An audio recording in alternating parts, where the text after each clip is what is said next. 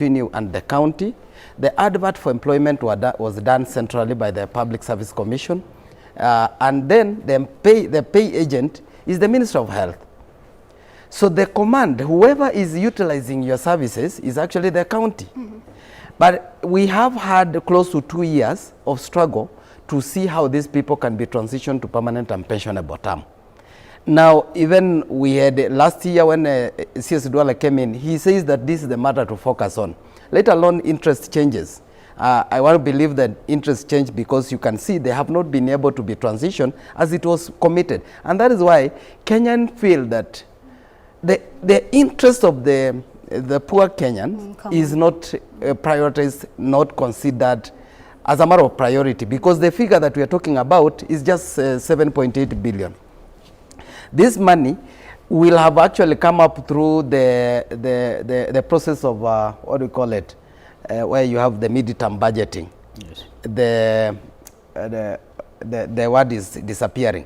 But we expected that if you are prioritizing the matter of health and saying that health is one of the matter that we consider under the bottom-up economic transformation agenda, then you say this is a matter that I will give anything to ensure that it is working. And remember, these are people who are working in a key sector where poor Kenyan depend on them, because a majority of these people who make decisions in our public setup do not seek services in our public facility. So the poor Kenyan who cannot actually go to Nairobi Hospital, Aga Khan Hospital, are the people who depend on this UHC staff. When the healthcare staff are not comfortable, you cannot really, they are mentally disturbed. You cannot really say that they will really give you that good time when you are a patient who is seeking services through them. So their mental status is corrupt with a lot of problems. They know they are going home, they don't have food, their kids have been sent away from school, they cannot afford, they cannot procure medical services.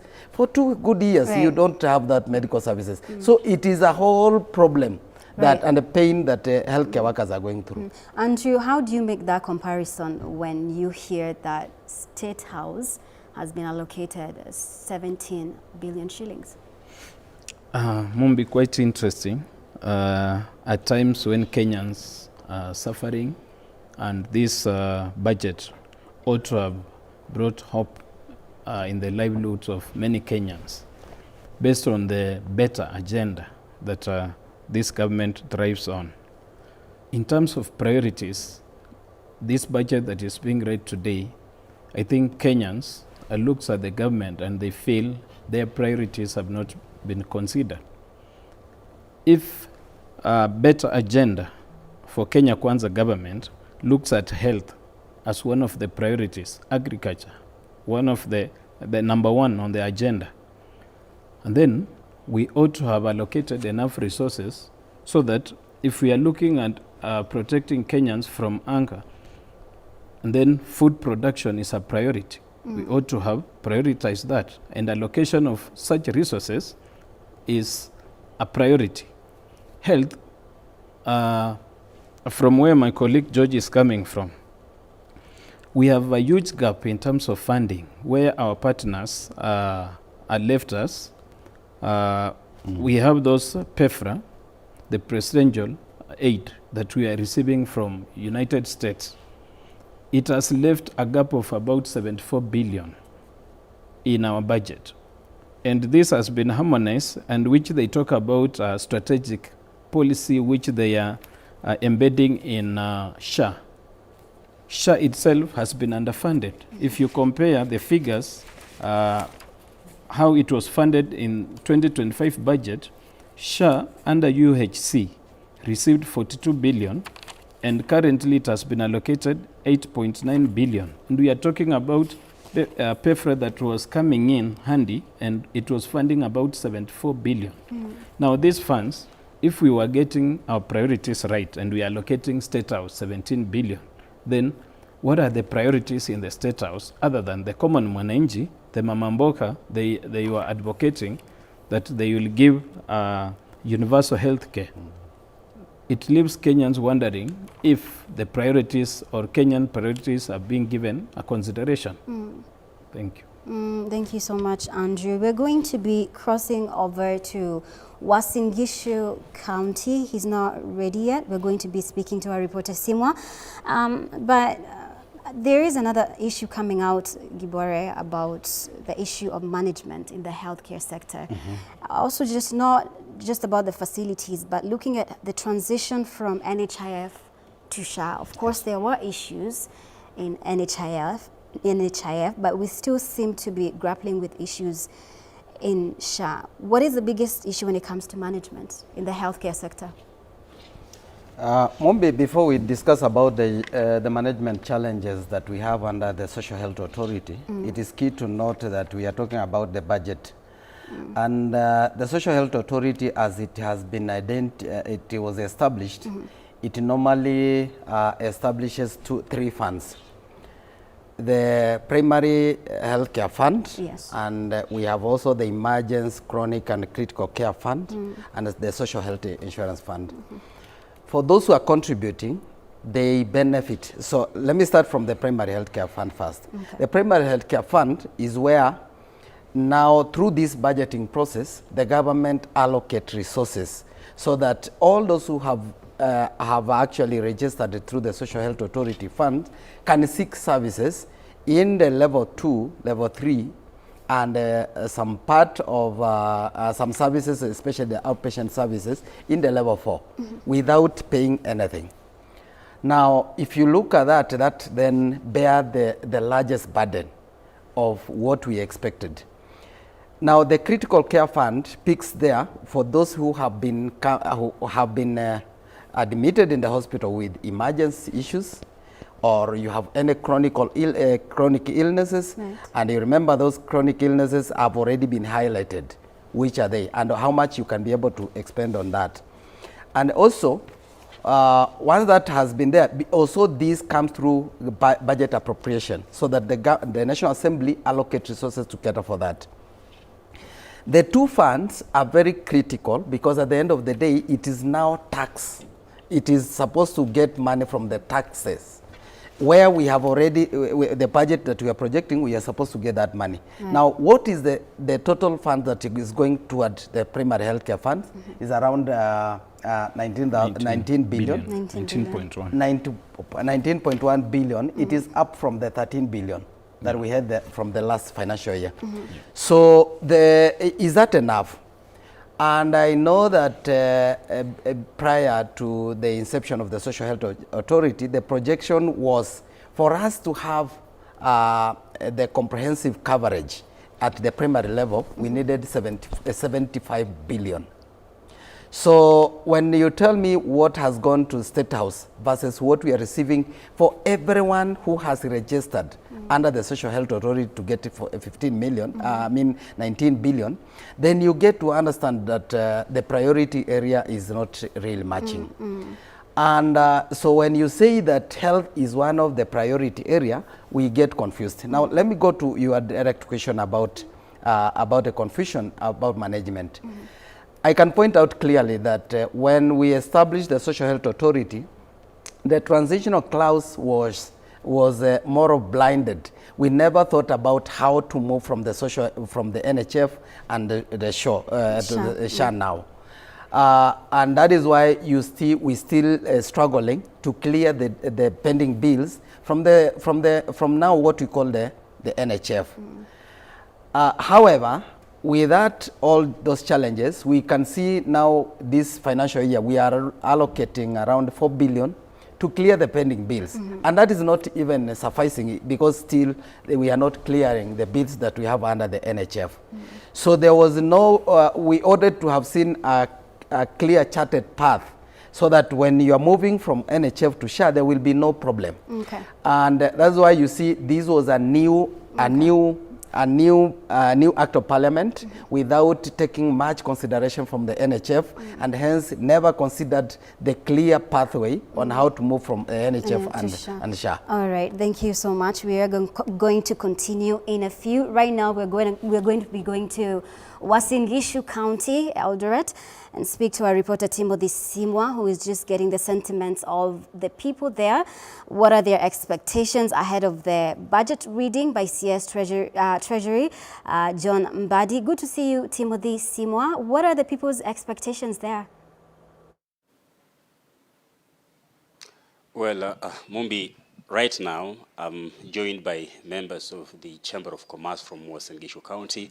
With us also we have the CEC in charge of trade within Uasin Gishu. We understand that this is a very critical area in terms of those people who do business within the county of Uasin Gishu. But most importantly, just to remember that at least 80% of Kenyans actually people are operating within the informal sector. So it's a very important day to them, just as it is for the rest of the country, when the CS Treasury John Mbadi will be walking to the National Assembly this afternoon to tell the country what they have in store in terms of the 2026-2027 budget, or rather financial year. Just allow me to, in the interest of time, to straight away walk into our interview. And with me I have the Vice Chair of the Chamber of Commerce, Uasin Gishu chapter. You will begin by telling us your name and perhaps just tell Kenyans, members of Uasin Gishu County, what really stands out in this year's budget. We have seen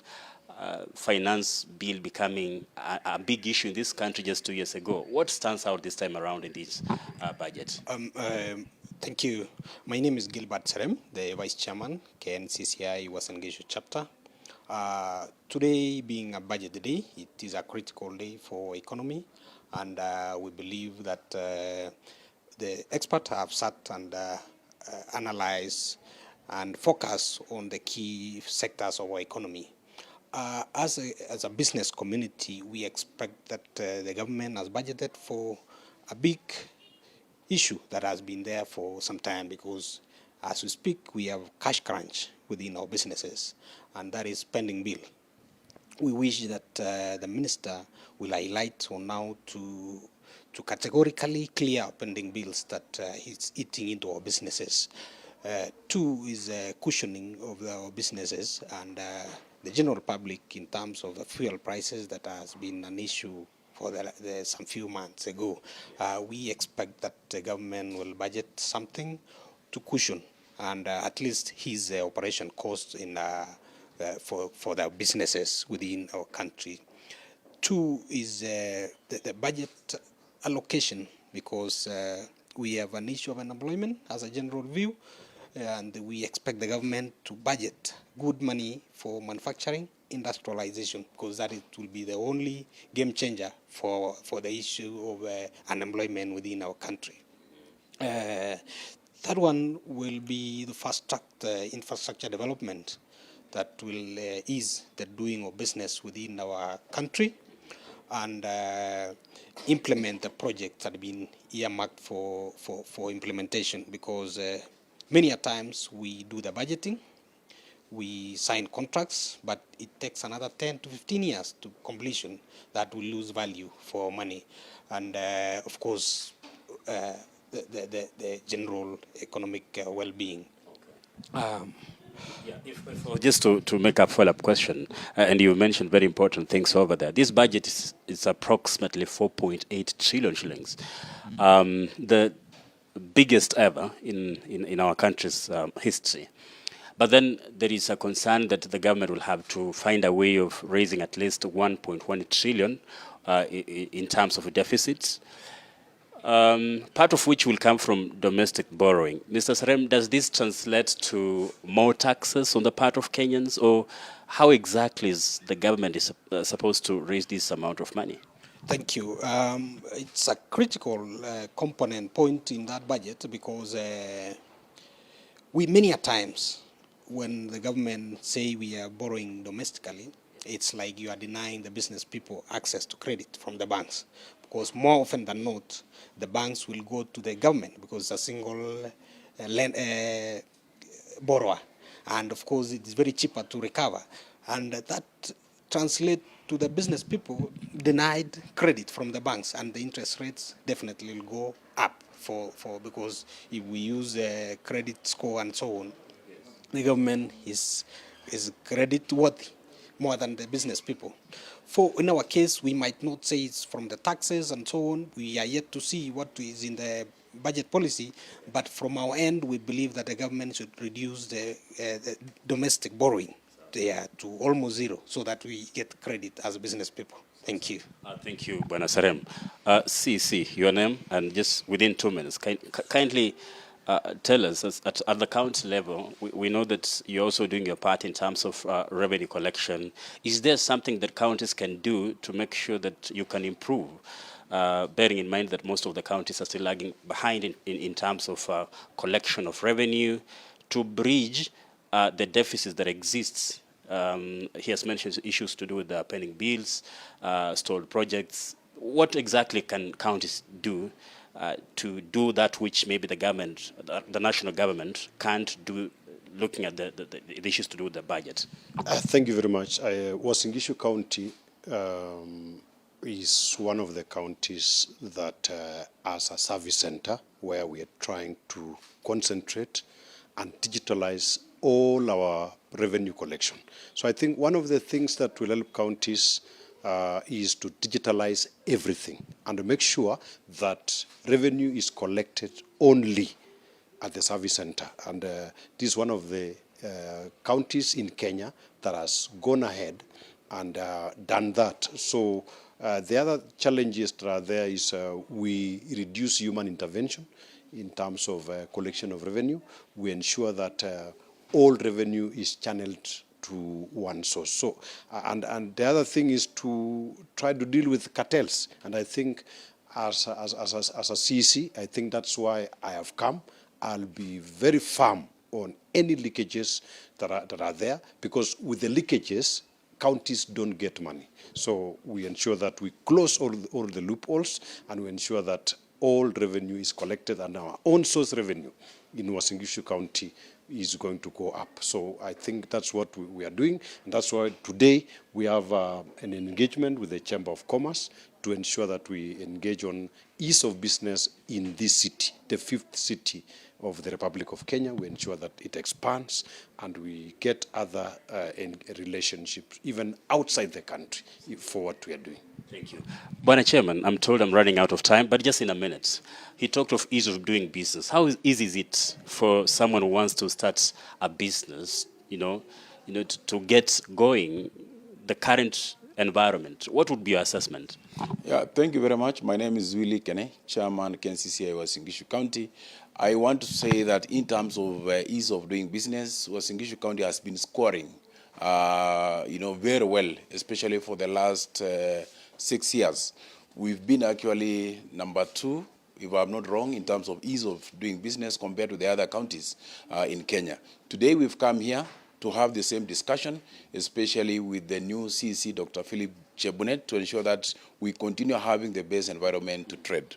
In terms of doing business, I can say yes, there are challenges in terms of multiple licensing, in terms of assessing funding for startups and even for expansion, and in terms of general environment of doing business. And that is why today we actually come to meet the new CEC so that we can have those discussions and have a good solution for our business people to ensure that they're able to do their business here in this county and Eldoret City. Thank you very much, Bwana Chairman. I know these are discussions that will be going on even as we look at the issue of the national budget. At this point in time, Mumbi, allow me to hand over to my colleague, David Kagina, who is at the National Parliament, to bring us more interviews from members of Parliament as we wait for that moment when the country will get to know what the CS Treasury, John Mbadi, has actually prepared for the country in the coming financial year. Kagina.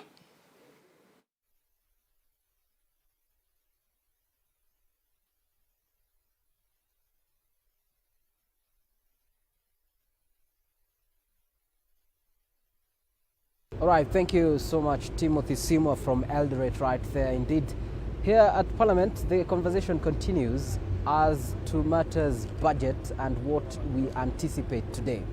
And so when we mentioned budget is what has been allocated to be spent, on the other side we have a finance bill, which is how the money to be spent is meant to be collected.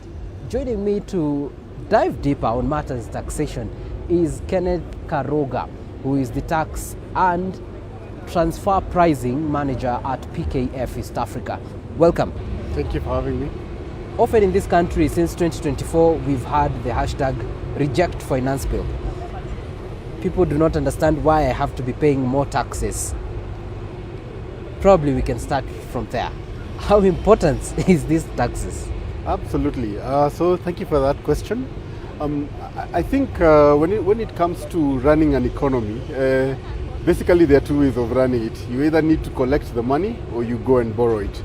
And so what happens is whenever a finance bill is brought forward, they usually have some revenue estimates that they expect to collect with the finance bill. And so what happens is in the case of a reject finance bill, it really puts undue pressure on the government in terms of trying to, where does the deficit of that, the collections going to come from? Yeah, and so that's where it is a really tough balancing act. You can see from this Finance Bill 2026, they have tried not to introduce significant new taxes, just trying to widen the tax base and give the commissioner more powers in terms of where he can access information in terms of trying to assess tax on you as a taxpayer. Yeah, but I think the common theme on the ground is that people feel overtaxed and people are barely getting by. And so whenever they hear the word finance bill, it's like, oh, no, not again. Do they want to, what is this that they want to take away? So there is that negative perception when people just hear the word finance bill. But unfortunately, on the other end, it's the only way we can proceed as a government. So if as a country, so if you do have a deficit, the only way you can bridge that deficit is you either cut down on expenditure or you increase collections, which means more taxes. Yeah. There's the other question where Kenyans hear the government singing of a very good chorus that the economy is doing nicely.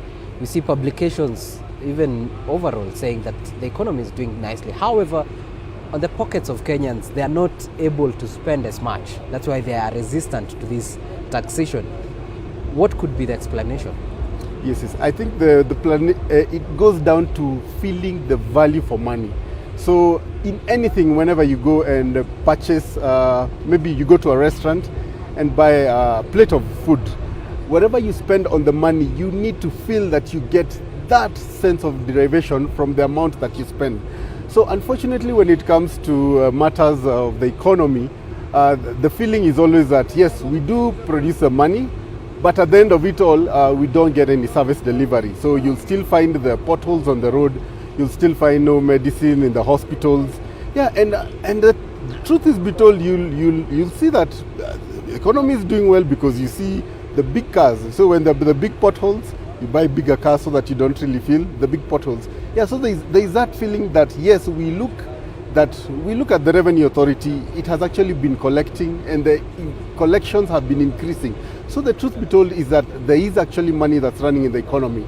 And the main point of where the issue comes about is that we do not feel the money going to sort our problems. We still have issues of crime, we still have issues of education not working well, healthcare, and amongst the list is endless. And that is the concern for the common mwananchi. And now, as a tax expert looking at the Finance Bill 2026-2027 as we have it, do you have, what do you make of it? Do you have any reservations? Are there things in there that are actually good for the country?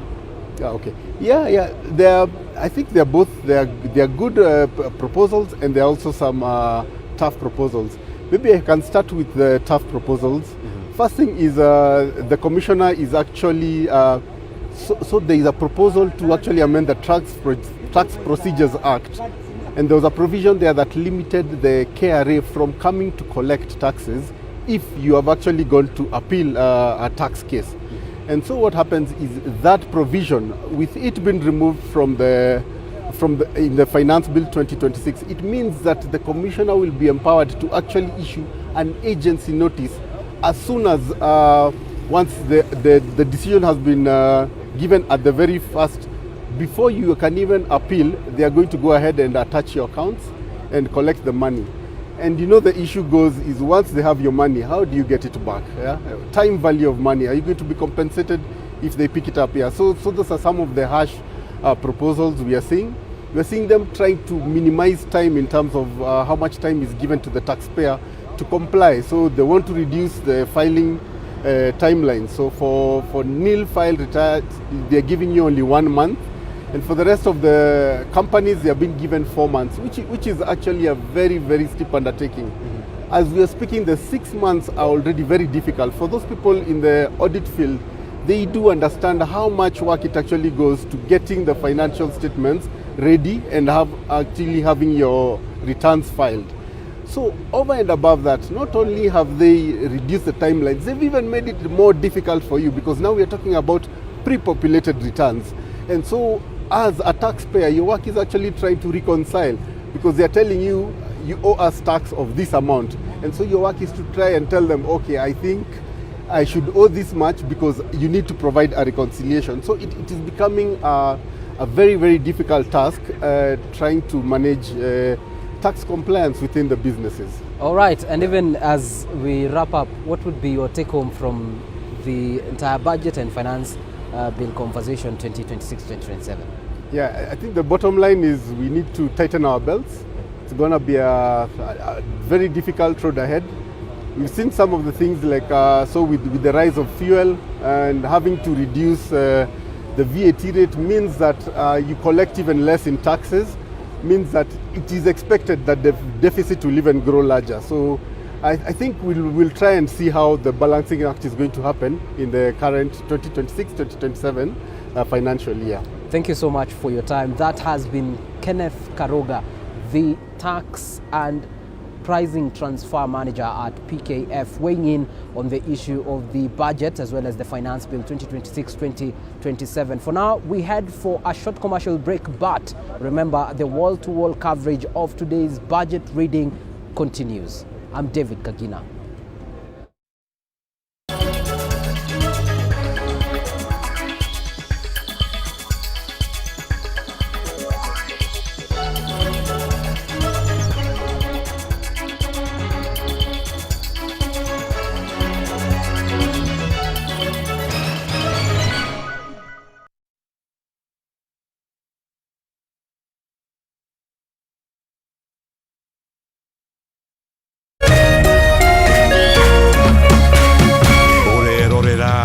Meme TV.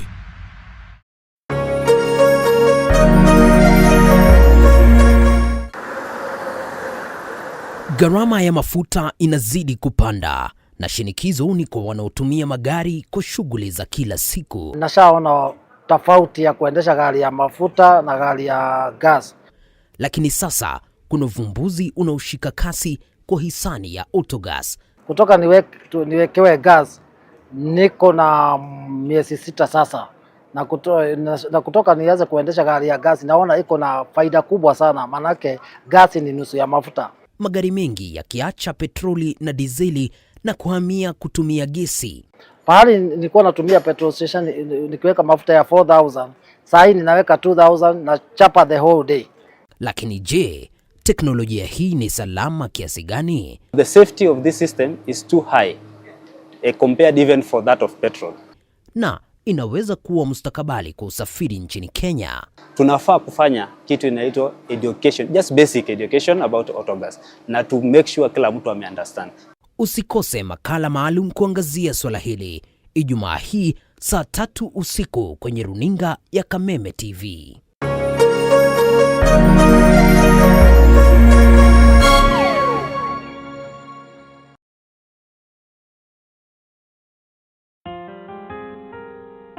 Mtumaini Bwana kwa moyo wako wote, wala usitegemee ufahamu wako mwenyewe. Katika njia zako zote mtambue, naye atazielekeza njia zako. Mithali sura ya 3 mstari wa 5 hadi wa 6. Ili kuset Mtumaini Bwana kama skiza tune yako, dial *811 *618 #.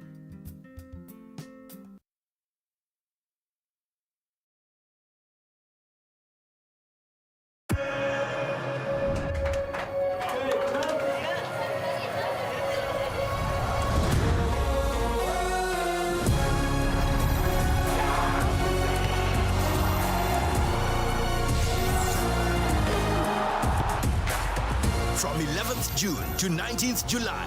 Everything can wait.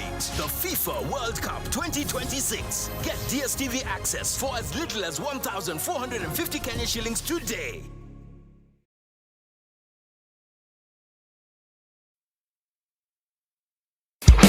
Gatatu tariki 10 na kana tariki 11 June, kambuni ya Pwani Oil na Kameme kayo kamwige nitugacira matura-ini ma Murang'a, Kegumo na Maragwa kunyitanira na arimi aria maigaga ng'ombe ciaria. Nitugoka gukuonia njira njega ya gukama ukihuthira maguta ma Sawa Milking Jelly maria makoragwo mari soft na matigagira ati ng'ombe yaku nirakamika na njira njega o ati ndehithaga iria. Oho Pwani Oil ni makureheire supplement ta Ama Energy, supplement iria iteithagiriria ng'ombe yaku ikagia na hinya wa mwiri na koguo ikongerera production.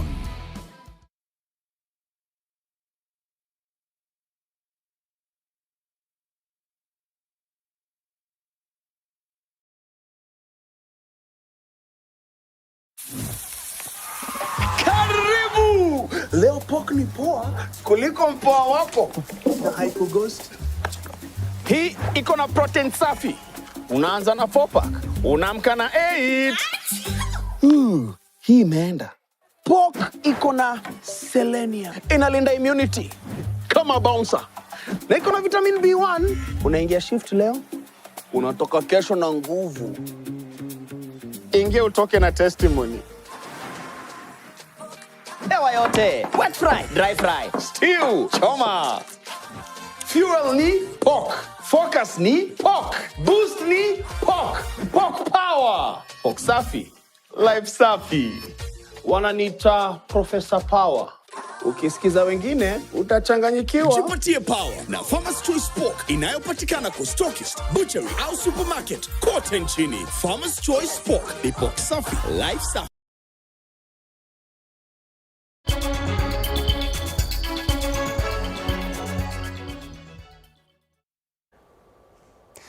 Thank you so much for staying here with us on K24 and Kameme TV. We continue to wait for the fiscal framework for financial year 2026-2027 from the government or Treasury CS John Mbadi later in the afternoon. And Andrew, I know you're in a hurry. You have to take care of some business.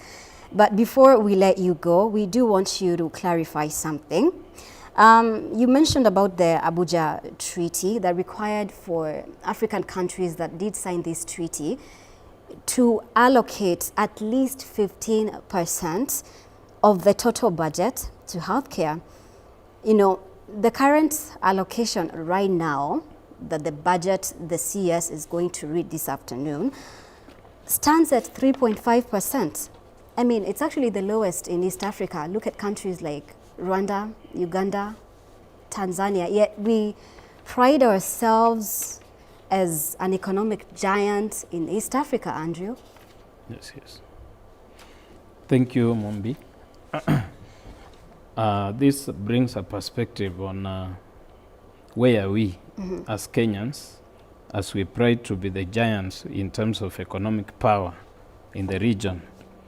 We sign treaties with friendly partners or nations in terms of looking at how are we taking care of certain sectors. Health is a priority, and we look at globally how other countries are doing. And when we came up with the Abuja Treaty in 2001, it was to ensure that we continuously improve our health sector. And therefore, it is just good manners to compare where are we right now. Right.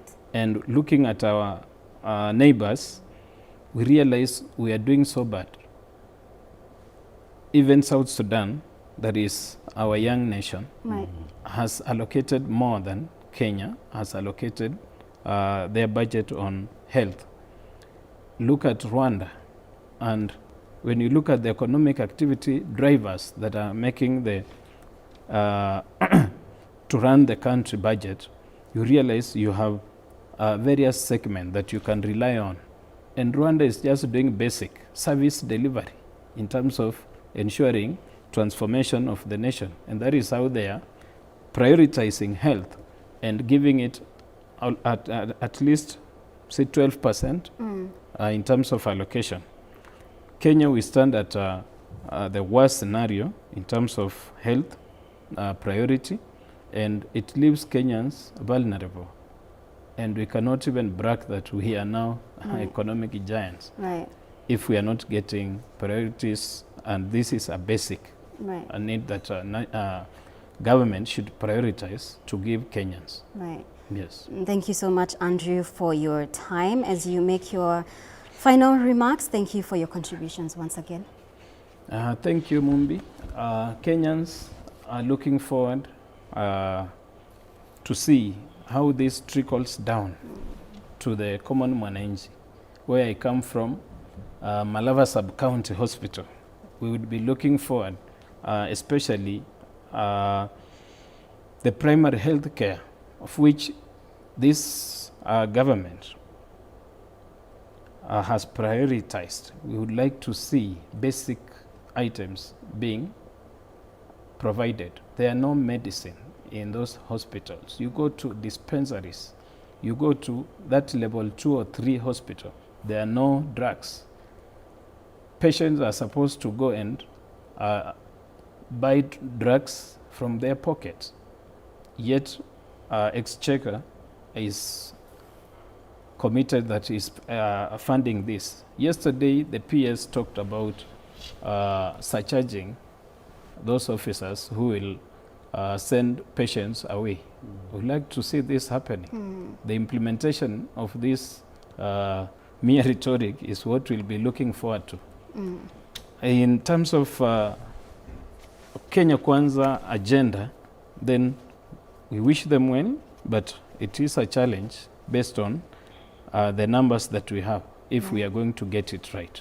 Thank you so much. Thank you so much for making time for us, Andrew. Makaku Mulo Goli, who is a CPA and the audit manager and ISPAC member. Thank you so much, Andrew, once again for your contributions. And of course, we are continuing with this conversation with George Gibore, who is the SG and CEO of Kenya Union of Clinical Officers. And I do want to get your thoughts on, you know, what we've just talked about with Andrew Gibore. You know, Kenya priding itself as an economic giant in East Africa. You know, when you hear President William Ruto talk about infrastructure, the reason why fuel prices have to go higher is because we have to build more roads, you know, and so forth.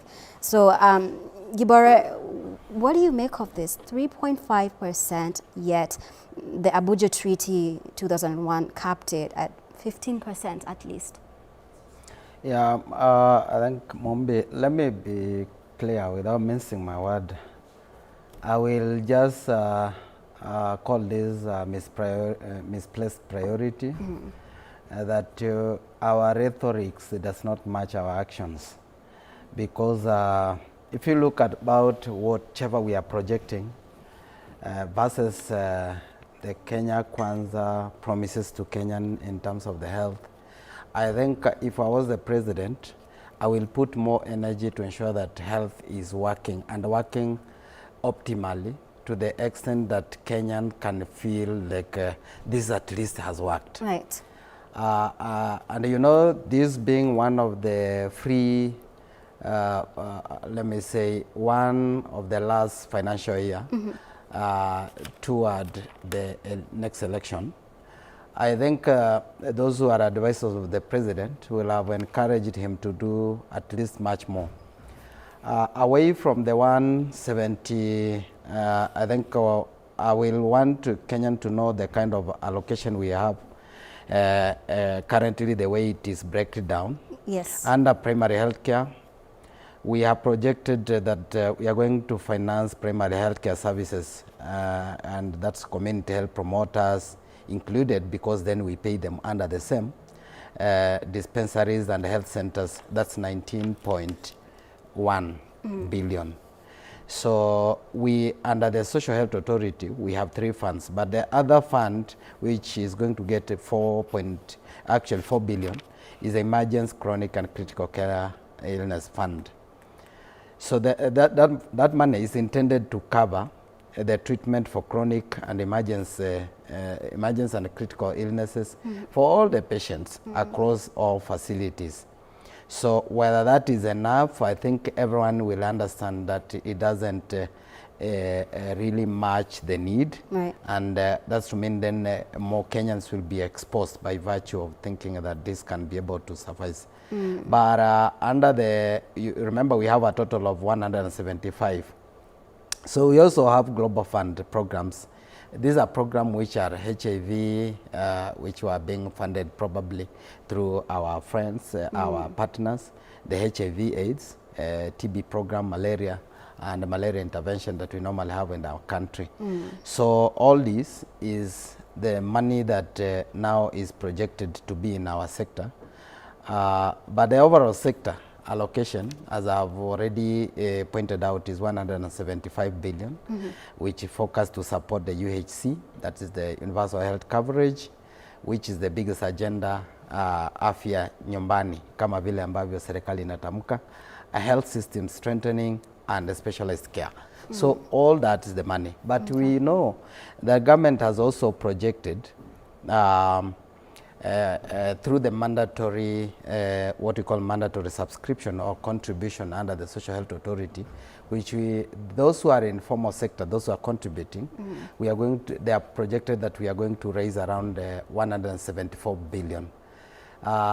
Realistically, so I wonder how that will be magic, because for the last years, of course, we have seen some increment. Previously, the first year of the Social Health Authority, we were doing between 60 to 70 billion contribution, and then we moved to close to around, I think we moved to around 100 and something billion, maybe very specific. Yeah, we moved close to around 142 billion. That's the close where we are. This is according to the report for the financial year 2025-2026 under the chief contribution now. We are now projecting that amount. The key thing that we need to notice between the financial year 2024-2025, those who are actively contributing shifted from 4 million to 5 million, the additional of 1 million. So there is an expectation that we may be having an additional contributors to this fund, because the total registered currently stand around 27 million. So out of 27 million, only 5 million contributing actively. What does that tell you? That we are not doing very well, and the government need to change their tax in terms of how do you ensure that people are able to willingly, even those who are not in formal sector, to contribute to support the service delivery under the Social Health Authority. Thank you, Gibore. We're going to be crossing over to Kirinyaga County and speak to our reporter Wainaina Kiarie, who is speaking to the people there, getting their views, their thoughts ahead of the budget reading later today by Treasury CS John Mbadi. A lot of expectations. Wainaina Kiarie, if you can hear me, what are people saying in Kirinyaga County? Saa 8 za mchana siku ya leo, macho yote ya Wakenya yatakuwa yanatazamia bunge la kitaifa kuweza kusikiza waziri wa fedha John Mbadi akiweza kusoma bajeti ya mwaka wa 2026-2027 ambayo ni bajeti Wakenya watakuwa wanasubiri kwa sana ili kuweza kusikia ni mambo gani ambayo imewekwa kwa ile bajeti, ikikumbukwa kwamba Wakenya wamekuwa miezi kadhaa ambayo imepita, Wakenya wamekuwa wakilia kwamba gharama ya maisha imeweza kupanda sana, ikikumbukwa kwamba bei ya mafuta imeweza kupanda na kuweza tu kuadhiri bei za bidhaa zingine hapa nchini. Pia kwenye ile miradi ambayo iliweza kuanzishwa na serikali ya Kenya Kwanza, kuna ingine kwa mfano hapa kaunti ya Kirinyaga imeweza kusimama, ingine bado inaendelea lakini inajivuta kwa upole sana, na wakazi wa kaunti ya Kirinyaga wamekuwa wakilalamika sana kwa hii serikali. Kwa hivyo hii bajeti ambayo ni ya shilingi trilioni 4.8, Wakenya watakuwa nasubiri sana ili kuweza kusikia ni mambo gani ambayo imewekwa kwa hii bajeti. Ikumbukwa kwamba wakulima kuna zile ahadi ambazo waliweza kupewa na Rais William Ruto pamoja na serikali yake, watakuwa wanaweza kusubiria ili kusikia kama zile ahadi ambazo walipewa zimeweza kuwekwa kwa hii bajeti, na kama zile fedha ambazo waliambiwa zitakuwa zinawekwa kwa kilimo zimeweza kutengwa, na labda kama zitakuwa zinaachiliwa. Kwa hivyo kwa sasa tuweze tu kusikiza maoni ya wakazi wa hapa kaunti ya Kirinyaga kutokana na hii bajeti ambayo wanasubiria, labda wako na wanatarajia nini kutoka kwa ile bajeti ambayo itakuwa inasomwa siku ya leo. Majina, mimi naitwa Peter Kiilu. Mimi ni manager wa Kena Sacco. Tuko hapa kuangalia hali ya budget. Pile budget inasomwa leo na ni lazima tuangalie tuone shida iko wapi katika budget, ama ni nzuri ama ni mbaya. Kitu ya kwanza, hii budget inaonekana ina kasoro nyingi sana. Kasoro ya kwanza ni ile pesa ziko hapo trilioni 4 na tangu wakati wa mzee Jomo Kenyatta haijaonekana kama hiyo. Kwa hivyo sisi kama wenye magari, kile tungetaka sana, hata ikiwa ule anaitwa Bati ndio minister wa budget aliandika na kapitisha, kitu ya kwanza ni petro disheri sianguke sote, kwa sababu hizo ndio zinapepa mwananchi wa kawaida. Angalia, kila mtu wa kulima anatumia dizeli, ule mtu mwenye magari anatumia dizeli. Saa hii ukiangalia katika stage kama hii ya Kirukuya tuko, gari zote zimerara. Kwa sababu gani? Kwa sababu ya dizeli iko juu, mwananchi ana pesa ya kwenda Nairobi. Na sisi kama watu wa magari hatuwezi tukaongeza pay, kwa sababu pay tukiongeza mwananchi hana pesa. Tuseme ipi? Budget ilipangwa ni Mbati ndio minister wa budget. Na hata tukiongea saa hii, naongea saa hii Ngiwa Kiilu saa hii, hakuna kitu kinaweza pandrika, walipitisha. Lakini tunasema hii serikali inapakiza mwaka, tutaondoa tuweke wale watu wazuri wanajarai maslahi ya wananchi wa kawaida. Saa hii ukiangalia hospitali, watanganya watu hospitali ina dawa. Ukienda hapa Kirukuya, hata pana ndo wezi pata.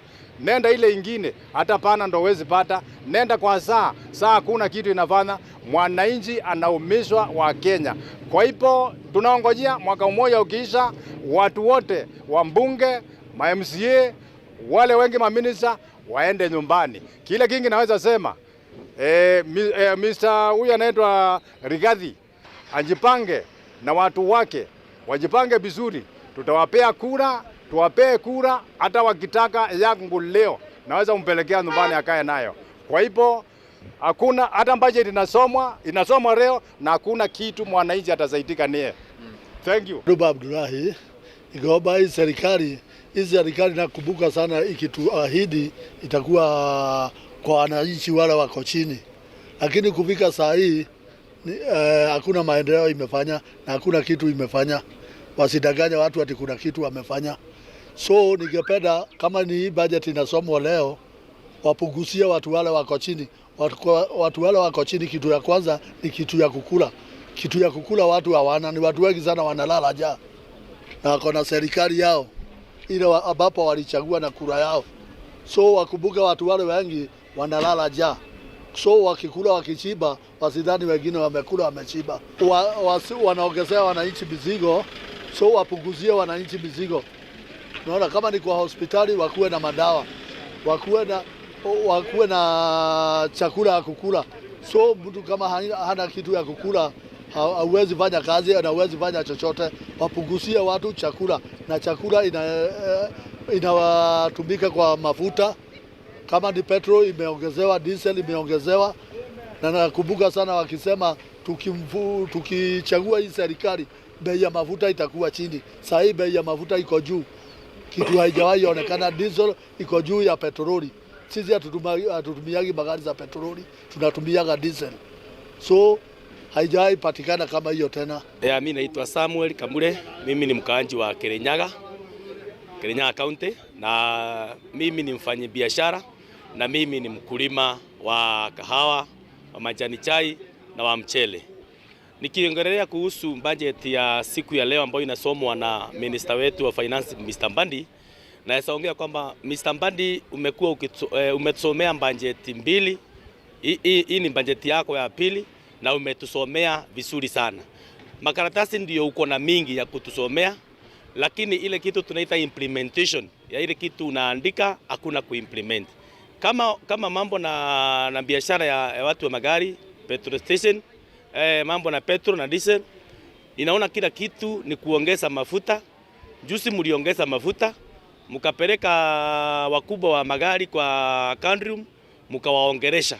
Mkawaambia mtashukisha mafuta tarehe 14 mwezi huu, na tunaona hiyo yote hakuna kufukisha mafuta. Hiyo ni watu mlichukua pale, mkapeleka brokers, mkaingiza pale, ndio mundanganye wananchi wa magari ya kwamba kuna mafuta mnapunguza. Tunajua hiyo ni uongo, mkiongozwa na kiongozi Bwana Wandai. Jambo la pili ni kwamba Bwana Mbandi, tumezoeana na wewe tena. Mambo na majani chai, umekuwa ukindanganya wananchi ya kwamba majani chai utaangalia bei yake, utawashughulikia. Kumbe hiyo yote ni uongo na ni uongo tupu. Leo tunataka kuhesabu tena uongo yako. Ukinyima wana majani chai pesa yao ya bonus, na venye wako na majani chai mzuri na wao wanalima vizuri. Ukiangalia wale wazee ambao wanalima majani, wazee ambao wako na mashinda, wamama wanatoroka, manake hakuna pesa inaingia kwa mfuko, haswa wapande ya watu wa majani chai, manake umekuwa unapora kila kitu, unakata pale juu. Huyu mwanafunzi wa mfanyikazi wa mkulima wa wanachai hawezi pata kitu, manake ile pesa yake yote wewe unachukua. Shukran sana. Ni baadhi tu ya maoni ya wakazi wa kaunti ya Kirinyaga wakiweza tu kupeana hisia zao kwa ile bajeti ambayo itakuwa inasomwa siku ya leo na waziri wa fedha John Mbadi, na labda yale tu wameweza kupeana ni baadhi tu ya maoni ya yale tu wanasubiria kuona kama yatakuwa yanasomwa kwa ile bajeti ambayo waziri Mbadi atakuwa anaipeana siku ya leo. Na kama vile umesikia kwamba ni Wakenya wengi wanaweza kulia kutokana na kupanda kwa gharama ya maisha, bei ya mafuta kupanda hapa nchini. Sasa hivi tu wanasubiria kuona kama serikali ya Kenya Kwanza itakuwa inazusha ule mzigo ili kuweza kuhakikisha hawa wa Kenya watakuwa wanarejeshewa ile furaha ambayo wamekuwa nayo hapo. Kwa sasa hivi niweze tu kurejesha upande wako wa studio. Thank you so much, Wainaina Kerie in Kirinyaga, capturing the views of the residents of Kirinyaga County. A lot of them are, complaining about the current economic situation, the current government. We continue with, to talk to our reporters before we hear, of course, from Treasury CS John Mbadi later in the afternoon, who will be reading the budget for financial year 2026-2027. The highest yet in Kenya's history at 4.8 trillion shillings. We continue with this discussion right here. And here in studio with me, of course, once again, is George Gibore, who is the SG and CEO of Kenya Union of Clinical Officers. Gibore, when I was talking to some of the residents in Kirinyaga, there were, of course, grievances about lack of drugs in hospitals and whatnot. How much are governors to blame for all of this? I think those are some of the issues that county government have been grappling with. When we were coming up with this constitution, the expectation of Kenyan was like once we devolve these services, then we will get services closer to us. And we must acknowledge what has happened at the county level. Most of the counties have actually increased the number of facilities, have established facility near to people, and it is shocking to note that some of those facilities have no healthcare workers. But even when they have, a majority of those facilities are not well equipped and do not have the requisite medication, medicine that people want. Laboratory are dysfunctional, and to that extent, then it doesn't serve the purpose.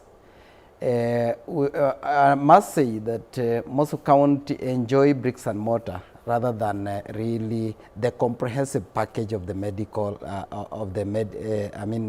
the health sector. Health is a system which needs a lot of things for it to work. You need yes, buildings, that's the infrastructure. You need equipment, you need drugs, you need healthcare workers, which is the pivotal role, who plays the pivotal role to ensure that services is happening.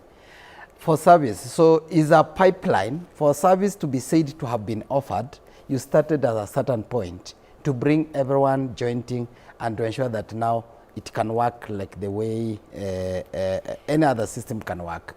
So with that, I think when people complain about lack of medicine in their hospital, they are sent to buy outside it is true. Majority of the counties are affected with that. And that's why they are conflicted whether really the counties have a priority, have placed their priority right where Kenyan need it. And we talk about this because then we always compare private versus the public facility. These county governors, the governors, are in charge of the public facilities. Right. When we devolved this stuff, we were doing actually 60% in private, and then we went to 40% in public. Now we changed that matrix after 8 years of devolution to 60-40%. So 46 services in public facility, private facility, and 60%. That's the estimate. Now, what has not been appreciating is the budget allocation, which is not commensurating with the need that we have in the public sector. So the development and that we expected in the public facility has now stagnated, more of reaching our exponential stage where we cannot appreciate anything. But of course, there have been some hindrance where counties will cry of services without funding from the national government, which is also affecting the county. We must appreciate it that way, that there are counties who have goodwill. They are doing the right thing, but the resources that they have been given is not commensurating with the services they ought to give to Kenyan. And that creates a lacuna for them that they can't meet the expectation of their people. Right. Yeah. You know, clearly health is devolved, and we have been under devolution for, since 2013. Would you say that, or according to your opinion, have past allocations translated into maybe better outcomes, or has it gotten worse? Under the county? Yes, under the counties in previous governments. Yeah, there are indicators that clearly point to better results, but also because, like, if you look at assistant deliveries, I think we have been on the upper trajectory, and also early detection of condition, referral system. I think there have been some change, so to say. But I think there have been the biggest problem is about priority basis in terms of healthcare workers, who have said that they play a key pivotal role in terms of to ensure that county meet their target and also are able to. And there have been a lot of discordance between the national government and the council governors who represent the county. They are not able to read from one table. Now, when always they are not able to agree, the people who suffer most are the healthcare workers, and this also cascade down to the Kenyan who depend on those healthcare workers to offer services.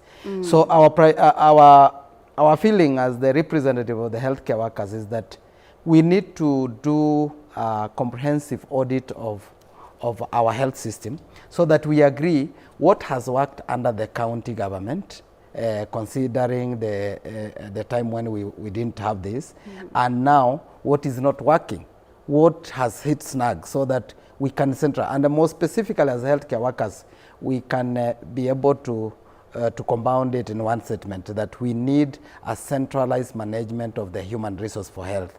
And I can point to a number of issues. Today, as you speak, there are counties that healthcare workers go more than 2 months without pay. They are still expected to be at work. And once you are not paid, there is a delay in terms of paying for third-party deduction. That is, your SHA has not been remitted, your KRA is not remitted, your pension is not remitted, and also even your loan have not been remitted. So you are in debt. You run in debt. So if you seek services by that time, you go to health, you have a cover, medical cover that has not been paid. It's not updated. So you don't get those services. So all those problems are things that point out to why we need a centralized management system so that all healthcare workers can be treated equally. We have counties since devolution, they have never promoted healthcare workers, including the Kirinyaga county government that we are talking about. Since the devolution, healthcare workers have never gotten benefit of promotion as much as the policies provide and how they are supposed to be moving and progressing professionally. So healthcare should never have been devolved, according to you? Yes, you know, health is a key function. It's, the way we consider security being a very key component, education, agriculture, all this. If you look at the level of centralized, of devolution for health and also agriculture, and that considering the two areas of security and also education, there is a way services is shared in all this, but health is totally differentiated because a majority of the facilities are under the county. Now, where you feel that I'm the one to give you the equitable funds for you to offer services, and to some extent there is a delay from the exchequer, then it cascades down to the employee. But at that time, on 28, prior to the next month, the staff under the national government are already paid. The staff under the national government are fully promoted up to date. A majority of the counties, even when you agree that this is the CBA for you to implement, it become a problem. They play politics rather than the administrative role that they are supposed to be doing. Right. Yeah. I don't mean to get political, but of course the United Opposition has made recommendations, you know, given an alternative budget for financial year 2026-2027. And their recommendation is a reduction of this budget we are anticipating today to be reduced to by 500 billion Kenya shillings. Do you think they would do better looking at all facts, especially in the healthcare, the allocation? Do you think they would do better in this position? Yeah, I think it is we expected that this is a very crucial time of our country, that we are coming up with a budget that is supposed to fund all our program and guarantee services to Kenyan within the next financial year, that is 2026-2027. So every Kenyan have a right to participate. And some of us, we don't belong to any political party.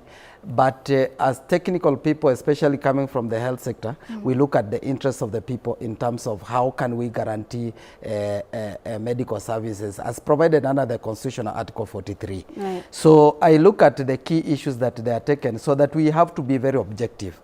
One of the issues that they talk about is high governance expenditure.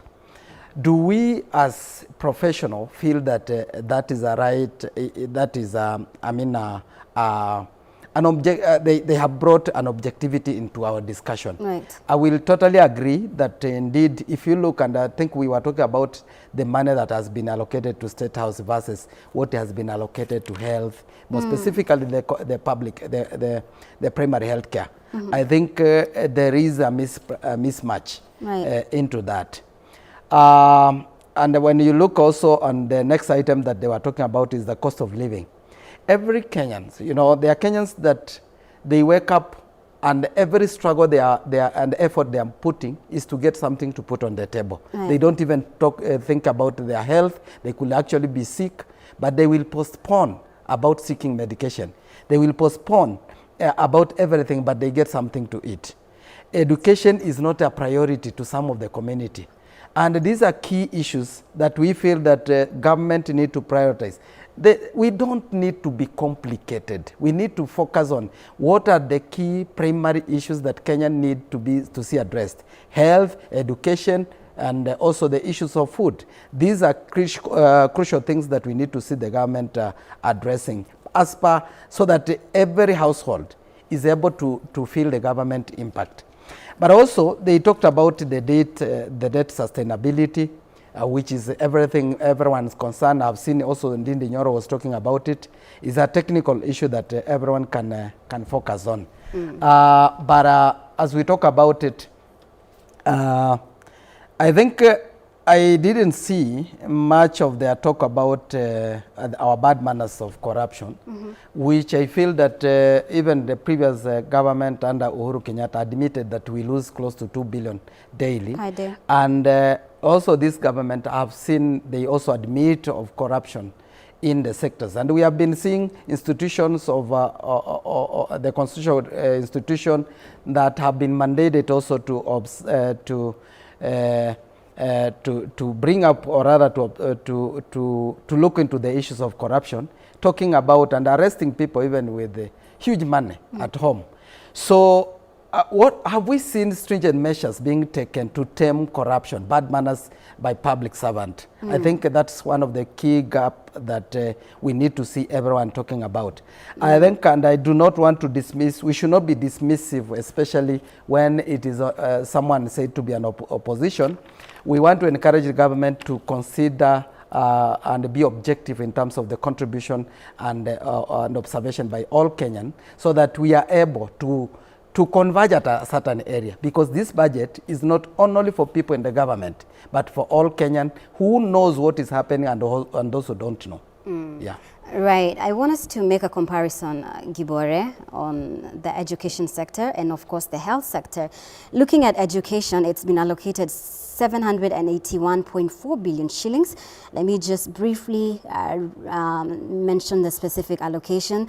For TSC, it's 421.9 billion shillings. Free day secondary education, 54.6 billion. Junior secondary school capitation, 30 billion. Free primary education, 7 billion. HELB, 56.7 billion. And of course, there is the conversion of 20,000 intern teachers at 4.9 billion shillings. National examinations at 9.9 shillings. Now, comparing that to what the health allocation is, in total, it's 175.5 billion shillings. You already explained, and then the highest being primary healthcare fund at 19.1 billion shillings. Quite low, but it is the highest. How do you make this comparison in terms of, did they balance what was really needed in terms of the education sector, the health sector? How do they balance? Because these are critical sectors. Is there any balance here? Yeah, I think comparing the two sectors, I will say that I'm not really a technical person in the health sector, in the education sector, but I can appreciate that the government has been making a very good progress in terms of key specific issues which are visualized by everyone. Especially, I saw the last financial year, they were the last several financial years, they have employed more than 30,000 teachers, so to say. They already have a projection to employ close to around 12,000 teachers to absorb those who are on internship. And I have seen, comparing from the previous government, I think they have done better in terms of employing the teachers for more than the last two governments. That is Kibaki and the Uhuru combined. That is a heck for them. I think we appreciate that they have done that. But we must really talk about the difficulties that the education sector is going through. And more specifically the per student capitation for per student, it is still not commensurating with the need. At least I also chair one of the board of the school somewhere. I know the kind of compensation that they are getting. Really, the school are left without much to do. They have no money actually really to run schools. So we need to see this key sector getting the huge money so that then the children that we are bringing up from our primary school, secondary school up to the university, these are our future. If we have to get a better Kenyan for tomorrow, we must really seem to be investing a lot into them. Because there are schools that you go, especially for those who are local, are far-flung areas, they have not enough teachers. The students are sitting on the floor. Some have no classroom. And to that extent, they are actually competing students who are in most advanced places. And when you talk about now the current system that we are using, there are schools without they have no electricity and no Wi-Fi system. And you know this the technology that they are adopting in our current teaching, it require Wi-Fi, it require electricity. A laboratory are no longer there. It's actually something that we want the government to consider. All right, thank you so much, Gibore. We continue with this conversation. But for now, of course, there are other factors and other sectors that we are going to be looking at later in the day. Agriculture, of course, there is the issue of seed subsidy that's been allocated 2 billion shillings. There is the issue of fertilizer subsidy program at 18 billion shillings. So right now, let's cross over to Murang'a County and speak to our reporter, Alfred Maina, where Pwani Oil Sour Milk Jelly Company is conducting a campaign there for farmers, talking to farmers. Let's cross over there and just hear what Alfred has to say. Alfred?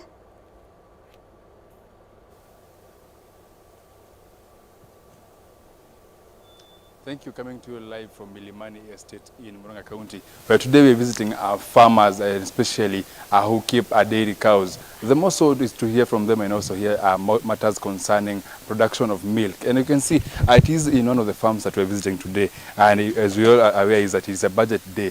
We get to hear what are the things that are affecting the farmers, especially the dairy cattle farmers, and how they would want it focused on. And also going to be hearing from some of the producers of sour milk and jelly. They tell us how is the market and how is it affecting the productivity, and how is the current economic status affecting the productivity. Karibu sana K24, you can tell us how are things in terms of production of this petroleum jelly. Thank you. My name is Stephen Nganga Githenji. I'm a sales rep from Pwani Products Limited. And today we are here in Murang'a town. We've come to see the farmers and introduce them some of the products that we are currently that we currently have. Yes. You can tell us what are you selling to them today, and how good is it? Today we are here. We are visiting the farmers, and we've come to introduce the farmers sour milking jerry, one of our products. Yes. You can tell us, because today we are having the budget day, and you know this is part of the agricultural chain, and cattle are part of it. How have you been doing it, and how are you expecting that it will be boosted to ensure that you maximize on your sales and you maximize on our production of milk? In terms of taxation, as we are all aware, when the taxes are high, it affects the whole chain. So we are also worried about the high taxation. The moment we have high taxes, the same products, our products will also, the prices will go up. It is also going to affect the productivity of the farmers. Yes. If you can tell us, if you are allowed to sell this product to the market, what is the farmer expected to reap from this sour milking jelly? One of the good things about sour milking jelly is that it's a natural product. It has no ingredient. We don't have any additives. It is food based. When you say it is food based, it is something that once consumed, it cannot harm your body. Yes. Maybe you can tell us your expectations as the budget is being tabled today. It is 4.8 trillion, and you know agriculture carries a big part of it. What are some of the things you expect that will be put to stimulate this field? In terms of our expectations, we are expecting that the farmers are going to be taken care of. In terms of their farm inputs, the moment the farm inputs, the prices go up, I think it is also going to affect their productivity. So we are hoping that the government, this time around, they're going to look at our farmers and the whole production chain. Yes. Thank you very much. We get to hear from one of your team. You tell us, we've seen you with some energy, as it's called. What is it used for, and what is it expected target? Okay, my name is Jane. I'm from Ama Farm Tribe. We deal with supplements, mostly dairy. And with me, I have a supplement called Ama Energy. It provides energy to the cow, especially lactating cows that are due 10 days before calving. They help the cow to get that energy that it requires during calving, and it will not develop the metabolic issues that come after calving, like milk fever. The cow may have challenges to stand, and also it will help the cow to have a peak in the early stages of lactation. Yes. And we are aware that today we're having the CS table, the 4.8 trillion budget. You can tell us, how do you expect that it will affect your productivity in terms of this energy? Okay, it will affect the movement of the product, since when the prices goes high, when the taxes are implemented on the product, the purchasing power of the farmers will be affected. So the farmer who was able initially to purchase something at certain price will have a challenge acquiring it when the prices have gone up. Yes. So tell us your expectations by the end of the day. My expectation is there'll be a more persuasion to the farmers, because to convince him or her to be able to take the product, and given that he or she doesn't have the purchasing power, it will be a bit shaky. Okay, thank you very much. We get to hear from one of the farmers who is also a veterinary. You can tell us, how has it been in the past 1 year in terms of animal production, in terms of agriculture? How has it been, and how are you expecting that today's budget will impact this field? Yes, I'm Kamau Joseph, an AHA from Murang'a, and from last year, we have been having a lot of challenges. One, when President was in Kirinyaga, he once said that the Siemens for inseminating will be from 800 downwards. But as the time goes by, the prices have been going up. For instance, the prices of petroleum have increased, and all over the country, people have been complaining. But on our side, we have been using a product by the name liquid nitrogen. And the price have been increasing month after the other. And we have a board, which is Kenya Veterinary Board, heard them talking about that issue. So, as today we are going to hear the budget, as the country goes, we know the agriculture is the main backbone of our country. So, we would like to hear them lowering at least the prices of the nitrogen and the products that usually facilitate the issue in inseminating. And afterwards, we'll see the prices of concentrates going down because the prices have been increasing always. And as we are moving, you can see the farmers are just closing their businesses because the prices are becoming unbearable. So, as we are talking today, we are just pleading with the government. Let them just look the common mwananchi. Yeah. Thank you. Thank you. Those are some of the views from Murang'a concerning the whole sale of sour milk jelly, and also the expectations in today's budget, that is 4.8 trillion. We get to hear what is going to benefit them as farmers and also as veterinaries. From Murang'a County, my name is Alfred Maina. Back to you in studio. Thank you so much, Alfred Maina there, talking to residents of Murang'a County, courtesy of Pwani Oil, Sour Jelly, just talking to farmers where they're conducting a campaign. And of course, agriculture is a big factor that has been factored in this budget. We will be hearing later from Treasury CS John Mbadi. But as we are winding up, with me in studio, it's good to mention we have the SG and CEO of Kenya Union of Clinical Officers, George Gibore, who is here with us. As we wind up, Gibore, there seems to be an unwillingness from Kenyans to enroll, in SHA, maybe from a lot of them not getting adequate services as expected. So, what happens if this continues, if there continues to be a shortfall in enrollment in SHA? I think every project you have to do monitoring and evaluation. Yes. You have to ensure that once you have initiated something or started something, you have to stop somewhere and look and consider all factors that I wanted to go from point A to point B, and I realize I'm experiencing some challenges. Right. And it is clear that there is a sharp difference between those who are actively paying versus those who have registered. As it is currently, a total of around 5 million are actively contributing, versus the total number of registered 29 million.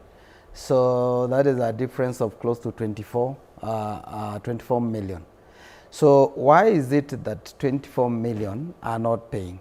So the people who are paying are actually the active paying agents. Those are in the formal sector, those who unakata kutoka from their pay slip. Now, what is the problem with those who are not in formal sector, those who are in the informal sector? And probably we normally apportion this to the issues of the mean testing tool that they are using, which is used to evaluate how a member of the SHA can pay using the household income, expenditure, outpatient, and the sourcing of livelihood, ownership of asset or property, household size and the composition, socioeconomic indicators. And the challenge Kenyans, some of those who call us will tell you, I used to pay 500 under NHF. Now, wakati nimeregister na hii Social Health Authority, nikajaza ile form, wananiambia nilipe 2,000, nilipe 1,500, na mimi nimeshindwa.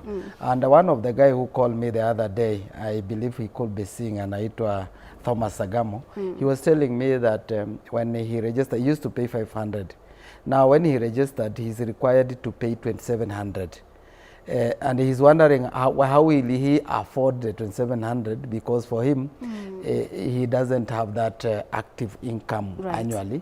So it become a difficult thing, and we really need to look at the means testing tool, whether it is really favoring the informal sector so that they can willingly pay. But more so, the Social Health Authority really need to be strategic to ensure that all Kenyans who are supposed to get services should not be exposed to out-of-pocket expenditures.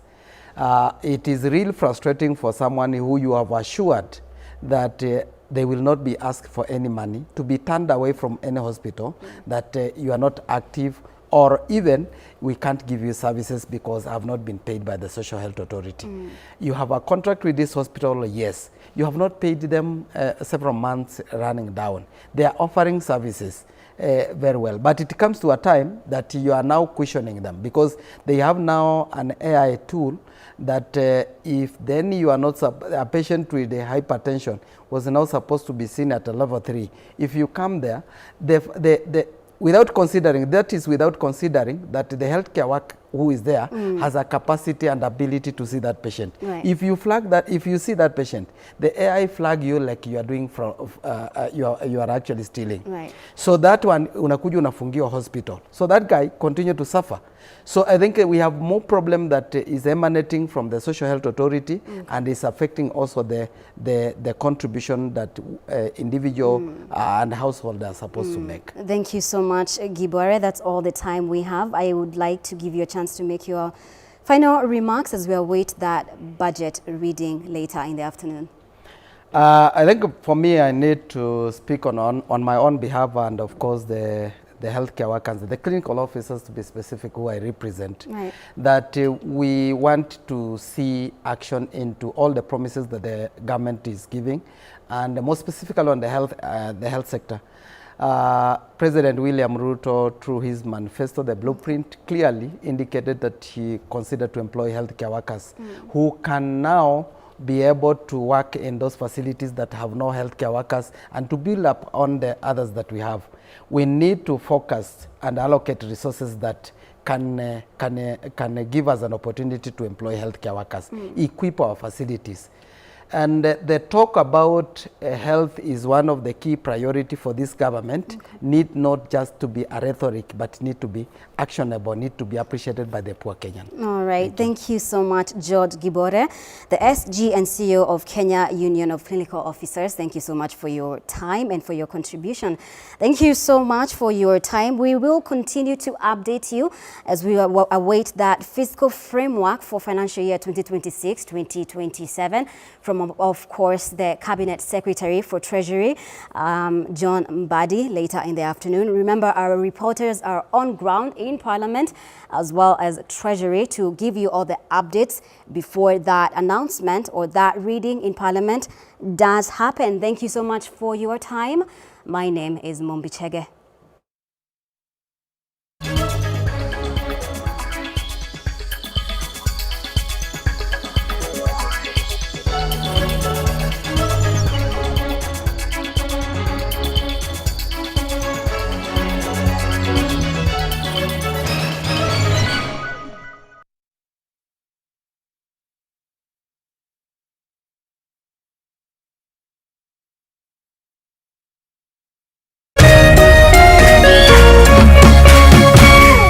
Meme TV, muthegi wa rũrĩrĩ.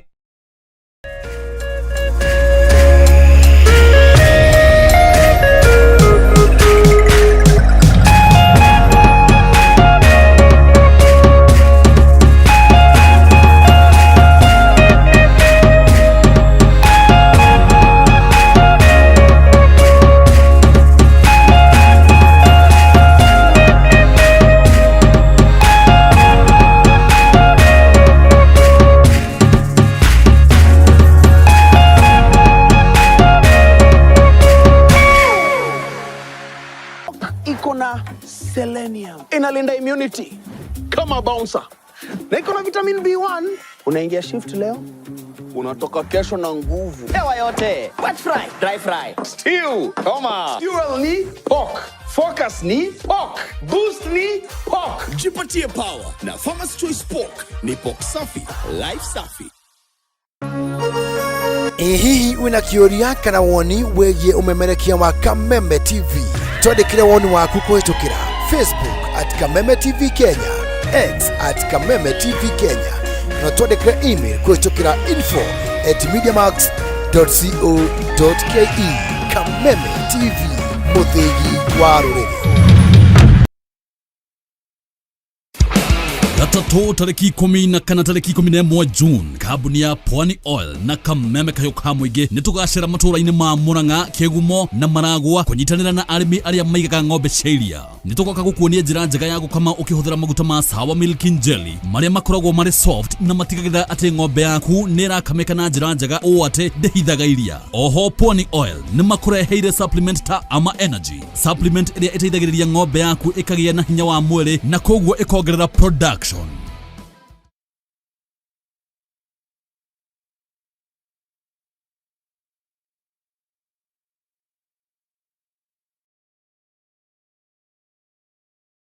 We ũkoretwo ũgĩthumbũrwo nĩ mwĩrĩ. Dr. Lea Mwangi wa Healing Path Herbal Clinic arĩ na kĩhonia gĩaku. Ũthondekagwo mathĩna ta enlarged prostate, gastritis, ulcers, arthritis, H. pylori, infertility, fibroids, diabetes, blood pressure na mĩrimũ ĩngĩ mĩingĩ. Tũtũmagĩra njĩra herbal gũgũcokereria ũgima waku wa mwĩrĩ. Nĩ tũrĩ na ndawa ta Nimax gũcokereria hinya wa ũciari na Super Pure Detox kũrĩ arĩa marenda gũtiga njohi na thigara.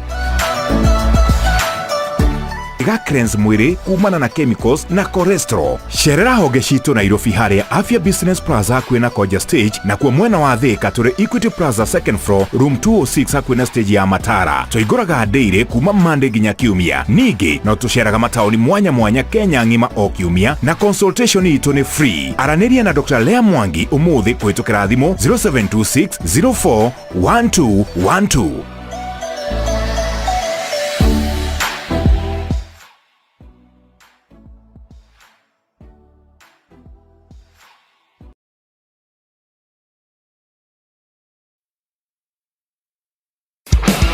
Gatatũ tarĩki 10 na kana tarĩki 11 June, kambuni ya Pwani Oil na Kameme Kayoka Mwĩingĩ nĩ tũgacera matũũra-inĩ ma Murang'a, Kĩgumo na Maragwa kũnyitanĩra na arĩmi arĩa maigaga ng'ombe cia iria. Nĩ tũgoka gũkuonia njĩra njega ya gũkama ũkĩhũthĩra maguta ma Sawa Milk Jelly marĩa makoragwo marĩ soft na matigagĩrĩra atĩ ng'ombe yaku nĩ ĩrakamĩka na njĩra njega ũũ atĩ ndĩhithaga iria. Oho Pwani Oil nĩ makũreheire supplement ta Ama Energy, supplement ĩrĩa ĩteithagĩrĩria ng'ombe yaku ĩkagĩa na hinya wa mwĩrĩ na koguo ĩkongerera production.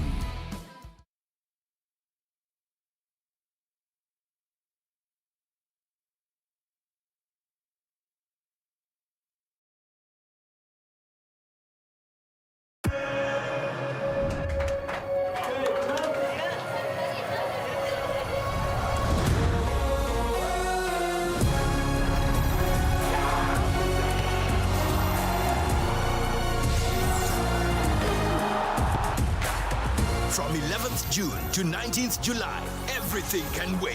The FIFA World Cup 2026. Get DSTV access for as little as 1,450 Kenya shillings today.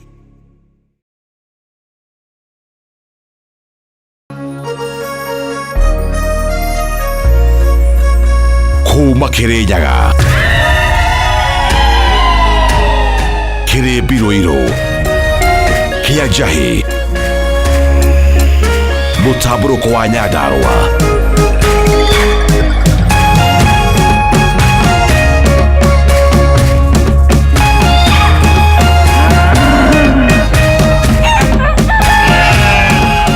Orerorera Kameme TV.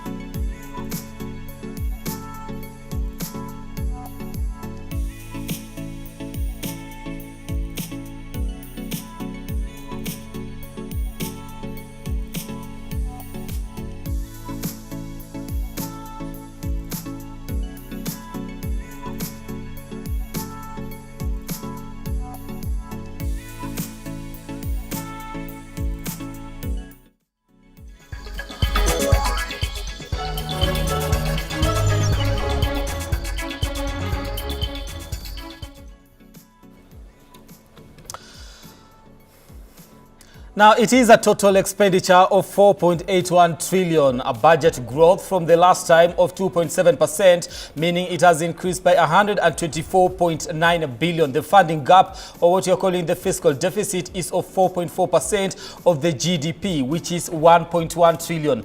Welcome once again to the continued coverage of the special coverage, or rather, of the budget 2026-2027. My name once again is Brian Amwai, as we give you wall-to-wall coverage of this particular special day, awaiting the presentation of this particular budget to the National Assembly and the nation at large by the Finance Cabinet Secretary, that is John Mbanjeti, today in the afternoon, to continue making sense of this particular event and the budget itself. Joining me for this conversation is CPA Cornelius Ngetich. Thank you so much for making time. Thank you for having me. Awesome. And of course, we also have Professor Fred Ogola, presidential candidate, aspirant. Why do you lower your tone? Okay, no. Boldly. Boldly. Professor Fred Ogola joining us at this particular moment, of course, also an economist, to try and make sense of exactly what is happening in the country and what the future looks like for us with a 4.1 trillion budget, all right? All right, continue engaging us on our socials at K24 TV, at Kameme TV, across all our social media platforms as we have this special conversation about budget 2026-2027 as it is presented before the members of the National Assembly and of course the nation, because we are bringing it live to you. We'll be crossing over later to the National Assembly once the Cabinet Secretary in the Ministry of Treasury, of course, presents this particular budget. But now we want to make sense of this budget first. I want to start with you, Prof, with the general question that everyone seems to be, having an opinion about. 4.81 trillion, that is the expenditure that we are talking about. What is your assessment of that first? Thank you very much, Brian, for having me here and my colleague. I want to say, first of all, let's get the right language. I won't call this a budget. I'll call it expenditure. Because what's a budget? A budget should have inflows and outflows. And it does not answer that question of inflows and outflows. But basically, if you say budget, it looks like it's a good thing. We are going to spend, or we are projecting to spend, 4.81 trillion. That's what we're going to spend. So as expenditure, we ask ourselves, what is it going to do to people so that we can say whether it's good or not? Because that should be the main question. Because if we just call it a budget, why are we spending? What are we spending 4.81 trillion to get what? If you go to the negotiated diary, you can pay 1 million to get a wife, isn't it? When you go to the supermarket and you spend 60,000 shillings, what do you get in the house? Salt, sugar, and the rest. So after spending this money, what do Kenyans get? That is the best way to assess this matter. And we want to assess in this way. One, does it increase productivity? Meaning, can the economy grow and give birth to jobs and the rest? Two, can it increase lower cost of living? Because Kenyans are really suffering. Thirdly, is it transparently knowing where this money goes? Because in the one for 2025-2026 budget projections, have we begun to report what it did? And also at the same time, does it increase trust of citizens? Because you've seen one of the projects being done in the finance bill asking how to tighten and force people to comply with taxes. Economists, we know a country where a government enforces compliance in taxation is a less transparent economy than where citizens willingly want to comply to pay taxes. So because of that, I want to say that as far as I'm concerned, and if I ask you clearly, looking at this budget, it can't take Kenya where Kenya needs to be. Because you see now, for example, they're talking about the largest budget expenditure there, isn't it? They're saying is education and defense, isn't it? And health. Security. But the truth is, the largest ministry in Kenya consuming the largest amount of money, I would call it Ministry of Corruption. Because Kenya do not have revenue problem or debt problem. Kenya has a problem of one, over expenditure, two, corruption, and non-priority. Where is this money going to do what? So in short, there's gross corruption here because statistics showing we're losing 4 billion shillings per day to corruption. As we are collecting 9 billion shillings per day. So 4 billion shillings is 42.1% of the entire budget. So 41.2% of 4.81 trillion is 2.02 trillion, which will leak in corruption. So without worrying too much about what we want to do, we can lower this budget to almost 3 trillion if we remove corruption and we spend properly, lower taxes on Kenyans, produce jobs, and make this economy, because otherwise it's choked. The economy is choked. And I want to give a simple example. As a consultant, I used to have 50 clients per year who are my clients who could give me money when I do consultancy. Right. This has gone to around 10. You ask another lady, from a CPA lady called Mary CPA, Mary, who works with ISPAC. She told me she used to have 20 clients of those small businesses. She lost 20 of them because they have gone under. How can we tax in a way to bring those who have gone under come up? Was that not going to be what's called bottom up? Those who have gone chini ya maji, how can we lift their head above the water and breathe? All right. So for me, if this question is not answered, then literally the 4.82 trillion is for the government, but not for the citizens. Not for the citizens. You mentioned something to do with losing 4 billion a day. Yeah. The last time I checked, someone that was at the helm of this country declared it was 2 billion. When did you No, get to during 4 Uhuru Kenyatta, he said himself, the president, that we are losing 2 billion per day. You know that figure? That's a fact, isn't it? The Nation Media Group came out with statistics showing corruption has doubled, isn't it? It's not Frederick Gola statistics. That is now 4 billion. Lastly, Controller of Budget said we are budgeting for corruption, isn't it? So in this 4.81 trillion, we have budgeted 2.01 trillion for corruption. And that is the largest ministry, not defense, not healthcare, not education. And if we can do that, healthcare can be free, education can be free. So to deal with corruption, infrastructure can be built. That on. For me should be the biggest question. Right. And members of parliament listening to Mbadi, they should ask that question than telling us about deficit. Those are nonsense. Okay. Cornelius, your assessment of the 4.81 trillion currently before we even move on with this conversation forward. Okay. I want to agree with Prof here. It's a fairly steep budget. And when you look at the breakdown, ordinary revenue at 2.9, then with appropriations in aid comes to 3.6. And out of the ordinary revenue of 2.9 trillion, you are spending another 2.9 trillion in recurrent expenditure and the consolidated fund. It in itself is it's a one-to-one. And looking at it again in terms of you are a budget of 4.82 trillion. Development budget is 800 billion. It means when you look at those two numbers, it means therefore there is an element of borrowing that goes into recurrent expenditure, which is in itself illegal. Coming back to the fiscal deficit, you look at 1.1 trillion. We are broaching in our total debt as a country we are in the region of 68.2% against a legal requirement of a ceiling of 55% in the PFM Act. So we should be getting a clear direction, which we are hoping to see in this budget, where we are heading as a country and towards. Because when you look at 2022, we were at these regions in terms of fiscal deficit, you were at 5.6%.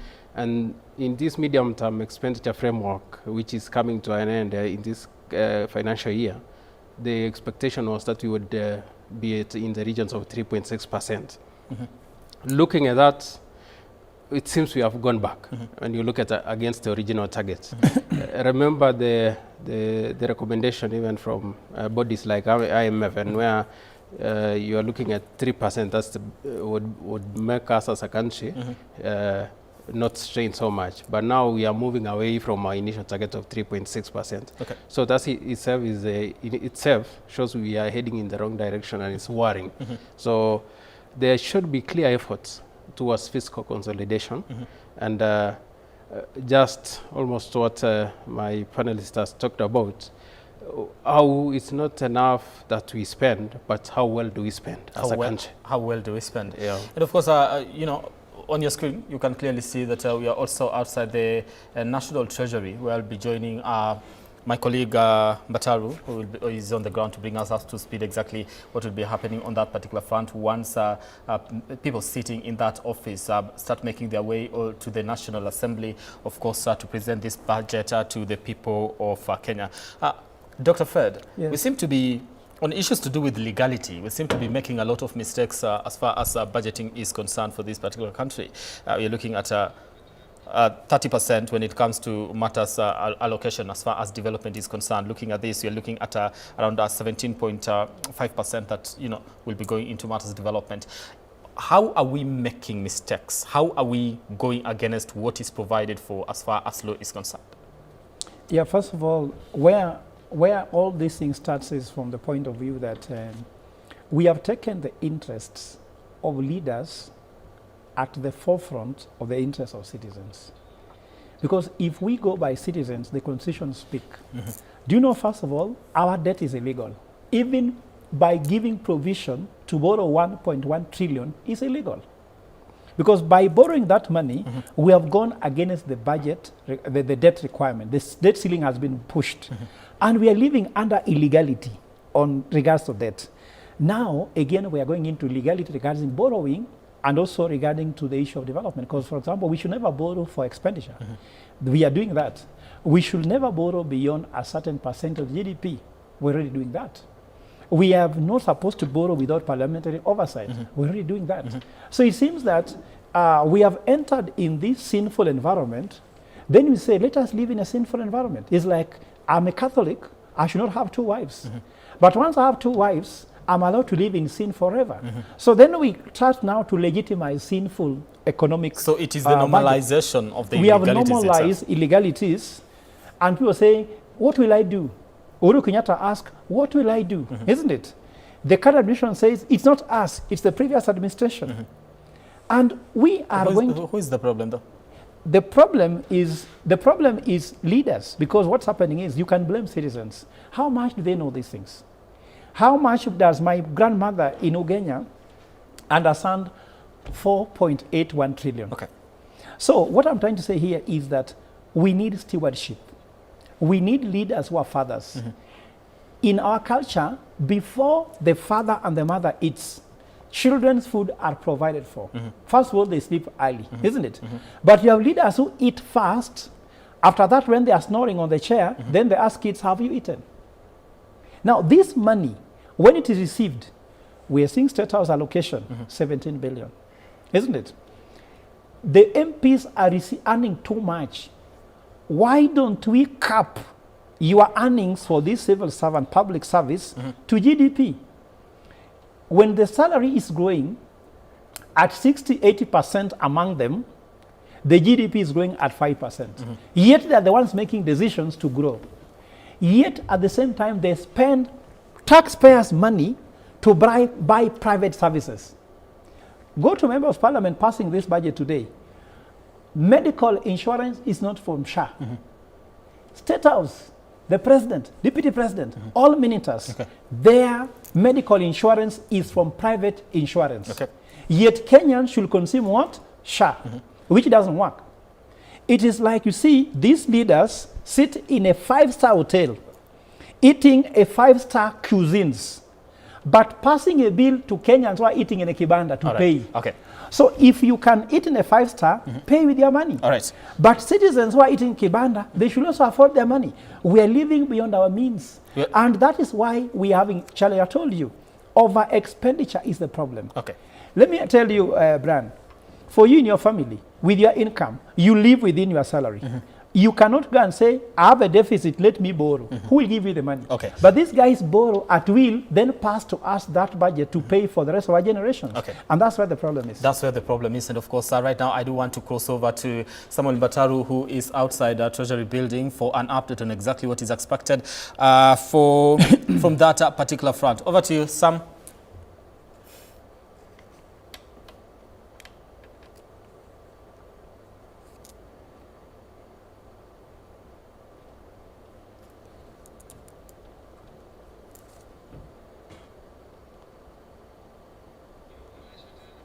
All right, Mbataru, I don't know if you can get me. What do we expect first? Just bring us up to speed with what you expect at this particular moment in regards to the Cabinet Secretary, that is John Buddy, who will be making his way to the National Assembly today. Over to you. And this is a budget that is Treasury Cabinet Secretary.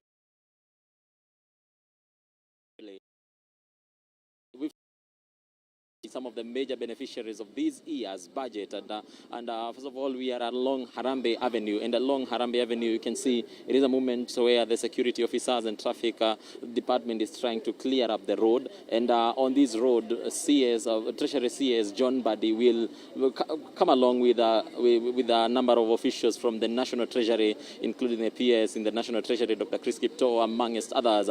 And this is after a period of preparation of the budget for the financial year 2026-2027. And a few minutes ago, we were at Treasury Building where we left the CS almost coming down the steps, the symbolic steps that we always cover each and every financial year and each and every moment that we're reading the budget.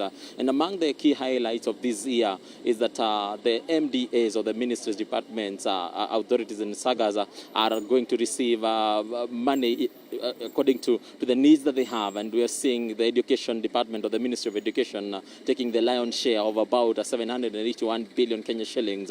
And among us, the division of this amount of money, these 781.4 billion Kenya shillings, the Higher Education Loans Board, the HELB, takes up the largest share of about 56.7 billion Kenya shillings. Remember, this is the cash that is needed for the university, for the student fees in the university, and also some tertiary institutions, including the TVET institutions. Also, we have about 4.9 billion Kenya shillings for the 20,000 intern teachers to be put on permanent pensionable terms. Also, we have the funding for universities and TVETs in other ways, also junior secondary schools and basic education programs that had stalled or that had not been actually implemented 100% even in the current financial year of 2025-2026. We can also see other departments getting, or other ministries getting quite a sustainable amount of money. For example, the Health Department taking about 175.5 billion Kenya shillings, and the major allocations include the Kenya shilling 19 billion for the primary health care fund, the Kenya shillings 4 billion for the emergency chronic and critical illness fund, and also Kenya shillings 18 billion for programs targeting HIV, tuberculosis, and also malaria diseases. And we are waiting to see what the CS expound more, especially on the revenue targets, the revenue targets that we have for this year. Remember, we have a revenue target of about 3.6 trillion Kenya shillings. This is to mean ordinary and non-ordinary revenues all encompass come up to about 3.6 trillion Kenya shillings. So Kenyans will be waiting to listen to the PS. What are the methods that the National Treasury will use or will employ to ensure that Kenya Revenue Authority is enabled, is empowered to reach these targets that have been set this year? Remember, in the previous years, we've seen KRA have a problem with charting their way in ensuring that the targets are met. It has been a challenge because KRA, on one way, has appeared to be struggling with the targets set by the Treasury. Remember, the Treasury is the one that set targets. Then KRA is left with the burden of implementing and actualizing this target. So the biggest question will be, will they be able to hack this amount, this 3.6 trillion Kenya shillings? And also remember, we are at a moment when Kenya is having or is recording the largest fiscal deficit. This is the largest as far as financial years are concerned, 1.1 trillion Kenya shillings, and not it's quite a lot of money. So this one will be accessed through one way, that is domestic borrowing, that will go to a high of up to 1.06 trillion Kenya shillings. So it means that the government will be looking for this money from the local banks and from the local investors who invest through T-bills and other ways that they invest through the Central Bank of Kenya, and also the remainder will be borrowed in foreign institutions, for example, the IMF and other institutions. Remember, this is a year that we've seen the government really shifting from financial borrowing externally, and they are maximizing majorly on the domestic borrowing. We will see if it will have a ripple effect to the Kenyan economy. Maybe we should change Kenyans in terms of accessing loans from the local banks, or what the situation will be. So at the moment, it is a wait-and-see situation where we are just along Harambee Avenue waiting for the Cabinet Secretary to make his way and to deliver his maiden speech in the National Assembly at the plenary.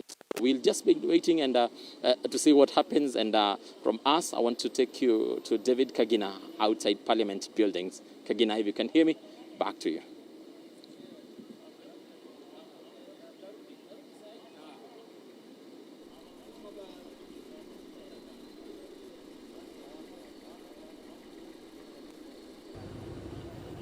Well, some minutes past 1 o'clock, actually half past, and we are still anticipating as a country, and still those who are covering here what is yet to be tabled as the highlights of the 2026-2027 budget right here at the National Assembly. And now joining me to get a feel more of how the government intends to collect these resources and even spend them is Gatanga Member of Parliament Wakili Mureu. Karibu sana K24. Thank you very much. Starting with the budget as presented and the finance bill accompanying it as what will finance it. Yes. Are you content? Allow me first of all to elaborate to our viewers and Kenyans at large. Because when I go to the constituency, there is always a confusion. First of all, they hear there's a finance bill, okay. Then they hear there is budget, okay. They are not able to understand which is which.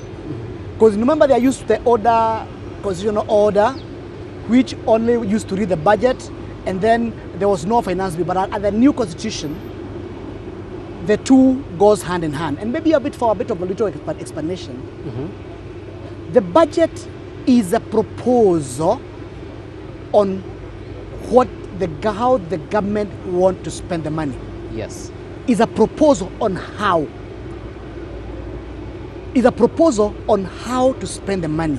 The finance bill comes in to show where the money will come from. So it's how the money will be spent and where the money will come from. And that is very important because sometimes people wonder. So today, the Minister of Finance is coming to read the budget on how the government want to spend the money in the year 2026-27.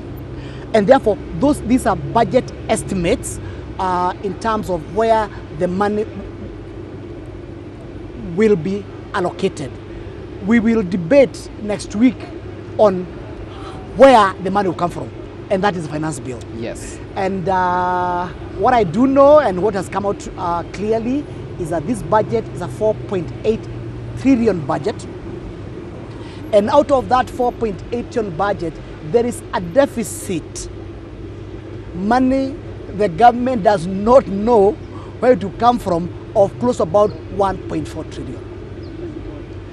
I've also seen proposals whereby money has been increased in State House, budget allocation has been increased in State House, budget has been increased in the Minister of Interior, money has been increased in the Department of Defense, and even money has been increased in what you call NIS and also what you call confidential vote. My only challenge with the budget holistically is number one, the budget has not been able to factor in the crucial elements, or rather the crucial elements of the economy. And what do I mean? Now, when you do a budget estimate which is beyond your level of income, because if you look at this financial year, the amount of money we are able to collect from in KRA is about maybe close about 3 trillion. Now, it means then if you put the budget at 4.8 trillion, it means since you don't have that money, you must borrow that money. And the question here is, if you allocate more, if you go out to borrow more, are you making the Kenyans poorer or richer? Are you making the Kenya poorer or richer? So it's about the appetite to be able to do many things and the capacity to do it. Number two, the 4.8 trillion has the figures for development there is less than 50%.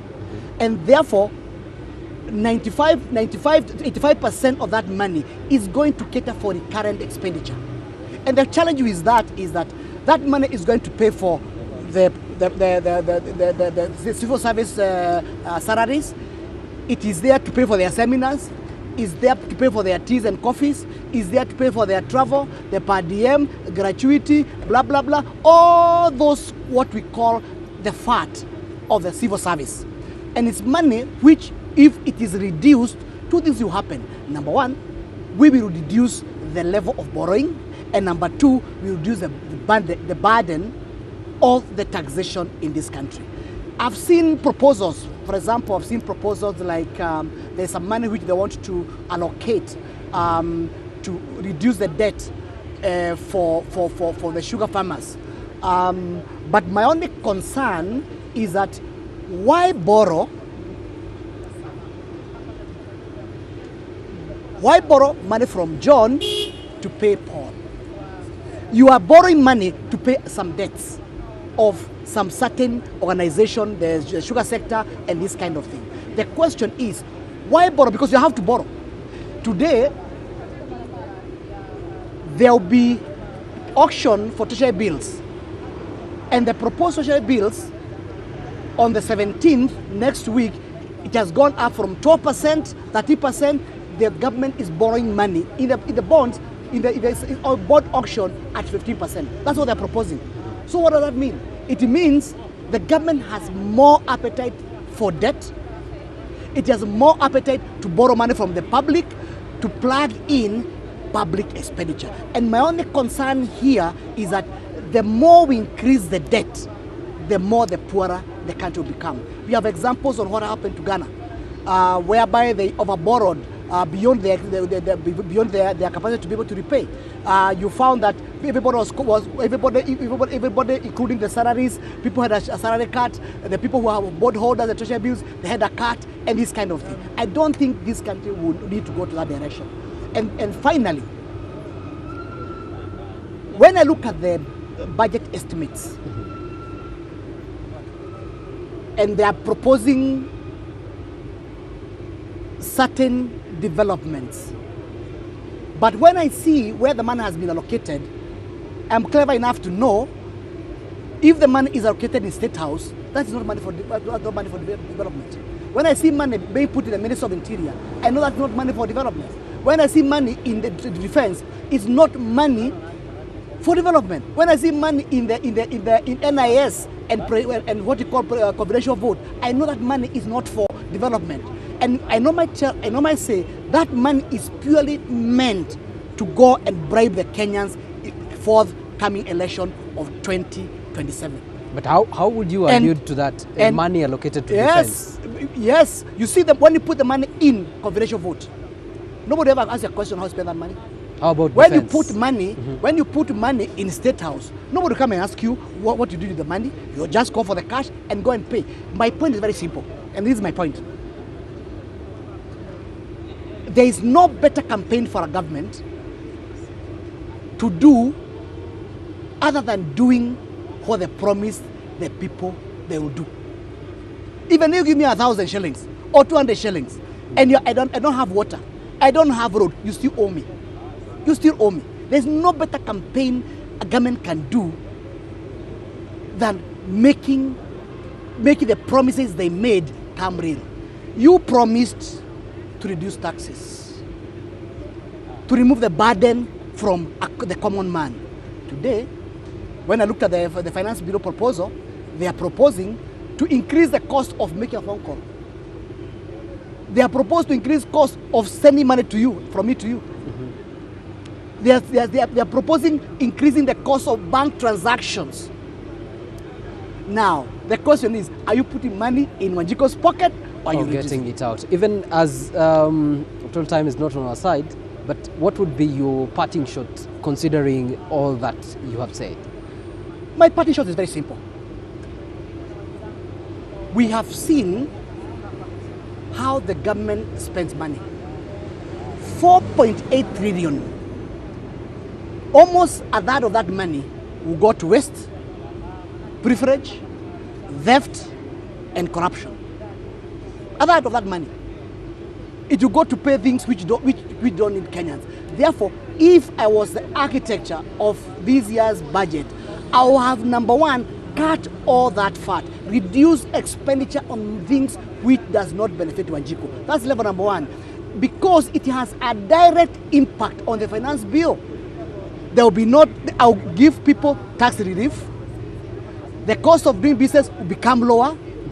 Businesses will have more money to expand the capital and be able to absorb more people in employment.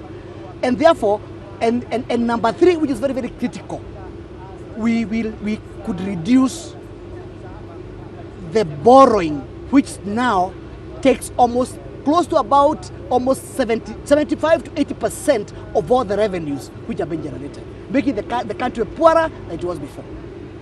All right, well, that right there are the sentiments of Wakili Mureu, the Member of Parliament of Gatanga, who is currently among those who will be seated when the Treasury Cabinet Secretary will be giving the highlights of the 2026-2027 4.8 trillion budget.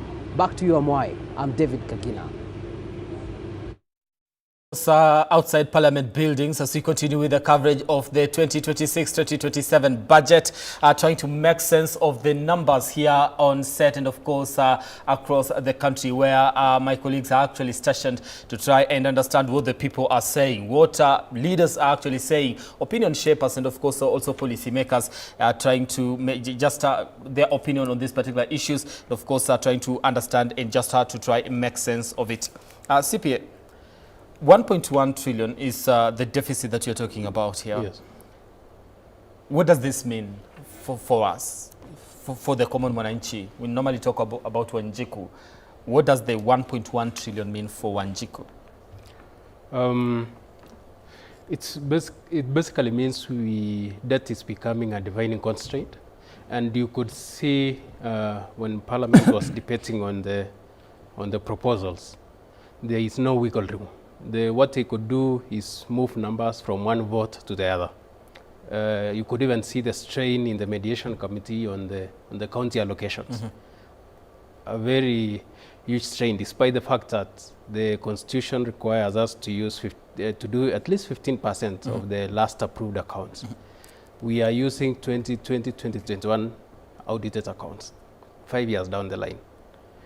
If we were to be true to ourselves and use the most recent as last year, because the Auditor General finished the audit for 2020, ending 2025, that's 2024, 2025, that figure for the counties would be much higher. So in itself, debt, the 1.1 trillion shows we are going in the wrong direction. And we are breaking the law in all manners. And we've spoken about legality and the kind of laws that we are breaking, and you're quite a number, and we seem not to care. If someone is watching us this particular afternoon and hear us talking about the 4.81 trillion and 1.1 trillion when it comes to matters deficit, we need to make sure that we fill this particular deficit and we have to borrow and all that. Why should they care? Why should they give a damn about this number? I think this is where the budget, the appreciation of the budget, especially at the Mwananchi level, together with appropriations. You know, what we call the budget estimates is the revenue side. It is the raising of revenue, and I think Prof has tried to make that clear. There is the other leg of the budget, the expenditure side. It's called the appropriation. That is still missing in the Kenyan conversation, and that needs to feature prominently, just the way the revenue conversation in terms of budget estimates is happening right now. We need to get to Wananchi the appropriations bill and detailed enough for us to appreciate where every coin is going, and understand where we are spending. But the only solution towards this is, as I said earlier, how well do we spend? Fiscal consolidation and a clear plan towards achieving the targets. Okay. Prof, there's some question I'm going to ask you. Looking at the recurrent expenditure, we'll be looking at 2.1 trillion, which is 42.6% of this 4.82 trillion, this budget of 2026-2027. A Kenyan citizen right now, why should they care about these numbers? Should they bother about listening to the cabinet secretary, that is John Badi? They should be very concerned. And why they should be very concerned is because there are two economic models that I want them to just understand, but a very simple way. There's what we call economic growth. Our budget is growing, and I call it expenditure, But is development growing? Because economic growth is about how much can government collect and even borrow. But economic development is how much do people gain goods of life. Goods of life is education, healthcare, food security. I call them social investment. Social investment is what affects the people in their daily lives. So if you are having recurrent expenditure of keeping people in office who literally can't do anything. You saw last time when the president was out of the country, people are saying, we are waiting for the president to make a decision on the fuel, isn't it? But he has all the ministries, you have all the departments, you have all bodies earning money that should be tackling the fuel. Even if we have IPRA, they can't do anything. So this cost of a heavy government is like an iron head standing on clay. Iron head, your head is iron, being held by clay. Why do I say that? We have a heavy government that is pressing on Kenyans, increasing its weight every day. In 2022, the budget was 3.1 trillion. Last year, it was 4.2 trillion. Now, instead of increasing, it is now 4.8 trillion. Let me give an analogy here. Should it be reducing or increasing? Should be, no. No, we are not reducing, but let's look at this logic. You are in hospital and your blood pressure is very high. Your blood pressure is being caused by the fact that you are broke, isn't it? Then somebody adds another reason why you should be more broke by slashing more money from you. So you move from general ward to high dependency unit, isn't it? Then that same person again adds another tax on you so that you go to ICU. Is your blood pressure going to go down? So the Kenya's economic blood pressure is increasing while the government is increasing the pressure. And therefore, Kenya is general ward, high dependency units and the rest. And why should they be concerned? How much of that money is going into education? How much money is going to healthcare? And then how much money is going into food security? But not allocation. We are talking about actual money going there. I just said... So what is the difference when you say, education has been allocated 781 billion but and it see, gets the lion's share money, like some was actually money reporting? is not going to classroom. You don't consume education because your PS education is being paid money. You don't consume education because you are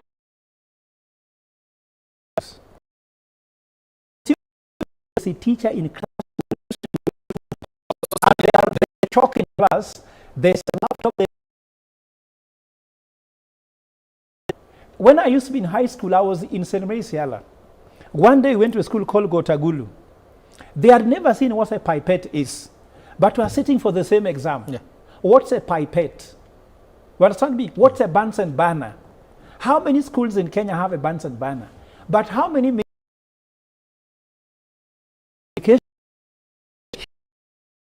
but who will be in a campaign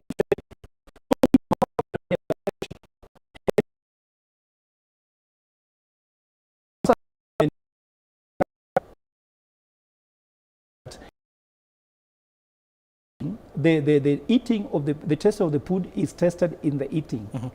When you go to school and find well built, you find infrastructure for school. When you go to hospital, there's a doctor. You can get medicine. That is the allocation. But here allocating money because you are paying government officials who have been turned to a campaign managers for a government doesn't help you. So, so when we say it is 781 billion, chances are we might not see what this money is No, actually because doing. I've told you, let me give you history here. Moi used never to read budget. Government of Moi never read a budget. They read price list. They used to read saa moja jioni, sivyo? Leo budget imesomwa, unga itakuwa shilingi 8. Mkate shilingi 5, sivyo? Everything, milk shilingi 2, sivyo? That was what's read. That was more helpful to wananchi than this one we are reading. Even if it was not a budget, but at least CPA you can agree, you knew how it's going to affect you. But now, so it touched on the common man. Yeah, but now when you tell us that you have a budget of 4.81 trillion, but I don't know how my bread will cost tomorrow. My transport will be affected tomorrow. I know you talk about VAT and the rest. Citizens don't want to know about VAT. Those are your terms in your office. Okay. What you want to know is, can I afford bread? My mother used to put a banana in my bag. How will the banana be? A potato. How will it be? Ndoma. How will it be? That's what you want to know. For example, Badi should go and tell parliamentarians, after this budget is read, unga will be this. Bread will be that. Okay. Ungangano will be this. All right. But reading for us the price does not help. Then lastly, Kibaki read for us budget estimates. We are still reading budget. What's an estimate? Estimate is money which will not come. Because how comes counties shout, pesa haijafika? Schools are counting, pesa hajakuja. When I was an economist in European Central Bank, whenever we did a budget, if we say schools will receive 200 billion, there was an account created where that money will sit at. Then the school will withdraw according to compliance. Okay. Not waiting for a president to press a button. Have you seen people going to State House, nimeenda kutafuta maendeleo? When a governor, you are allocated 10 billion. What are you coming to State House? Okay, so the money should actually go as per budget after approval. Okay. And then lastly, the government should give us their scorecard. How much money was allocated in school budget? Actual, this one reached. Okay. So what is the difference? Is this one? Okay. Here we give these guys 4.2 trillion last year. Okay. They never told us what they did with it. They are coming back to look for 4.8 trillion. Yeah. This is not small money. Can you give someone 4.2 trillion? They have not told you what they did. Then they come back and tell you they want 4.8 trillion, and Parliament and continue approving it. Okay, Parliament should be the mouthpiece of the normal Mwananchi, Wanjiko, and tell these people, today you asked for 4.2 trillion. What did you do with it? Even Jesus in the Bible was asked, I gave you 2 talents. What did you make it? I gave you 3. What happened? Okay. I gave you 5. What did you get? And then some were punished and some were rewarded. Okay. I'm going to come to you in regards to what exactly should come first. Do we do the budget and do the estimates, or should we collect the money and say, now this is what we have, let's work with this? CPA, we have a 4.82 trillion budget currently at the moment, and we have a deficit of 1.11 trillion. And you're saying this deficit is against it's 5.4% of the GDP. And we have when it comes to matters recurrent expenditure, 2.1 trillion, which makes it 42.6%. Development, 845.2 billion Kenya shillings, 17.5%. Which this one we are calling an illegality. And you're saying there's quite a lot of illegalities in this particular budget. What will be the impact if we had to balance this and say, the law says supposed to be 30% instead of 17.5%. If we went ahead and made this 30%, what would be the impact? It would mean, first of all, to Mwananchi, we wouldn't have the pressure. It would ease the pressure off our shoulders as a nation. It would cut the borrowing. But then we would, in terms of the operations of the government, it would mean a lot more of explained and clear expenditures, and understanding where every expense line actually costs. And most importantly, we will start seeing value for money, because what it would mean is you spend exactly what the market spends, not any extra coin, but you get greater value for your money. So we can actually make this development, expenditure or allocation 30% of the total budget. Yes, we should be able to operate within the law. However, we are making it 17.5%. Yes. So what is preventing us from making it 30%? I think it's a matter of priorities. And again, when you come to look at it closely, you start seeing from the reductions on the roads budget and all that, what could be missing here is the fact that the National Infrastructure Fund, which somehow is not in the budget. So the thinking, when you look at this reduction on the line of in the Ministry of Roads, most probably the government intends to actually grow out funds using the infrastructure fund, and spend on infrastructure. Okay. But when you look at it globally, the bigger picture is still the debt. It's still debt. Okay. We'll still have to repay. I want us to because you see, this is the budget that is going to be read in the National Assembly. Yeah. That is where laws are passed. And we are saying the National Assembly will listen to the Cabinet Secretary and pass this budget, right? Yes. I'm right when I say that? Yes. Good. It is an illegality from what we are discussing here. Yeah. That is the legislative arm of government. Yeah. But Brian, why are we asking this question? Okay. This parliament do not have a brain of its own. Ruto said, in the presence of former Prime Minister Raila Odinga, I know for me he has been my president for some time, sorry for my bias. But they said in Karen that these MPs decide based on who pays them, isn't it? And the MPs are continuously passing things for them, which means they were right. So these MPs we look at, okay, citizens, they are shouting at them, they need money from them, isn't it?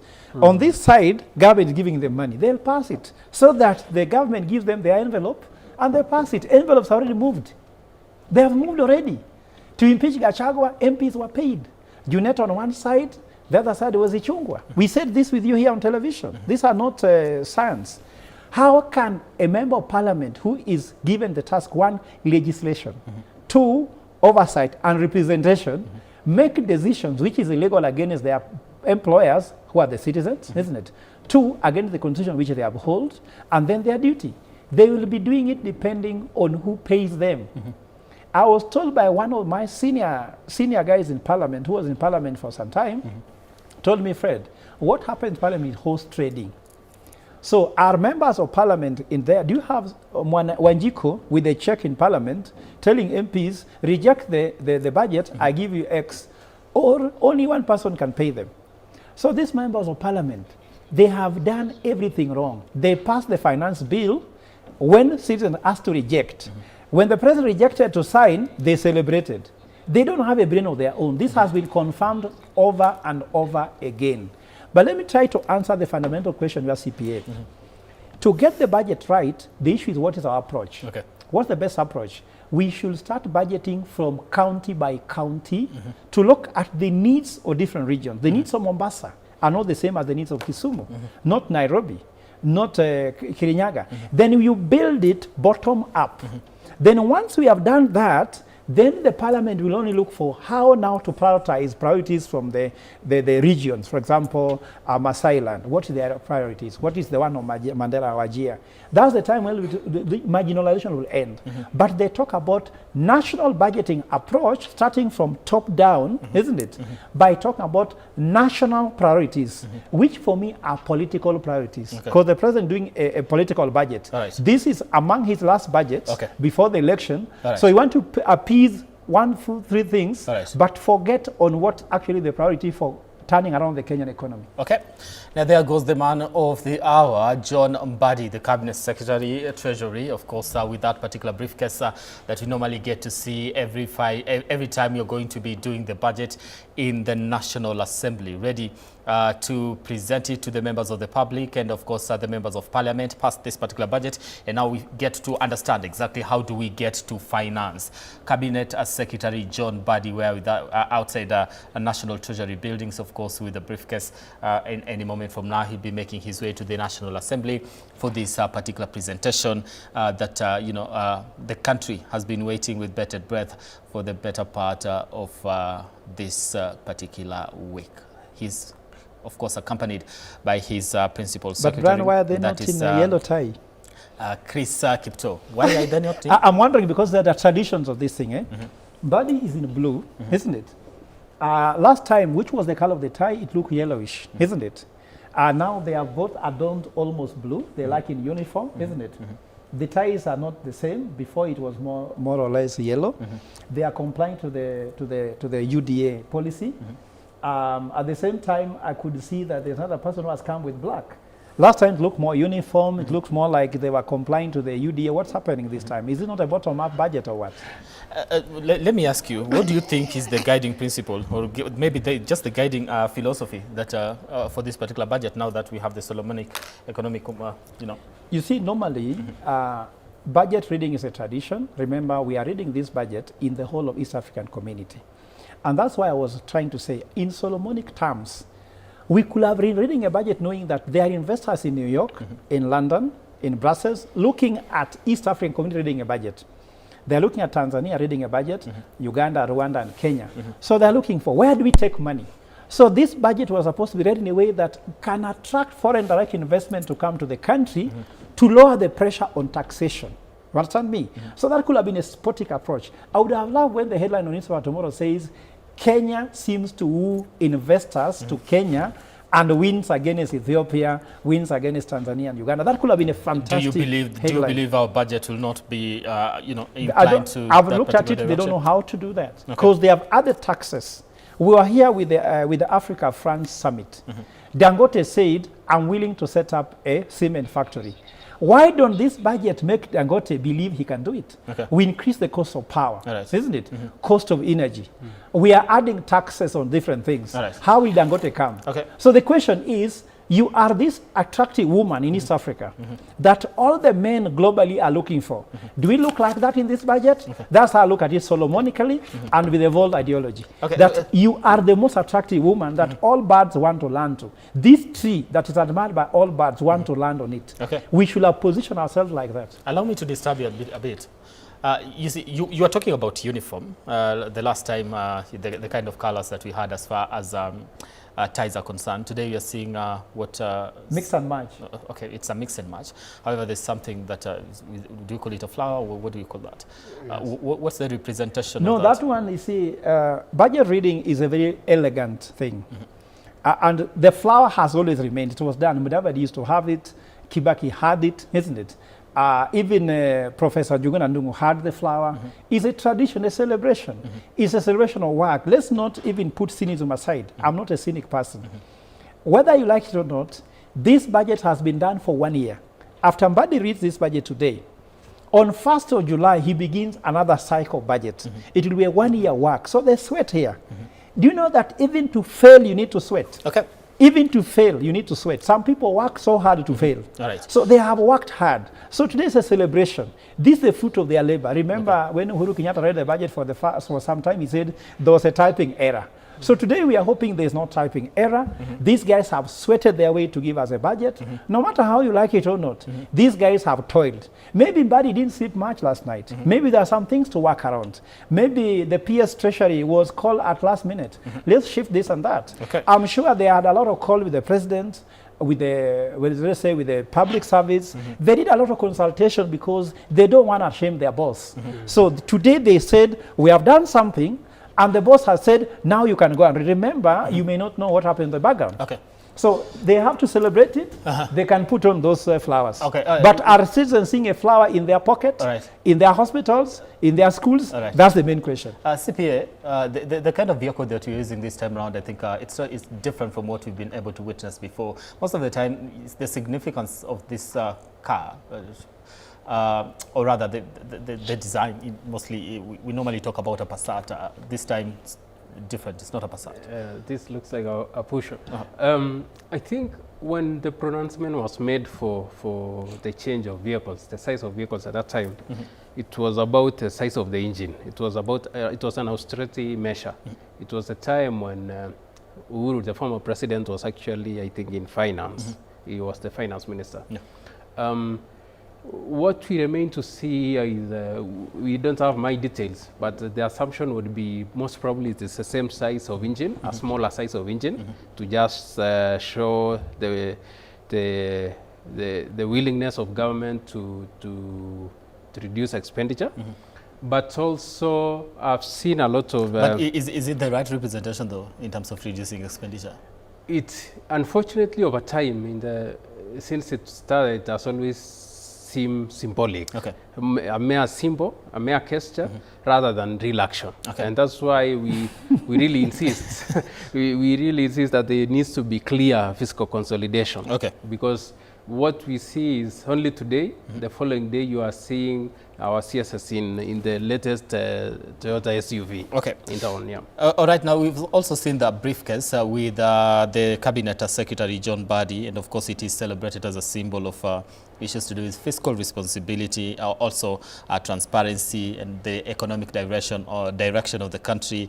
And of course, you're saying that it was actually inherited from the British colonial tradition that holds, of course, the budget statement, which details the country's revenue targets, spending plans, and overall economic policies for the coming financial year. There's somebody that used to joke and say that they thought the briefcase did actually have money. Paper money. It has the Excel sheets. The statement that the statement that the Cabinet Secretary will be presenting before the National Assembly, of course, just to indicate issues to do with fiscal responsibility, transparency, and the economic direction for the country of Kenya. All right. The last time the Cabinet Secretary walked to the National Assembly, I'm not sure whether that is the same tradition that you're going to use this time. Of course, we wait to see whether that is what you're going to do, or we are actually going to get into this. No, they're going to take a ride. They're going to take a ride? Yeah, because maybe you see also some of these things we do can be very risky. There's a time when a former president of the US thought that people loved him too much that they can't touch him, and he was shot. So also, we cannot go against national security just because we want to do PR. But so it's just closer. No. I mean, anything can happen. Muffin law says if anything can happen, it will. So you don't go against that. I don't want PR on walking. I want that to be seen in the numbers, in how they are crunching things to help wananchi. Okay. Does my grandmother in Ugenya care whether you walk or they care about price of unga? Because this PR is what Bishop Muheria said, gadvetizing. You are just doing PR to look good. A husband who walks to work but drinks all the money in the bar is as useless as the one who actually drives the fuel gaza. Maybe the guy driving the fuel gaza is having fun, but you cannot be saying you are saving by walking to Parliament, but then you are throwing money into this. And let me give you another spin. State House spends expenditure projection shows 17.5 billion shillings, isn't it, per year? Do you know that it was 5 billion before? And why is it this way? State House is 740 acres. State House Nairobi is 740 acres. Someone lives in a 740 acre. Is that not a waste? Is that not mismanagement of funds? When I become president, I'll ensure that there's no living in such a flamboyant environment. I currently live in an apartment, which I am very comfortable with family. In fact, it's cozy, closer to kids and wife, isn't it? Why should you go and live in a 740 acre, which is even a problem? Remember, if you go to Kenyatta JK University, to move from one building to another, you need to drive in the compound. Why don't you live in a compound where you can just walk and make a phone call, climb stairs, and climb the lift? Why do you complicate your life whereby you need to move 740 acre needs you to move around with a vehicle? Why do you need that? Your wife lives in another wing. Your children live in another wing. Does that make sense? That is the procession there, of course, heading to the National Assembly, guarding the budget. The budget briefcase. Briefcase. And of course, of the country that is going to, give us a direction in the next financial year, and of course, beginning the month of July. Officials there with the Cabinet Secretary, that is John Mbadi, and of course, that particular vehicle that you're talking about. And just a little bit of history when it comes to this particular briefcase that we are talking about, and what exactly it actually means. Like we said, it was actually inherited from the British colonials, and of course, because we are... How much will it cost now if you want to buy it in the market? I wouldn't know. Yeah, you count the number of years when it was bought under appreciation. Yeah. I'm sure it will cost a lot of money, but I'm sure who wants to have it. I think this briefcase is symbolic on what has been the pain and the joy of Kenyans, because different people carry this briefcase. There are people who brought joy with it. There are people who brought pain with it. Muiraria carried this briefcase as a finance minister under Kibaki. This briefcase delivered free primary education. This briefcase delivered all the Thika highway. It delivered the SGR. This same briefcase has made life good for Kenyans and rough bad for Kenyans. This briefcase has led to bloodshed, but also joy. So it's a mixed bag of things. So that makes it a very special one. And I think that tradition is important. I'm a Catholic. We believe tradition is very important. But the most important thing is, for me, this briefcase should become a symbol of joy for Kenyans when you see it. It's like the day you see your wedding ring. It's like, for example, the day you see your degree certificate. But how come this is, people just look at it with cynicism? People wonder, is it carrying money or carrying piece of paper? Should this briefcase disappear now? Can we read the speech? Yes, we will. It's on iPad, it's on some tablet, it will be read anyway. So, but the tradition is important, but I want to pray for one day. When you see that briefcase, you see your heart warm with joy. You see that there's somebody thinking about you inside that briefcase. But here, if it's just used for symbol and for paraphernalia of entertainment, then it will never look good. Because some people, when they see their wedding ring, they cry. Others, when they see their wedding ring, they smile. They smile. So which one do you want to have? Choice is yours. All right, looking at the, still talking about the briefcase, of course, it was first used by the finance minister, that is James Gishuru, to table the 1963 national budget, which was worth 280 million Kenya shillings. Dr. Fred and CPA, if the first budget was 280 million, right now we're talking about 4.82 trillion. We really have grown as a country, haven't we? Yeah, of course. 63 years later, don't we? Yes, it's a mixed bag. We have grown. I mean, the tarmac roads network at that point, at this time, the education, universities, each county now looking like they have a university or two in some cases, medical facilities, and now we have the county devolution and all that. I think the thing now always goes back to, as Prof has really emphasized, which is the largest ministry. In other words, how well do we spend?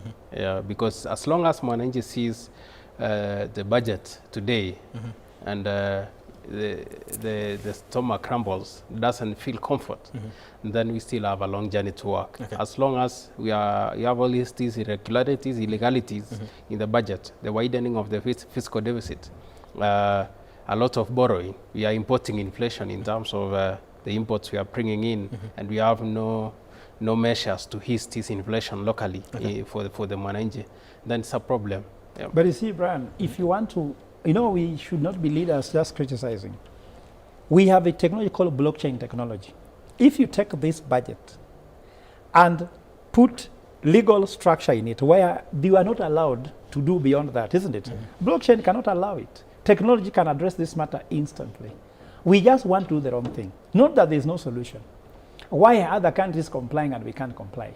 For example, you talk about the issue of Solomonic economics. We talk about digital ledgers. You know what ledgers are? If you create digital ledgers which must comply to a model which must be compliant to a legal infrastructure, PMFAC Act, Financial Management Act. You talk about the issue of parliamentary acts. You put all that in a blockchain model. AI will tell you, here you can't do. This one you can't do. Then you comply. We don't need a lot of things here. We don't even need to hire a consultant. This thing, if you talk to Gen Zs, young people, you can put 2 young people in an office, give them a budget of 10 million shillings to come out with the they'll do it. They'll do it and surprise you.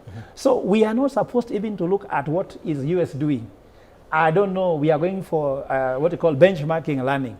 Those are just a waste of time. The solution is right here. Whenever there's a will, there is a way. Do they want to do the right thing? No, they don't want to do the right thing. Let me give you an example.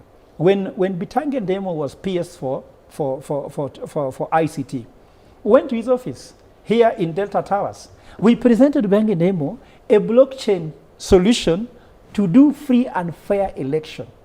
We also presented to him on how to do proper budgeting and oversight with blockchain. Do you know what he told us? Fred, sorry. You are offering a solution they don't want. They told me all these politicians don't want a free and fair election. All of them. None of them wants free and fair election. Because they say the whichever first, side of the political divide. Whichever side. They told me, they begin by asking, how can I steal? Or how can I avoid having a competitive process? Then budget also, they don't want to know what they're doing. They just want you to see that briefcase. Then what happens behind the briefcase is them who knows. So solutions are there, Brian. What we need to do is, do we have a leader who will show goodwill to do the right thing? All right. And of course, just, and it's still an update that the briefcase was actually replaced during Amos Kimunya's tenure in office after the previous one, of course, was wearing out and, of course, had become old. So we had to replace that so that we continue with this tradition. Professor Fred, we're talking about tradition, and you say you're Catholic and you believe in these traditions. Initially, when we were walking to Parliament the last time, we thought that now could be the new tradition, that we don't need to have this kind of procession. We'll leave the car aside, walk to Parliament, go present the budget. We seem to have deviated from that and left that tradition that we seem to initially we had, enticing the public with, and gone back to do the same thing. You see, the Catholic Church has 3 pillars. One is the Word, which is the Bible. The second one is the tradition, and the third one is the magisterium, which is the person in power. So every time any decision made in the church should have those 3 things, whereby you comply with the word, which is what Jesus and God said. 2, what has been practiced over time. And 3, the leader can come up with something to say. A leader can come with something new which does not contradict the word of God, which is superior, and to the tradition. Should the leader disagree with the tradition, the word of God prevails, because the word of God is above all. So that structure allows things to happen. But here, if you become CS tomorrow, you can say you are going with the border. You will go. You understand? No one will stop you. But these traditions are not written in a rock. I believe what is the best tradition is read Mwananchi budget, which is good for people. That will be the best tradition, that every time you work in the best interest of the citizens, not in your own self-interest. I would appreciate that, but this PR anybody can do. I see men who cheat on their wives at home, kissing and even carrying water for their wives to the bathroom. But what they do when they're in the bar, you don't even believe it. So we don't want PR, we want actual delivery. And at the same time, what benefit does this help? Losing tradition also is bad, because our children will never know what happened. And I also want to add another twist. Last time, this briefcase, Boniface Mwangi, was it Boniface? Oh no, there's an activist who jumped on this briefcase right at Treasury and causes mayhem. For him, this briefcase was a symbol of oppression. It was a symbol of corruption. It was a symbol of bad governance. And he caused drama. I'm sure you remember that scene. So at the same time, you see now they are guarding it with policemen everywhere, because they don't want any incidents to take place. And I'm sure all security operators, the NIS and everything else, want this ceremony to go so smoothly that does not cause any disruption or lax time. And that's why you see everybody walking there, all those policemen. If it is a good briefcase, why do we need all that security? If it means well for Kenya, why should we have all that? You know, there are more Wanjikus in the street, there are more policemen there than even the media. There is no normal Mwananchi there. Who should escort the people? Mama Mboga, Boda Boda should be escorting the briefcase if at all it means good for them. For me, a symbol of good governance means citizens don't have to have too much security presence, authorization. When I was in the US, you could see a minister working with the 2 people to go and read budget. I was in Brussels. EU budget is a budget of over 20 countries. We used to walk to read it. I never saw all this drama. But for us here, all this money to get these policemen here, some police stations have no police at the moment. Some property are suffering somewhere. I'm just analyzing. We don't need all this drama. That work should take 5 minutes and go. The argument could be we are guarding something, the future of the country for the next financial year. So it's very important to actually bring all the resources. Sophie, I want us to look at, because I know any minute we'll actually be crossing over to the National Assembly to listen to the Cabinet Secretary. However, yesterday there was an alternative budget that was issued to the public by the United Alternative Government, I'll call it that, trying to, it was a 4.3 trillion kind of budget with a deficit of, just slightly above half a billion, I believe. What do you make of that compared to what we have here? Could it be adopted for the country, or we are totally, in dreamland? Unfortunately, and I'm sorry to say, I didn't see much difference with what we are seeing, because they reduced the headline by half a trillion, but they still left a deficit of over $1 trillion. And remember, we are missing the key, the fixed cost framework. We don't have the full view. They just share the headline numbers, the high level numbers. And so I am not convinced that would be the real alternative, so to say. It's a different forest, if I may say so. And I think we need to hear more about the spending side. As long as our leaders are just speaking to revenue, to the tax measures, the revenue side, and they are not very clear on how they will achieve their development agenda and how the mwananchi will get services, then there is a mismatch. Because then, just as Prof has said, to have a full budget, you must have the fundraising side, that's the revenue side, and the expenditure side. So long as someone wants to excite us with the revenue side, that I will cut this revenue, I will not touch, I will not take a housing levy from you, and then how will you fulfill your agenda? Okay. That's the key thing. And so it is not solution oriented in terms of if you're going to remove this, then tell me exactly how you're going to, Because I still want service. I want to go to the hospital tomorrow and find medicine. I want to go to see our roads being maintained. So that has to be explained also. Okay. But Brian, if you want to understand why I am still not happy with the budget, is this the alternative one that was issued? Yes. No, there's a fundamental structure of this budget which is wrong. Because we have 4 problems that this budget should not have. The first thing is this budget bases on high debt. At the same time, this budget should address the issue of pending bills. At the same time, this budget is having a challenge of raising revenue. At the same time, this budget proposes selling of assets.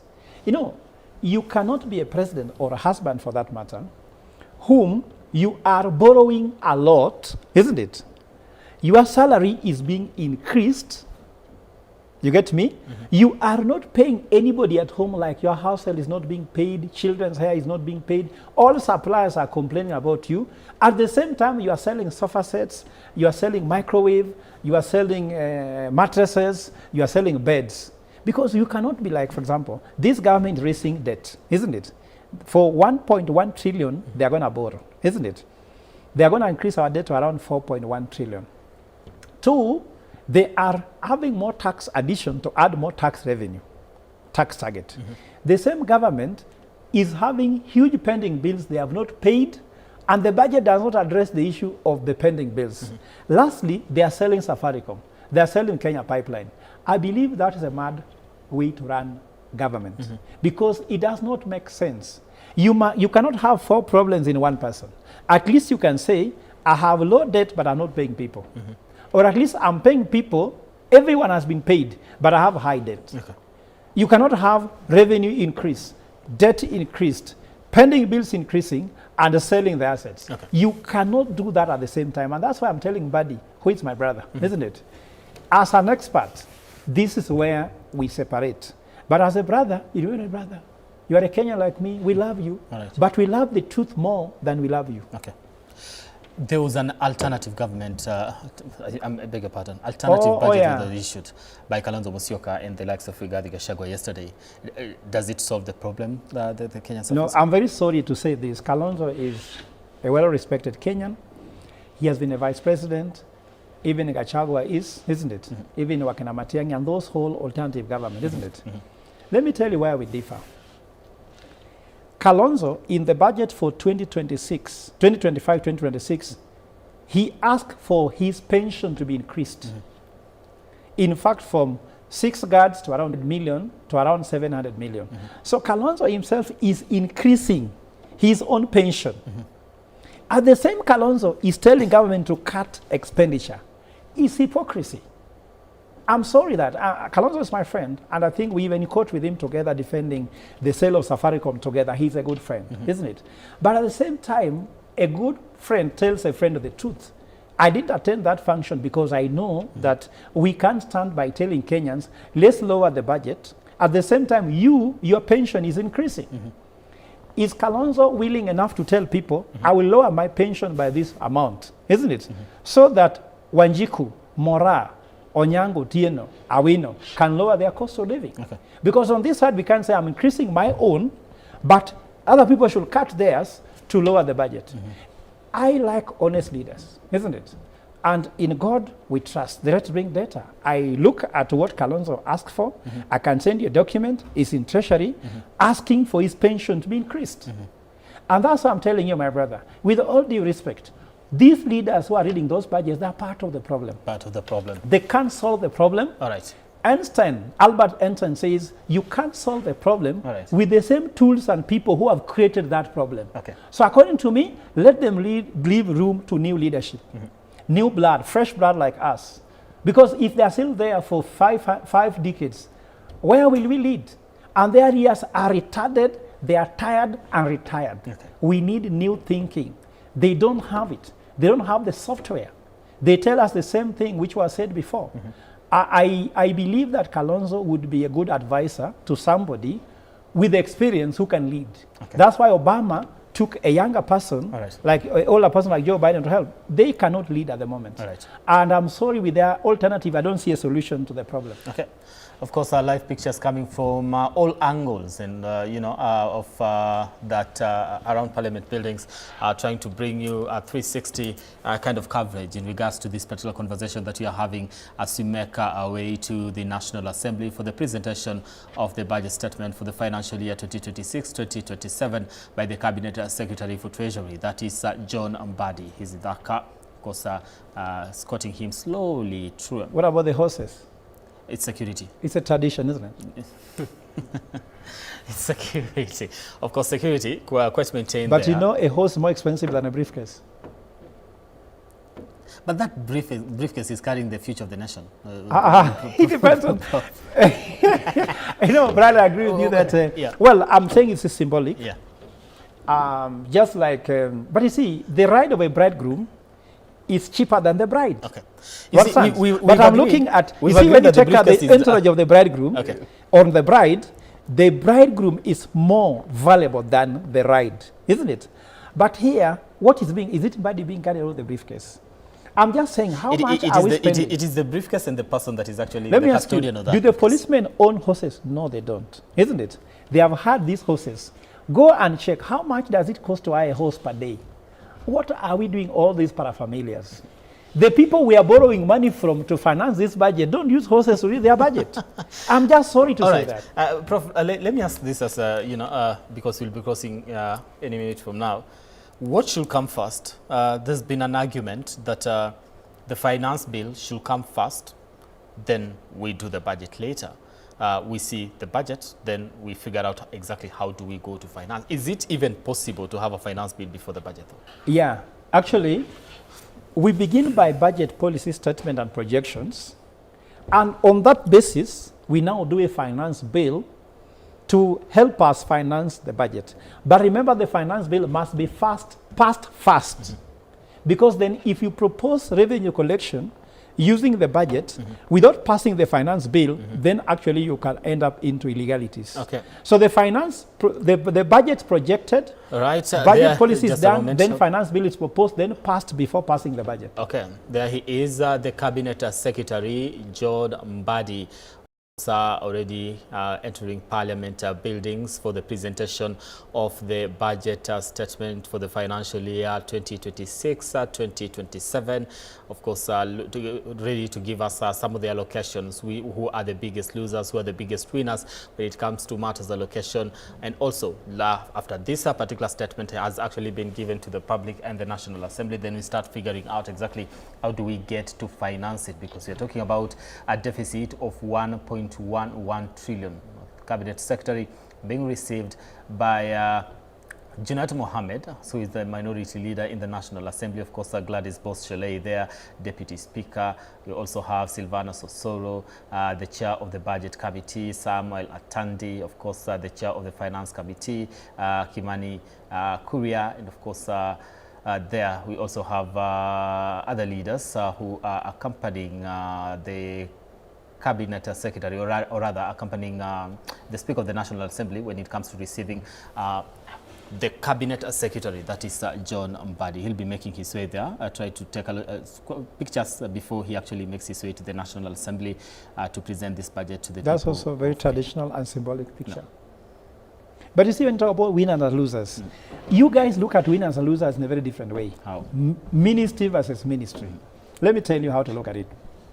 The winners and losers between the citizen and the state. Who are the winners? It's the state. The citizens are the losers, because there's no money for development. Talk about 17%. If you look at it from the point of view of Mwanjiku, Mwanjiku is looking from the point of view, have the government given me or taken away? But if the government is allocating different ministries, is it not to facilitate smooth delivery of services to the people? The issue here is about Mwanjiku. If the government is feeding itself this taffy with 4.81 trillion, yet Wanjiku is only getting 17% of the share. All right. Yet for them, they are getting others. A photo session there, the cabinet secretary with Gladys Boss-Chalet, Stuart Matai, of course, Jeanette Mohammed, and Sylvanus Osoro, of course, taking a photo there before we actually head into the National Assembly. With the majority leader? Majority leader is Kimani Ichung'wah. But he's not there. Symbolic again, right? Or unsymbolic? Well, we haven't finished the procession, so let's wait and see whether he's waiting for him somewhere different, or maybe at the entrance. Oh, yeah. Of course, Chris Kipto there, the Principal Secretary, the Minister of Treasury. Yes, Prof, you're saying something? As the photo session continues. Yeah, what I was trying to say that the issue here we should be looking at is the state is dividing money with the citizens, because it's Kenya versus the state. So if Kenyans are getting 17%, yet the state is getting 83%, because there's money they are spending on themselves, then this loser is Wanjiku. So the question will be, is this a Mwananchi budget or not? Okay. Is it a Mwananchi budget? The alternative budget government try to answer the question, we'll call Mwananchi budget, isn't it? They never got the allocation on how much goes to Wanjiku as opposed to how much goes to the state. Okay. And if they don't answer that question, then the loser is Wanjiku. Okay. When we came to power, when they came to power, they're talking about Mama Mboga and Boda Boda and all that. Does this represent Mama Mboga and Boda Boda to some extent? All indicators... Or maybe we should have done a little bit of PR and have Mama Mboga and Boda Boda actually taking a photo with the cabinet secretary. Or carrying the budget. I think all indicators seems to suggest otherwise, because start with the pending bills. You have almost half a billion, 574 billion overall, and when you look at it, keenly, counties have pending bills of 173 billion thereabout. And what does this mean to small businesses, which is basically the people who did work to government, to counties, and they are not being paid? It means the economy is stuck. These people are suffering at that level, and it is it's not one person. If a business is suffering, businesses are closing, there's a problem. You look at the compliance point of view in terms of revenue collection, there is a lot that needs to be done. Right, that is the governor of the Central Bank of Kenya. Very important. You say it's very important for the... Yeah, because you see when the person who stands to you really matter. Because this is the guy who governs Central Bank. Central Bank. That's very important for him to be there. It means that it's the symbolic saying, I accept, my input has been taken care of. And he's saying that Kenya is safe with this budget. You see, this is a very symbolic thing. Okay. When you're reading a saying about health and the doctor is next to you, it means that what you are saying legitimizes. So I'm just trying to say, in a symbolic manner. You had asked for the... Yeah. There he is. Yes, there the is leader, majority leader in the National Assembly. But it was really set out, it was ruled in Parliament that it is actually Junet. It's controversial with majority leader and minority leader. It's controversial. Okay, both of them are there then. And both of them. There's the minority and the majority. So what we know, there's both majority and minority, but whom we don't know. Yeah, but so both of them are there. I was just saying to canvass this idea that as our country goes forward, we need to have the professional input into what we do. And that's why when you see Joe Biden, when he was reading about health, Dr. Fauci will stand next to him and talk about COVID, isn't it? Yeah. When you want to talk about the Air Force, you need to have an aeroplane aerobatic engineer standing next to you. So when you see, for example, the central bank governor standing next to Mbadi, he's saying something very symbolic. I know what is inside there. I was consulted. I endorse it. When you see minority leader, majority leader, Atandi being there, all these people are saying, we were part of this thing, and we are supporting it. So today Mbadi is going to have his field day because Mbadi is the man of the moment. Today is his day. Whether you like him or not, that is his day. So today Homa Bay is shining, isn't it? So let them shine. But the thing is that... Just a moment again, of course, we've mentioned quite a number of these leaders, and of course Samuel Njoroge, who is also the clerk of the National Assembly, has also taken a photo for the photo session, of course, with the cabinet secretary, and he was among the people that actually did welcome him to Parliament today. There's another briefcase also there. Carrying another budget. That's a different one. She could be carrying something different. Yeah. So yes, Prof.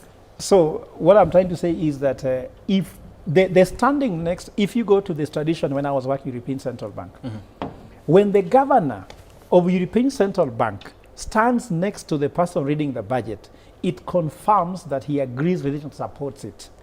But that should not just be by symbolic. Intellectually, and with all the due respect from Thurge, does he believe this is the best budget that goes to Kenya? That's what should mean. Because if you don't believe in it, then you should stay away. CPA, if at all a budget will be read in Kenya and you're supposed to stand next to the CS Treasury, will you stand if you believe this budget does not help Kenya? I won't. No. And I remember that what I've been telling people, Kenyans have some of the smartest intellectuals in this country. But do they use their intellectual competence for the good of the country? Or for self-benefit, or for other benefits? CPN, we've spoken about the briefcase and the importance of it.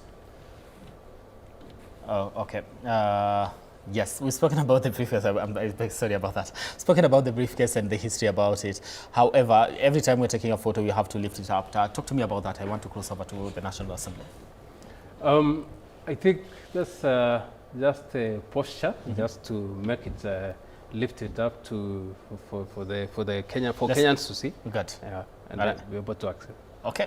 Now, the Cabinet Secretary, John Mbadi, is making his way to the National Assembly. The Speaker of the National Assembly, that is Moses Masika Wetangula, is already in the House. We are now crossing over to the National Assembly for the presentation of this particular budget by the Cabinet Secretary, John Mbadi, to the people of Kenya and the members of Parliament. Of course, it is a 4.82 trillion budget with a deficit of 1.1 trillion, which some people argue that by the time we're done with this, we'll actually have increased to 1.4 trillion shillings. The budget growth at this particular moment compared to what we had last year, it is 2.7, meaning it has increased to with 124.9 billion Kenya shillings.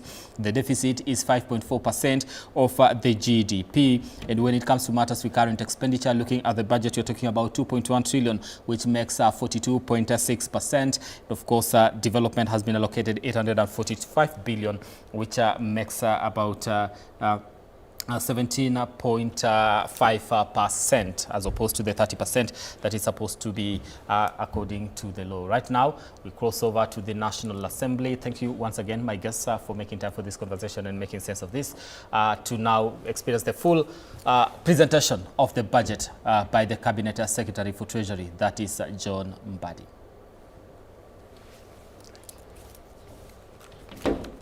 Thank you. Thank you. Much. Have we been helpful? Very, extremely. On the appointment of additional senators to the mediation committee on the Cooperative Bill, National Assembly Bill number 7 of 2024. Members, you recall that on Tuesday, 9th June 2026, I notified the House of the appointment of 5 senators to the Mediation Committee on the Cooperative Bill, National Assembly Bill number 7 of 2024. I wish to inform the House of the appointment of 4 additional senators to the said Mediation Committee. They are Senator Daniel Kitonga Manzo MP, Senator Professor Margaret Jepkoech Kamar EJH MP, Senator Hamida Ali Kibwana MP, and Senator Betty Batuli Montet MP. Honourable members, the appointment of the additional senators brings the Senate representation in the said mediation committee to parity with that of the National Assembly appointed on 22nd April 2026. The committee is now fully constituted in terms of Article 113 of the Constitution and may commence the mediation process on the bill in earnest. The House is accordingly informed. Thank you.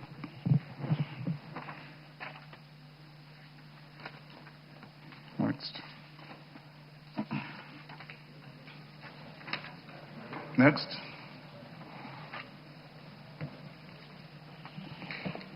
Order number 3, messages. Order number 4, petitions.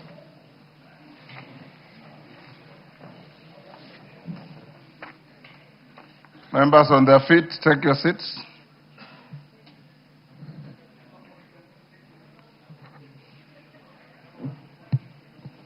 Honourable members, I have a petition regarding the establishment of a national police firearms digital detection and traffic tracking system. Honourable members, Article 119 of the Constitution accords any person the right to petition Parliament to consider any matter within its authority.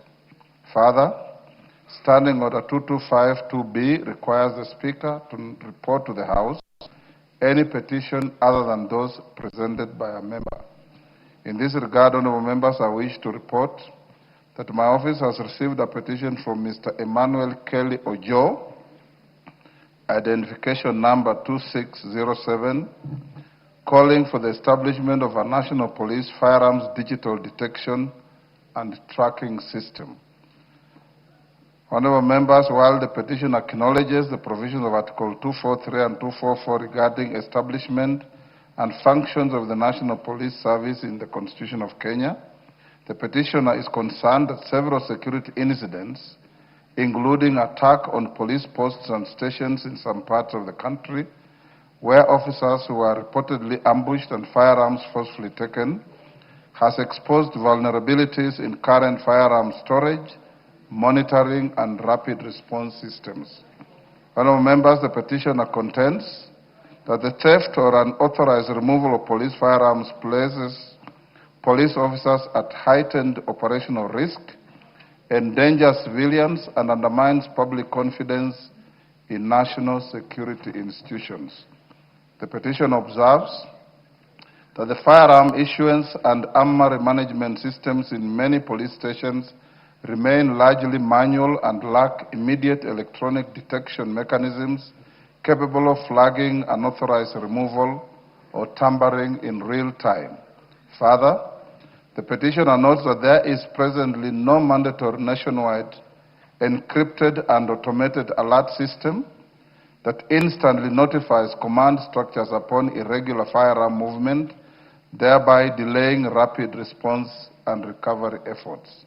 Honourable members, the petitioner therefore prays that the National Assembly intervenes to amend the National Police Service Act, the Firearms Act, and related legislation to establish a secure national digital firearms detection and tracking system within the National Police Service.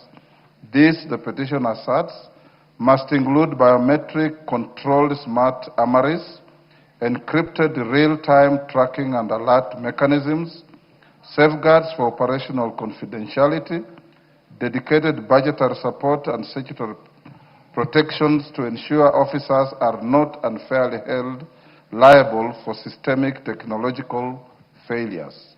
Honourable members, having established that the matters raised in the petition fall within the authority of this House and that they are not pending before any court of law or constitutional body, I hereby commit the petition to the Public Petitions Committee for consideration pursuant to the standing orders of the House. The committee is required to consider the petition and report its findings to the House and the petitioner in accordance with Standing Order 2272. I thank you. Yes, KJ? I thank you, Mr. Speaker, because our standing orders do allow for comments to petitions. And Mr. Speaker, what has been brought forward though it goes to the petition committee, it also does involve the committee led by Honorable Tongoyo, and it also speaks to some issues in the Committee for Communication. That today's technology, Mr. Speaker, allows for effective tracking, and we must thank the petitioner for bringing this to the House. And Mr. Speaker, it is to request your office to allow for some engagement with the Committee on Communication and also some engagement with the Committee for Internal Security led by Honorable Tongoyo, so that we may be able to put our word on this petition.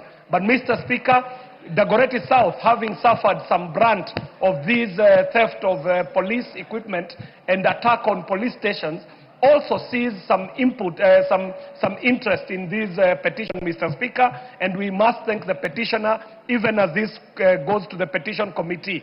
It is a new world, Mr. Speaker. It is requiring for us to make use of available technology, even in public policing and in security. So, Mr. Speaker, we must thank the petitioner for this petition, and I hope that my committee and that committee of Honorable Tongoyo shall be involved in prosecuting this petition. I thank you, Mr. Speaker. Thank you. Yes, Milemba.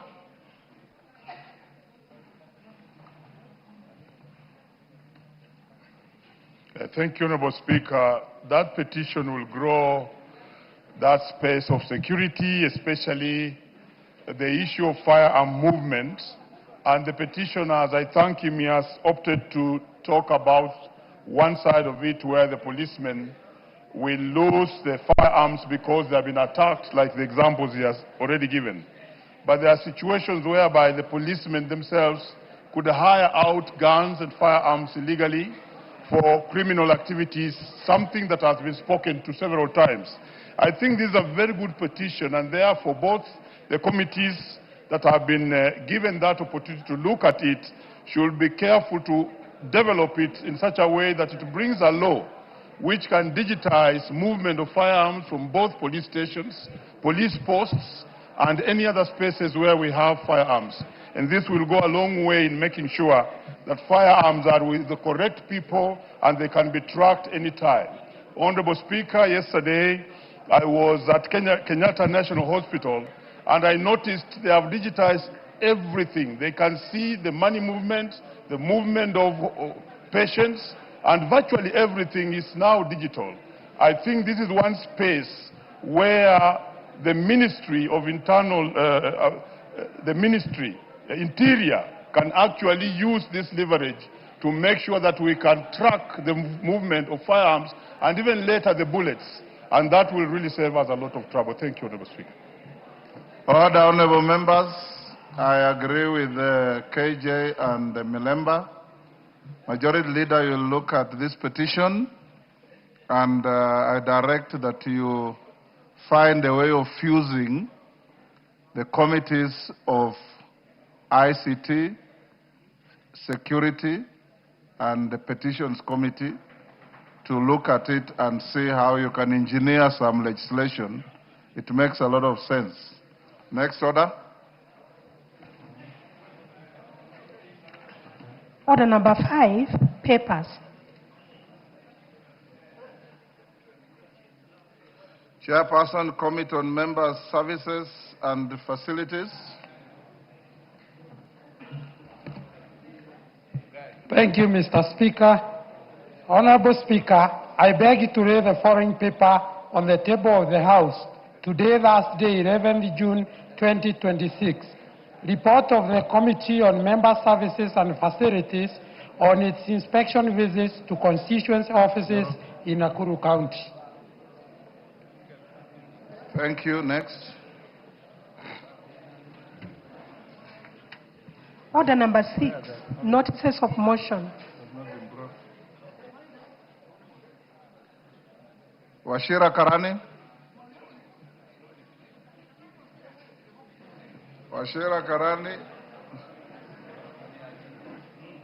Chair, Committee on Member Services. Correct.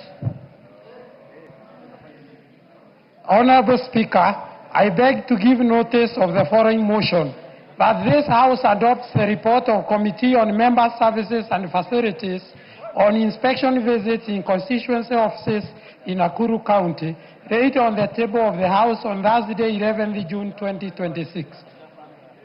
Thank you. Next.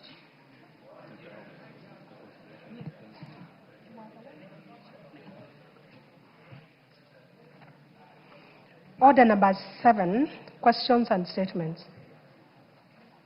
Majority Leader.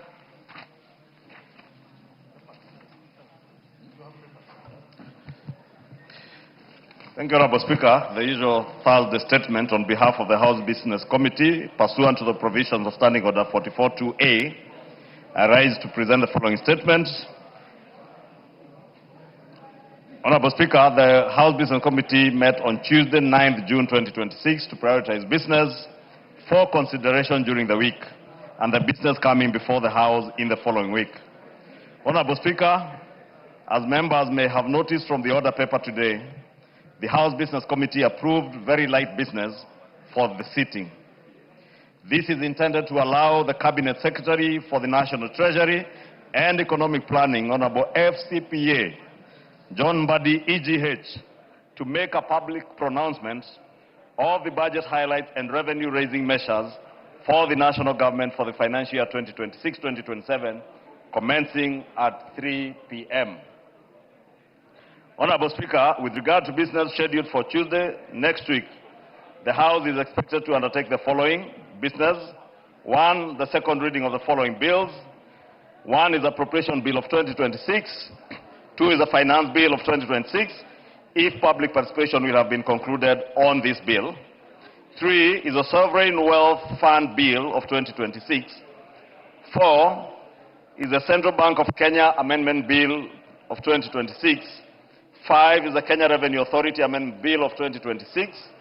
6 is the Plant Protection Bill of 2025. And 7, the Competition Amendment Bill of 2026. And just to remind the Chair Finance and the Chair Agriculture that we are still waiting for them to table the reports of those 2 bills. That's the Plant Protection Bill from the Chair Agriculture and the Competition Amendment Bill from the Chair Finance.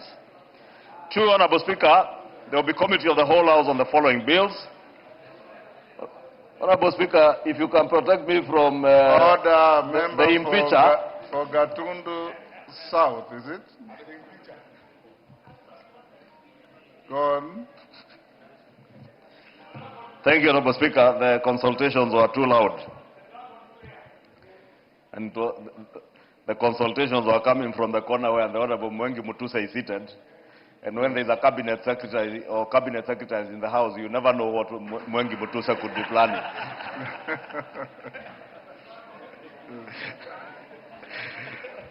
Honorable Speaker, I was on the committee of the whole House on the following bills. 1 is the Appropriation Bill of 2026, and 2, the Fisheries Management and Development Bill of 2023.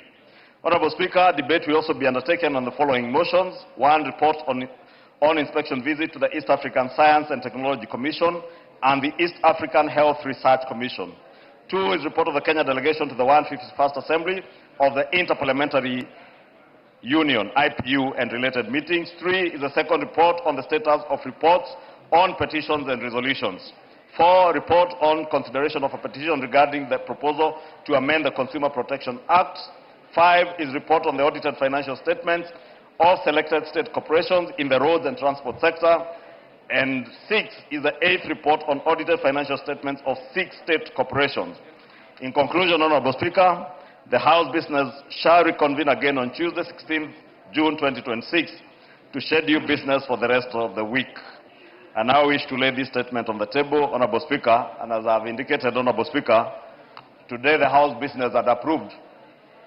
Within the next 10 minutes, the Cabinet Secretary for the National Treasury and Economic Planning, the Honorable FCPA John Mbadi, EGH, to make his pronouncement on the budget highlights and revenue-raising measures for the national government for the next financial year. Honorable Speaker, I'm re-emphasizing that, Honorable Speaker, because I know, Honorable Speaker, you are a senior counsel. And your predecessor, the Honorable J.B. Muturi, was not a senior counsel. But I know also the former Vice President, Kalonzo Musyoka, is said to be a senior counsel. And I saw them yesterday, Honorable Speaker, purport, together with other people out there, that the Cabinet Secretary was coming to read out the budget. You know, Honorable Speaker, I wondered, least of all, I can forgive Honorable Kalonzo Musyoka, because the last time you held public office was under the old constitution. And therefore, he's still living in the past of the old constitution, where cabinet secretaries would come and read budgets to the country. But for the Honorable J.B. Muturi, my friend, who sat in your place as a speaker, under this new constitution, and knows very well that the cabinet secretary does not come here to read any budget. We have in fact concluded with the budget estimates. All that remains is for us to consider the appropriation bill that I've just read here, which we will consider next week. And all the cabinet secretary is coming to do is to come and give his public pronouncement or his statement on budget highlights and revenue-raising measures. Therefore, Honorable Speaker, I would urge the country to forgive these people. In their confusion, they are still living in the past. That is why, Honorable Speaker, we tell them, if you live in the past, you cannot forge or fashion an agenda to move the country forward. As we welcome the Cabinet Secretary, I took liberty, Honorable Speaker, to inform those confused leaders out there to stop living in the past, to come to the present world under the new constitution, where Parliament and indeed the National Assembly is the one with the power of the past. Finally, Honorable Speaker, because I have listened to them, in their desperation, they are all telling the country, let us reject the finance bill. None of them has come out to tell Kenyans what particular clause in the finance bill do you have a problem with. But unlike in 2024, Honorable Speaker, when Kenyans largely did not understand that following public participation, a report will be tabled here by the Chair of the Finance and National Planning Committee, and many of the concerns that Kenyans have raised, they can wait for that report next week, and they will see the Finance and National Planning Committee has taken into account the concerns of the people of Kenya. And we shall amend the finance bill and pass a finance bill that is in the best interest of the people of Kenya and not to serve the political interests of those confused people who don't even know whether we are reading budgets or making public pronouncements. Honorable Speaker, thank you for that. Next, 2 minutes or 1 minute. Mr. Speaker, I wish to add my voice to what the majority leader has said. Mr. Speaker, I know we are in the era of misinformation and disinformation. But Mr. Speaker, when that misinformation is coming from high level, senior members of the society, some of them who have been speakers in this house, Mr. Speaker, then it is worrying. Mr. Speaker, I heard the former speaker say this is the first time a budget is being read when the president is not around. The last president who attended this house when we were reading budget was Mwai Kibaki, Mr. Speaker. Under the old constitution. Looks like these people don't know what's happening in the country, Mr. Speaker. Mr. Speaker, I think they have no agenda to tell Kenyans, so they are scavenging for anything. Even when the president travels is a problem to them, there's a minister in charge of treasury who should come to the house and read the budget, not the president, Mr. Speaker. Mr. Speaker, secondly, who is an expert? Mr. Speaker, secondly, they have spoken about the finance bill. First, they said that the finance bill has a clause that says all freehold titles will be changed to leasehold titles. That lie has been demystified. Now they have nothing else to say. Lastly, Mr. Speaker, I want to remind the House and Kenyans that the person who is coming to read the estimates today is the former chairman of ODM. Can you repeat after me? ODM. Can you repeat after me? ODM. Thank you very much. Order, honorable members. Order. Junet, you are out of order for conducting an illegal choir on the floor of the House. Honorable members, order. Order. Order. Honorable members, for avoidance of doubt, the point made by Honorable Junet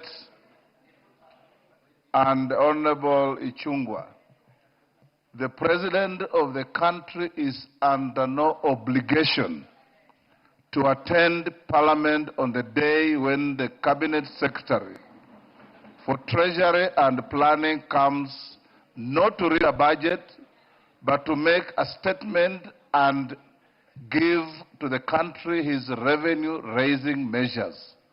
Indeed, if the President chose to come, which he can, he will sit in the Speaker's row. He will not sit where I'm sitting, where he comes to sit to address the House. So there is no such thing as a crisis because the President is out of the country. Budget is a preserve and an activity of National Assembly, exclusively. Exclusively. Next order.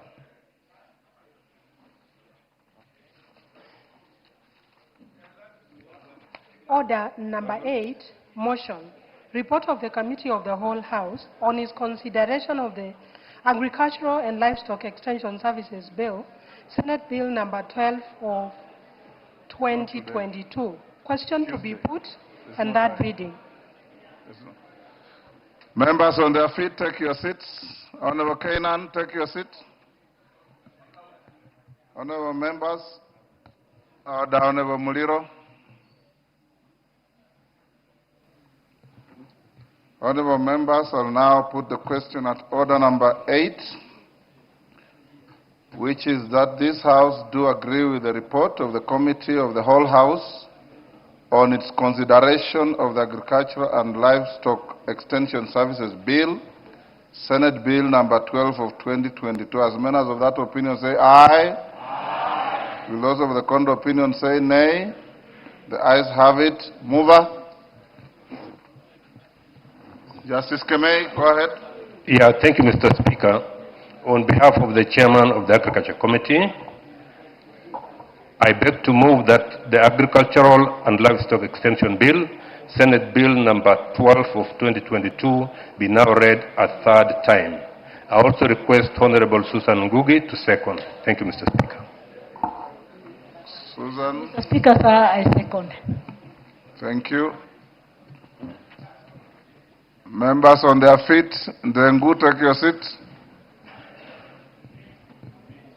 Honorable members, I now propose the question at order number 8, which is that the Agricultural and Livestock Extension Bill, Senate Bill number 12 of 2022, be now read a third time.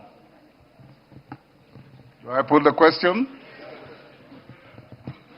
Honorable members, I now put the question at order number 8, which is that the Agricultural and Livestock Extension Bill, Senate Bill number 12 of 2022, be now read a third time. As members of that opinion say aye. Aye. Will those of the contrary opinion say nay? The ayes have it. A bill for an act of Parliament to provide for agricultural and livestock extension services, establish the Agricultural and Extension Service, and for connected purposes.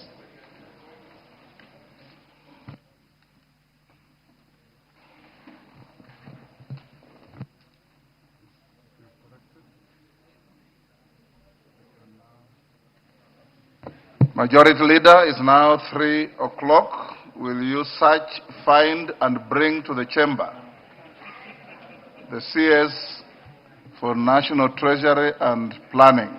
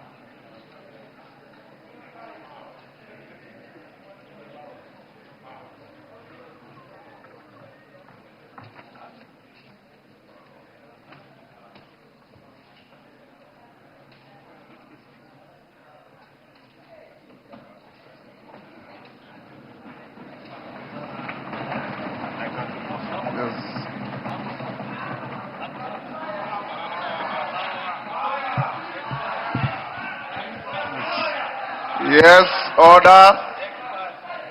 Majority Leader. Honorable Speaker, as you directed, I did not have to search for the minister. He was well within the principles of Parliament and on time. Honorable Speaker, it is now my pleasure and honor to present to the House and to the country, and to yourself, Honorable Speaker, the Minister for the National Treasury and Planning, FCPA, John Mbadi, expert. Hold on, Minister. Take your seat. Honorable members,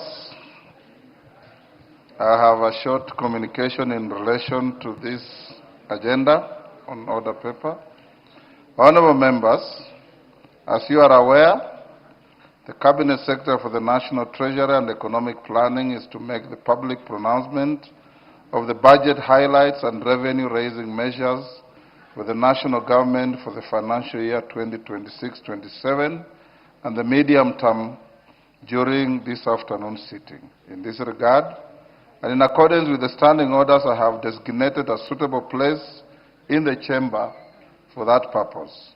Honorable members, it is in the tradition of this House to recognize invited guests seated in the galleries of our hallowed chamber.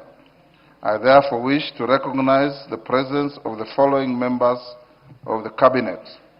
Honorable Kipchumba Murkomen, EGH, Cabinet Secretary for Interior and National Administration. Honorable Geoffrey Ruku, Cabinet Secretary for Public Service,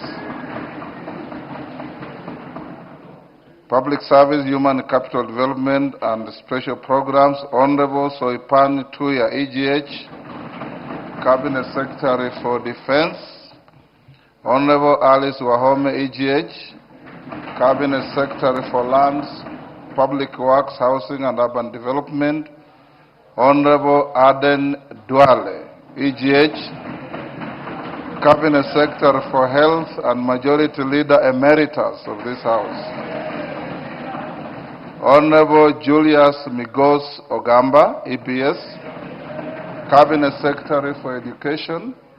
Honorable Mutai Kagwe, EGH, Cabinet Secretary for Agriculture, Livestock Development, a former colleague of mine in the Senate and my yearmate at the University of Nairobi.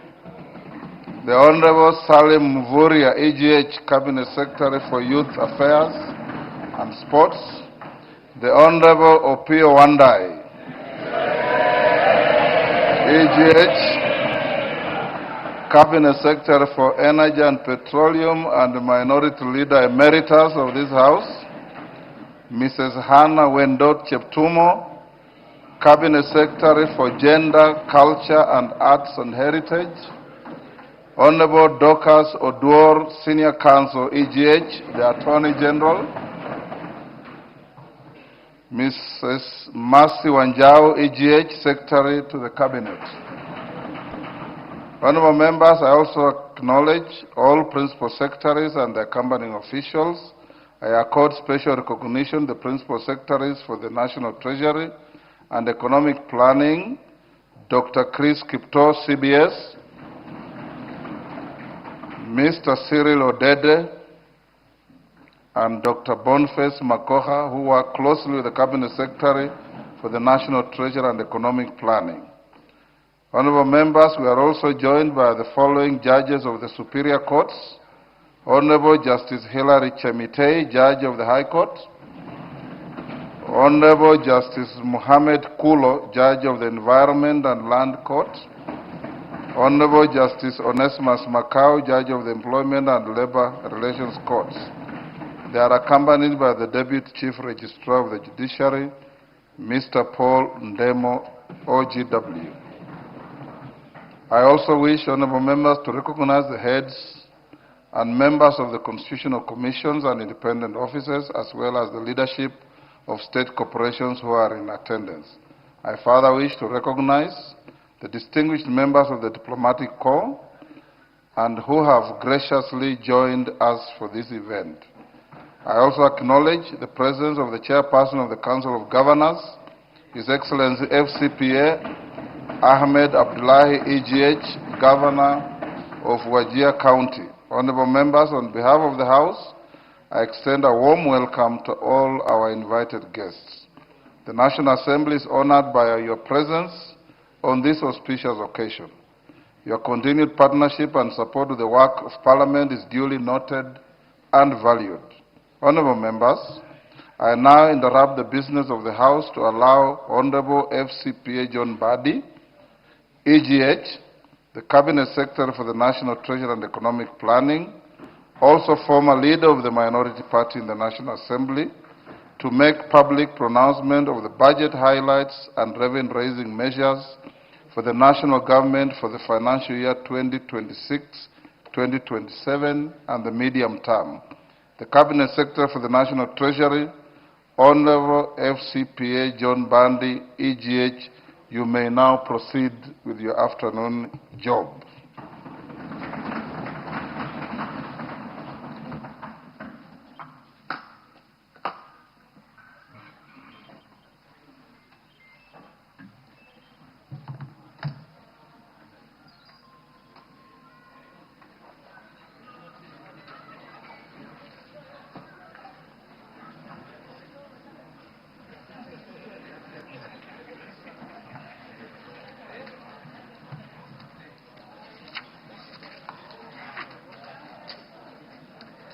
Thank you very much, Mr. Speaker and honorable members of the 13th Parliament of the Republic of Kenya. Mr. Speaker, it is my honor and privilege to present to this august House and to the people of Kenya the budget statement for the financial year 2026-2027. I make this statement in fulfillment of the requirements of Section 40 of the Public Finance Management Act, Cap 412A, and Standing Order number 241 of the National Assembly. Mr. Speaker and honorable members, this is the first budget since the passing of the late Right Honorable His Excellency Raila Amolo Odinga, who is fondly remembered as a patriot and national hero, and who steadfastly championed economic justice, democracy, and equal opportunity for all Kenyans. His legacy continues to inspire and guide us as we transform Kenya into a newly industrialized and middle-income economy. In honor of his immense contribution to our country, I would politely request and invite members of this esteemed House to observe a moment of silence, which will take 1 minute. Members be upstanding, guests in the galleries be upstanding.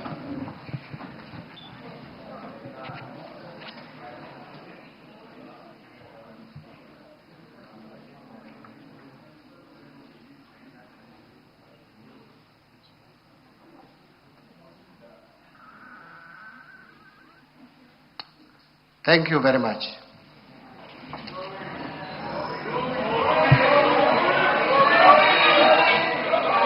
Mr. Speaker, the Right Honorable Raila Amolo Odinga was a key partner to His Excellency the President, Dr. William Samoei Ruto, in the broad-based arrangement. Mr. Speaker, this budget captures the ideals of the two great leaders, especially on the aspiration to transform our economy from its current status to a more developed nation status, a path to Canaan through Singapore. The extensive public participation throughout the budget process presents a solid basis and foundation for what is clearly the people's budget. Mr. Speaker, public participation is a constitutional imperative. In compliance with this requirement, I personally led extensive public engagements with Kenyans from across the country in the last 1 year. This was meant to get their views and inputs to the budget that I am presenting today. For example, I met youth and business community, particularly boda-boda operators, Juakali artisans, leadership of the Mitumba sector, and scrap metal dealers. I also engaged extensively with members of the Fourth Estate, and in the process, launched their Financial Journalists Association. Additionally, I traveled to various regions and conducted numerous regional dialogues. These include Kilifi in December 2025 for the Coastal Region Dialogue, Migori in Nyanza, Kakamega in Western, and Eldoret and Nakuru in Rift Valley regions in the month of January 2026. Mr. Speaker, in February 2026, I traveled to Kiambu and Meru counties, while in May 2026, I met the youth and the business community from Kajiado and Nairobi regions. The month of May and June 2026 have been very intense in terms of engagement. Mr. Speaker, besides these regional dialogues, I joined Bunge la Mwananchi community at Jivanji Gardens, Nairobi, and Gumzo la Uchumi Mashinani in Busia County for conversation with faith-based organizations in May 2026. I have also on numerous occasions appeared in a number of television stations expounding on what we are doing and what we intend to do as a government. Further, in the same month of May 2026, I returned to my alma mater, the University of Nairobi, where I had a dialogue with comrades at the Chandaria Auditorium. Mr. Speaker, in my engagements with Mwananchi, I walked into a couple of shops to directly engage with the mobile phone dealers on the proposed tax changes, that is excise duty on mobile phones.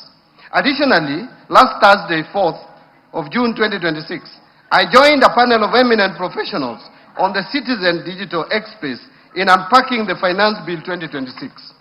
The eminent professionals included FCPA Professor Elizabeth Kalunda, the chairperson of Institute of Certified Public Accountants of Kenya, Mr. Fred Kimodo, Deloitte Tax Policy Lead, Mr. Raymond Mulenje, the Chief Executive Officer, Kenya Bankers Association, Mr. Tobias Alando, who is the Chief Executive Officer of Kenya Association of Manufacturers, and Mr. Kwame Owino, the Chief Executive Officer, Institute of Economic Affairs. A total of 15,847 Kenyans tuned in, while live listeners topped 14,249. Mr. Speaker, the message from Kenyans across the country, from our rural villages to our bustling towns and cities, the ordinary Mwananchi is clear and consistent in their messaging. They have genuine expectations from the government. Kenyans want an economy that works for them, an economy where the cost of living is manageable, where opportunities for employment and businesses are expanding, and where the benefits of economic growth are shared widely across society. Mr. Speaker, Wananchi want to see a government that listens to their concerns and responds with policies that promote opportunity, fairness, and prosperity. They want to see a government that protects their livelihoods, a government that supports farmers and small businesses, empowers the youth and women, and ensures that public resources are used prudently and transparently. Above all, the people of Kenya want assurance that their hard-earned taxes will translate into tangible improvements in their daily lives. Mr. Speaker, the main feedback from all these engagements was that the government should reduce the overall cost of living by lowering the tax burden on essential commodities, tame wastage of public resources, and decisively deal with corruption. Mr. Speaker, among the concerns and anxieties raised by Kenyans is the fear of potential outbreaks of infectious diseases, including Ebola, given the reported cases in some countries within the region. And so, Mr. Speaker, I wish to underscore that while Kenya is currently free of any confirmed Ebola virus disease, the government has activated the National Ebola Incident Management System to coordinate surveillance and response. Already, enhanced screening is taking place at all the points of entry, especially the airports and border points. The government has, in the meantime, trained over 1,000 health workers and put together a reserve team of 241 experts in epidemiology, laboratory services, and emergency response who remain on standby for rapid deployment.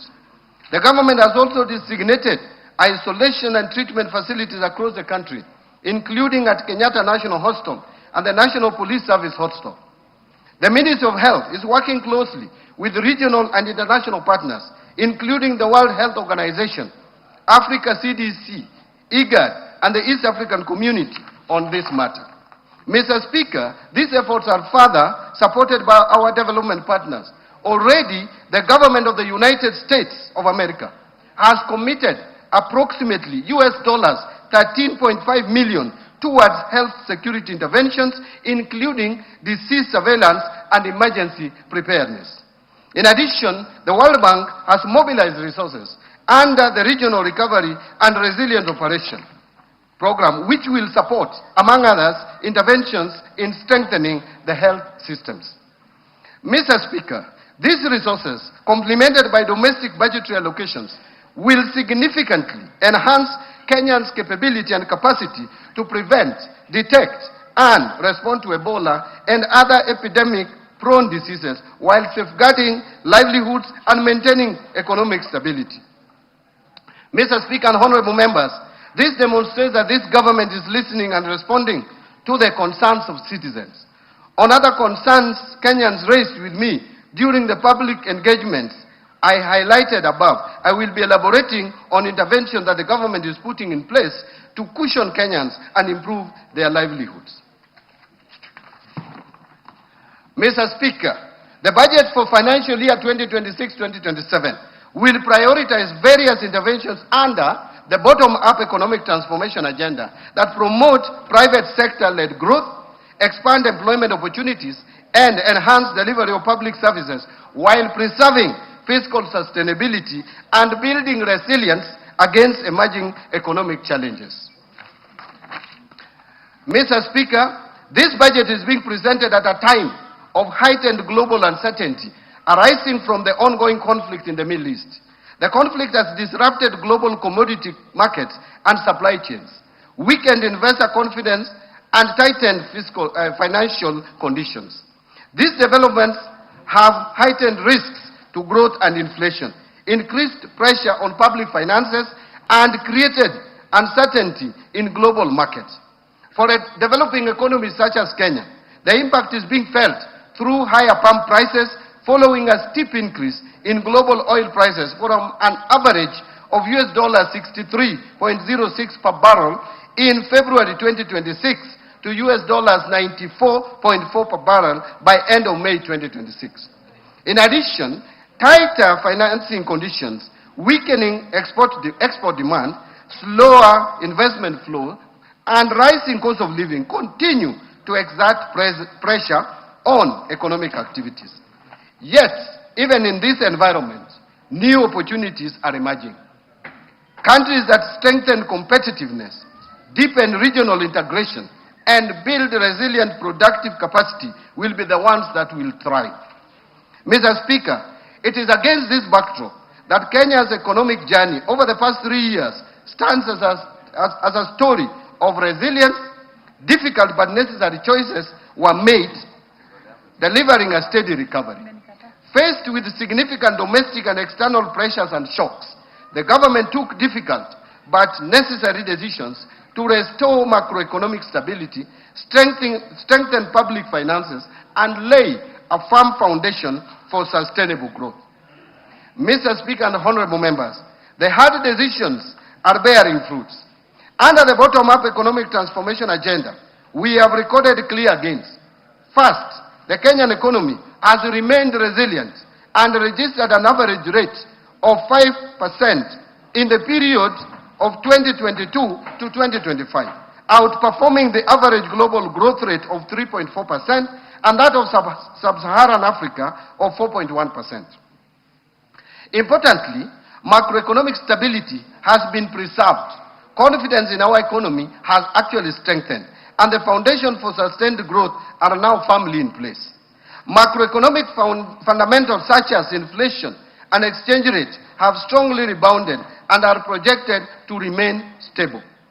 Interest rates have declined, supporting growth in private sector credit from the banking industry. We have also accumulated the highest levels of official foreign exchange reserves of $13.2 billion, which is equivalent to 5.6 months of import cover by May 2026, providing adequate cover and a buffer against short-term domestic and external shocks. Mr. Speaker, let me mention some of the key achievements. Since the rollout of BETTER, or bottom-up economic transformation agenda, the agriculture sector has registered key gains that include the following: reduced fertilizer costs through government subsidy programs, increased marketed agricultural production, expanded food security interventions, and strengthened farmer support services targeting both smallholder and commercial farmers.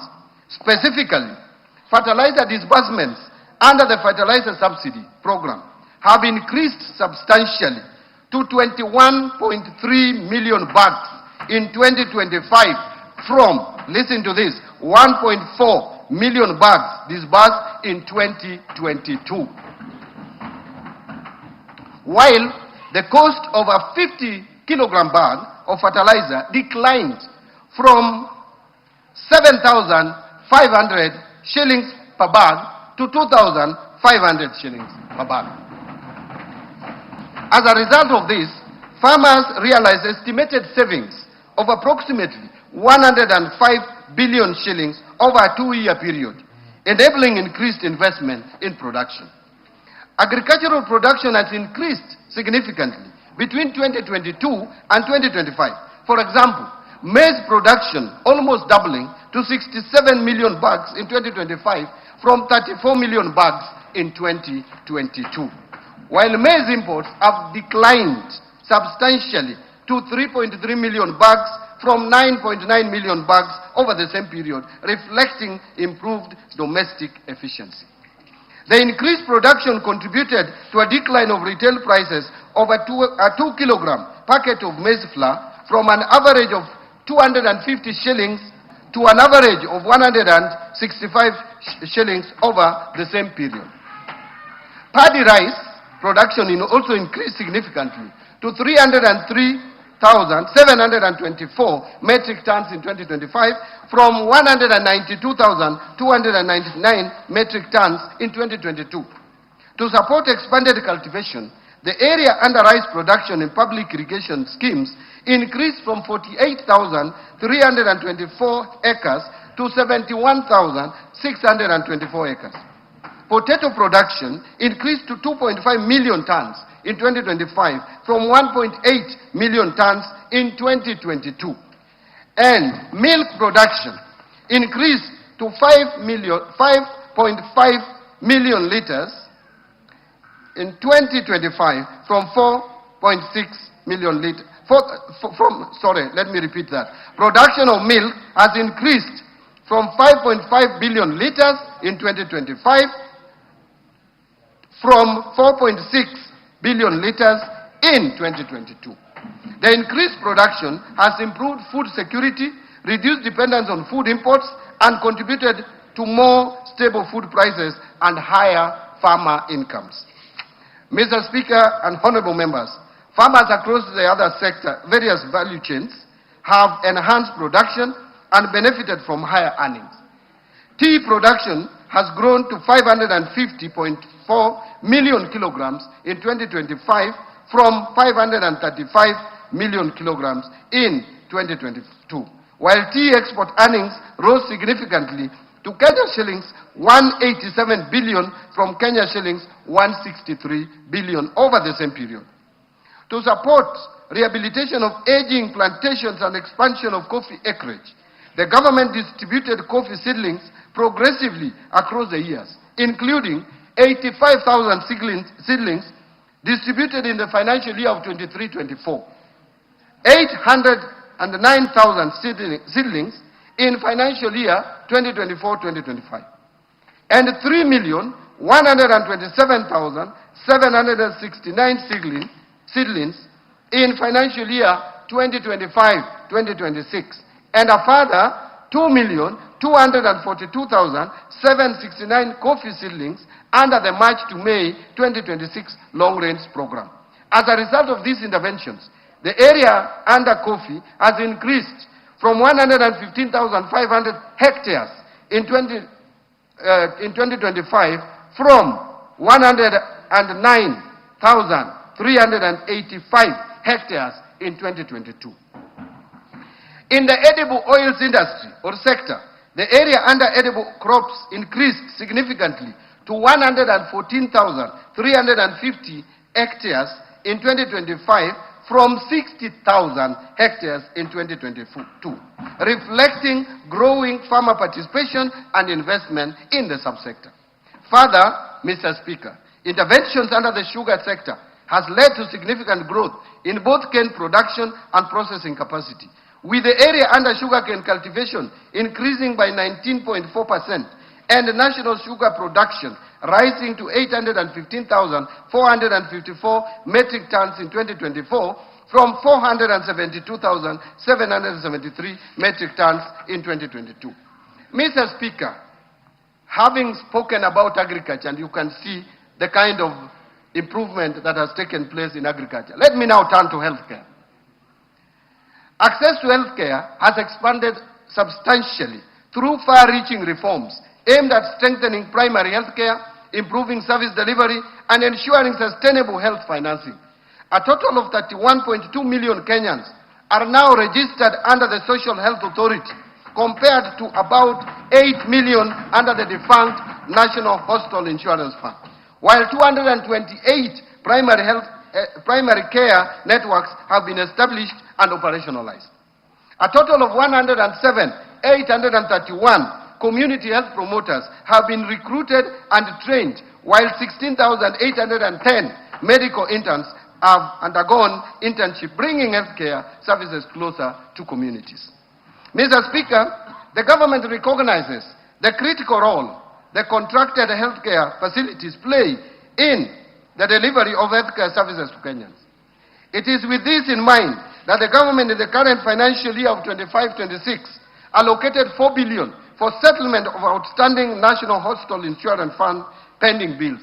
And going forward, we will settle the balance of the bills that are owed under the defunct National Hospital Insurance Fund and which span over the years.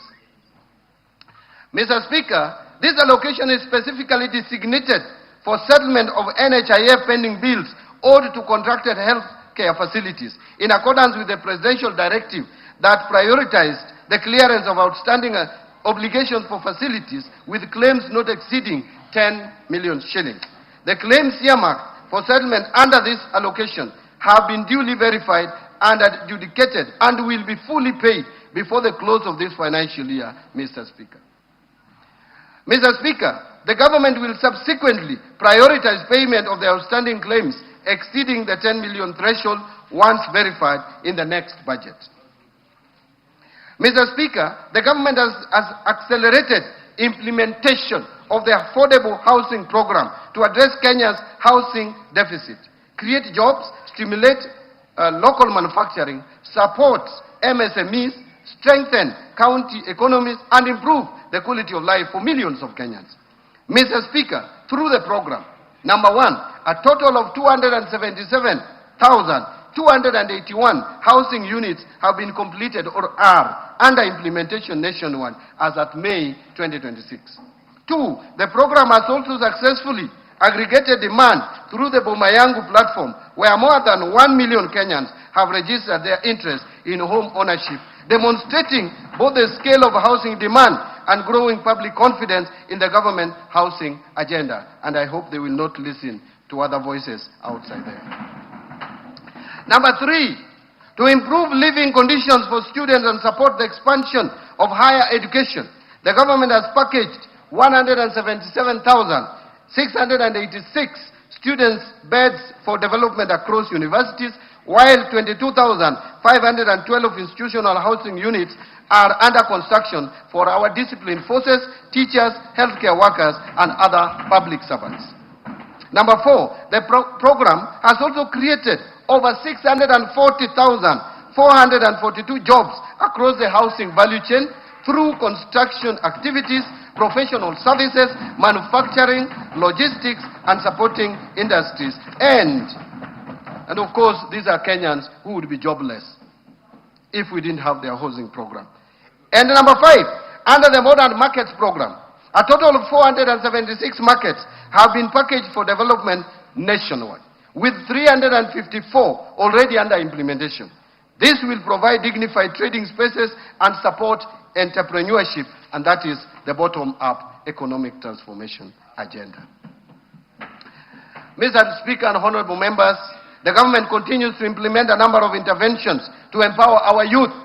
And in particular, the government has, one, constructed 4 youth empowerment centers in Mwea, Chepalungu, Dagoretti North, and Mandera South constituencies. In addition, 25 youth empowerment centers have been equipped, bringing the total to 156 youth empowerment centers across the country. Number two, the government has also enhanced skills development and wealth creation through provision of loans to 93,559 youth entrepreneurs through the Youth Enterprise Development Fund. Additionally, 91,253 youth have benefited through startup grants under the National Youth Opportunity Towards Advancement (NYOTA) program. The NYOTA program has also supported 51,604 youth through on-job experience in 26 counties across the country. And number three, government has also implemented Vijana Vuka na Afya project in Nairobi, Kisumu, and Mombasa, where 72,623 youths have benefited from subsidized sexual reproductive health services. Mr. Speaker, in support of the creative economy, the government has established 3 film hubs in Dedan Kimathi University in Nyeri, and also in Bomet and in Migori counties, and fully equipped them with film production equipment. Additionally, a cinema theater has been established at Dedan Kimathi University of Technology with a capacity of 150 audiences. Further, to reach more youth, particularly in rural areas, a cinema Mashinani program has been rolled out.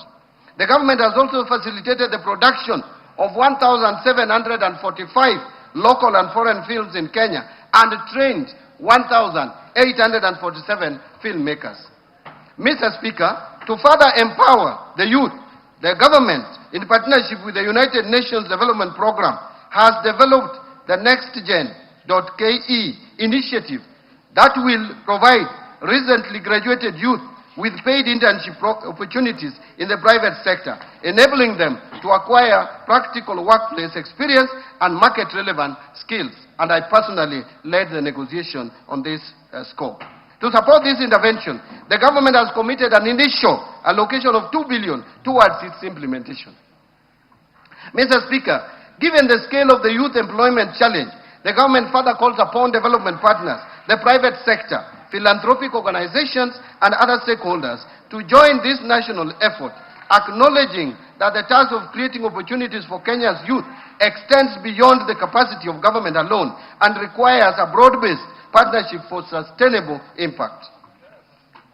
Honorable members and Mr. Speaker and honorable members, to support MSMEs, the government has moved deliberately to put affordable credit, market and shared infrastructure directly into the hands of the enterprises and the young people at the base of the economy.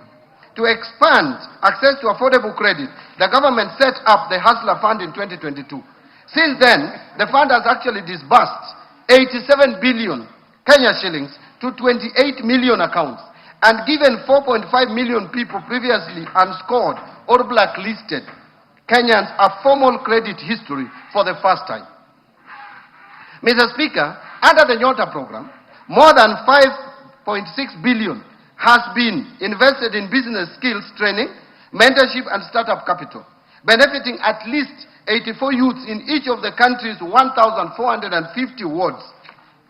And to promote value addition, the government has equipped 214 industrial development centers in our constituencies and opened regional markets to more than 1,100 of our enterprises, creating over 23,000 direct and indirect jobs. This is the bottom-up transformation at work, and in the coming year, we will scale it further. Mr. Speaker, the sustained investment by the government since 2022 has improved infrastructure development, thereby enhancing connectivity, boosting manufacturing, facilitating trade, and enhancing access to markets and essential services. Key achievements in this sector include the following. 1. Expansion of road network across the country, with over 2,669 kilometers of roads constructed and more than 132,000 kilometers maintained. Number 2, increase country's installed electricity generation capacity to 3,272 megawatts as at April 2026, with additional capacity expected from the 35 megawatts Globek power plant. To improve energy security and reliability, the government has modernized substations, strengthen the national grid, reduce system losses, and enhance regional power interconnections. As a result, 73.45 kilometers of transmission lines and associated substations were constructed, while 200 kilometers of transmission lines were energized, including the Lesos, Kabarnet, Kitui Wote, and Sondu Homa Bay lines. In addition, 330 kilometers of distribution lines and 7 associated substations were also completed. Mr. Speaker, during the same period, access to electricity expanded significantly, with the number of customers connected rising from 8.9 million to over 10.2 million Kenyans. And number 3, industrialization is currently gaining momentum, with 10 county aggregation and industrial parks constructed over the last 3 years to support value addition and create employment opportunities across the counties. Mr. Speaker, we have also invested heavily in critical social sectors and supported the vulnerable in the society. And as a result, a social protection program have been strengthened with 1.2 million vulnerable Kenyans currently supported under the Inua Jamii program, helping to improve household resilience and protect the most vulnerable members of our society. And access to education and skills development has expanded through the implementation of far-reaching reforms across the education sector, including successful implementation of the competency-based curriculum. Number 2, rollout of the student-centered funding model, through which nearly 500,000 university and TVET students have benefited from scholarships and loans based on need and merit. Number 3, recruitment of 100,000 teachers to strengthen teaching capacity and improve learner outcomes, a record in the history of any government in this country. Number 4, timely and consistent release, and I want to repeat, timely and consistent release of capitation funds to support learning in basic institutions. Number 5, construction of over 23,000 classrooms and commencement of 1,600 laboratories in partnership with the National Government Constituency Development Fund, which continues to do a good job and deliver services to this country. Revitalization of technical and vocational education and training, with enrollment increasing from 562,499 trainees in 2022 to currently 825,484 trainees in 2025. Mr. Speaker, access to clean and safe water has improved, with an additional 6 million Kenyans gaining access to water services through investment in key projects, thus enhancing public health and supporting economic activity. This comes as no surprise, considering that Kenya is a leader in designing innovative, paradigm-shifting, locally led climate action. Take the FLOCA program, for example. It has broken the barrier in financing locally prioritized and locally led resilience investments in 1,380 wards across 45 counties, benefiting more than 2.5 million beneficiaries. Mr. Speaker, key among the FLOCA gold standard investments are the 58-kilometer rehabilitation of the Colonial Yatta Canal in Machakos County, a reverse osmosis water treatment facility in Makueni, and the Kolanya water project in Busia County. As a matter of fact, Kenya is the leading beneficiary of the Green Climate Fund, with a total of 37 projects approved and with a portfolio of more than $1 billion, a remarkable achievement that led Kenya's identification as the host of Green Climate Finance Africa Region Office. Mr. Speaker, the government has made strides in the blue economy. Gains made under it includes fish landing sites. 5 coastal counties have modern landing sites under development. Mwape in Kwale, Kenya shillings 255 million. Kidongo in Mombasa, 175 million shillings. Kilifi Central, 275 million. Kipini in Tana River, 151 million. Mokowe in Lamu, 239 million. Each of the sites includes ice and cold storage facilities, boat docking areas, processing points, ablution blocks, market stalls, and waste management system, supporting fish preservation, trade, and employment. These projects are scheduled for completion by June 2026. Also included in these gains is the lake sites. There are 4 fish landing sites, 9 sites along Lake Victoria, including Asat, Ogal, Bumbe, Wichlum, Assembly, Wakula, Mainuga, Nyandiwa, and Gorkachola at 1.49 billion by end of June 2026. Along Lake Turkana is also the Kalokol fish landing site, 182 million. Contractor on site includes docking facilities, cold storage and ice plants, fish processing areas, and market support infrastructure. There is also Lower Engak Fish Market, 185 million. Contractor on site features cold storage, hygienic market stalls, and processing facilities to support fishers and traders. This is the inclusion that we need in this country. Mr. Speaker, the arid and semi-arid lands in the northern Kenya region has historically been marginalized. And to drive inclusion and transform the region, the government is implementing various interventions targeting infrastructure development and social inclusion programs. These include construction of a 750-kilometer northern Kenya gateway corridor that connects 3 expansive counties of Isiolo, Wajir, and Mandera to boost regional connectivity and trade. Under this, there are various ongoing roads that government is implementing with the support of development partners. Mr. Speaker, the government is also implementing various water interventions in the region through drilling and equipping of boreholes, construction of dams and water pans, and expansion of bulk water supply systems. Further, key interventions in the education sector include recruitment of 5,000 teachers in the hard-to-reach areas, integration of alternative learning systems like Duksi or Islamic religious schools and madrasa into formal education framework, construction of low-cost boarding facilities and dormitories in this region, provision of scholarships to protect vulnerable students from dropping out, and implementation of TVETs to equip pastoralist youth with hands-on skills. Finally, Mr. Speaker, devolution has been strengthened through the consistent and timely disbursement of resources to county governments, ensuring continuity in service delivery and implementation of county development programs. Since 2022, funding to county governments has steadily increased, with equitable share to counties increasing from 370 billion shillings in financial year 2022-23 budget to 428 billion Kenya shillings in the financial year 2026-27 budget. Total county allocations that include shareable revenue and additional allocations from the national government allocations, as well as donor proceeds, has therefore increased from 392 billion to 502 billion over the same period. This reflects government's unwavering commitment to safeguarding and strengthening devolution as a key pillar of inclusive national development. Mr. Speaker, while we take pride in these achievements, we cannot afford complacency.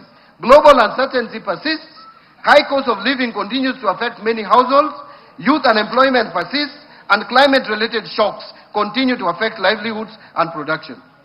Mr. Speaker, our task is therefore clear: to solve the many problems facing Kenyans by sustaining targeted interventions and better in order to accelerate job creation for our youth, grow investment and trade, and deepen economic resilience. Accordingly, Mr. Speaker, we chose the theme of the financial year 2026-27 budget as sustaining the bottom-up economic transformation agenda for resilient and inclusive growth amid global uncertainty. This theme aligns with the current challenges and priorities of the government. And Mr. Speaker, as we move forward in implementing the government's transformation agenda, we remain mindful of all the concerns raised by Kenyans on the prevailing fiscal environment and the need for continued prudence in the management of public resources. The current fiscal position that is characterized by narrowing fiscal space calls for careful prioritization and disciplined execution of government programs. Mr. Speaker, let me speak plainly about the fiscal reality we face. Kenya's infrastructure financing deficit stands at approximately $5 billion every year. That's about 650 billion Kenya shillings. Our development budget, while growing, cannot close that gap alone. The era of financing every road, every power line, and every dam through government borrowing and taxation is over. Not because we lack ambitions, but because we have learned from the consequences of that model.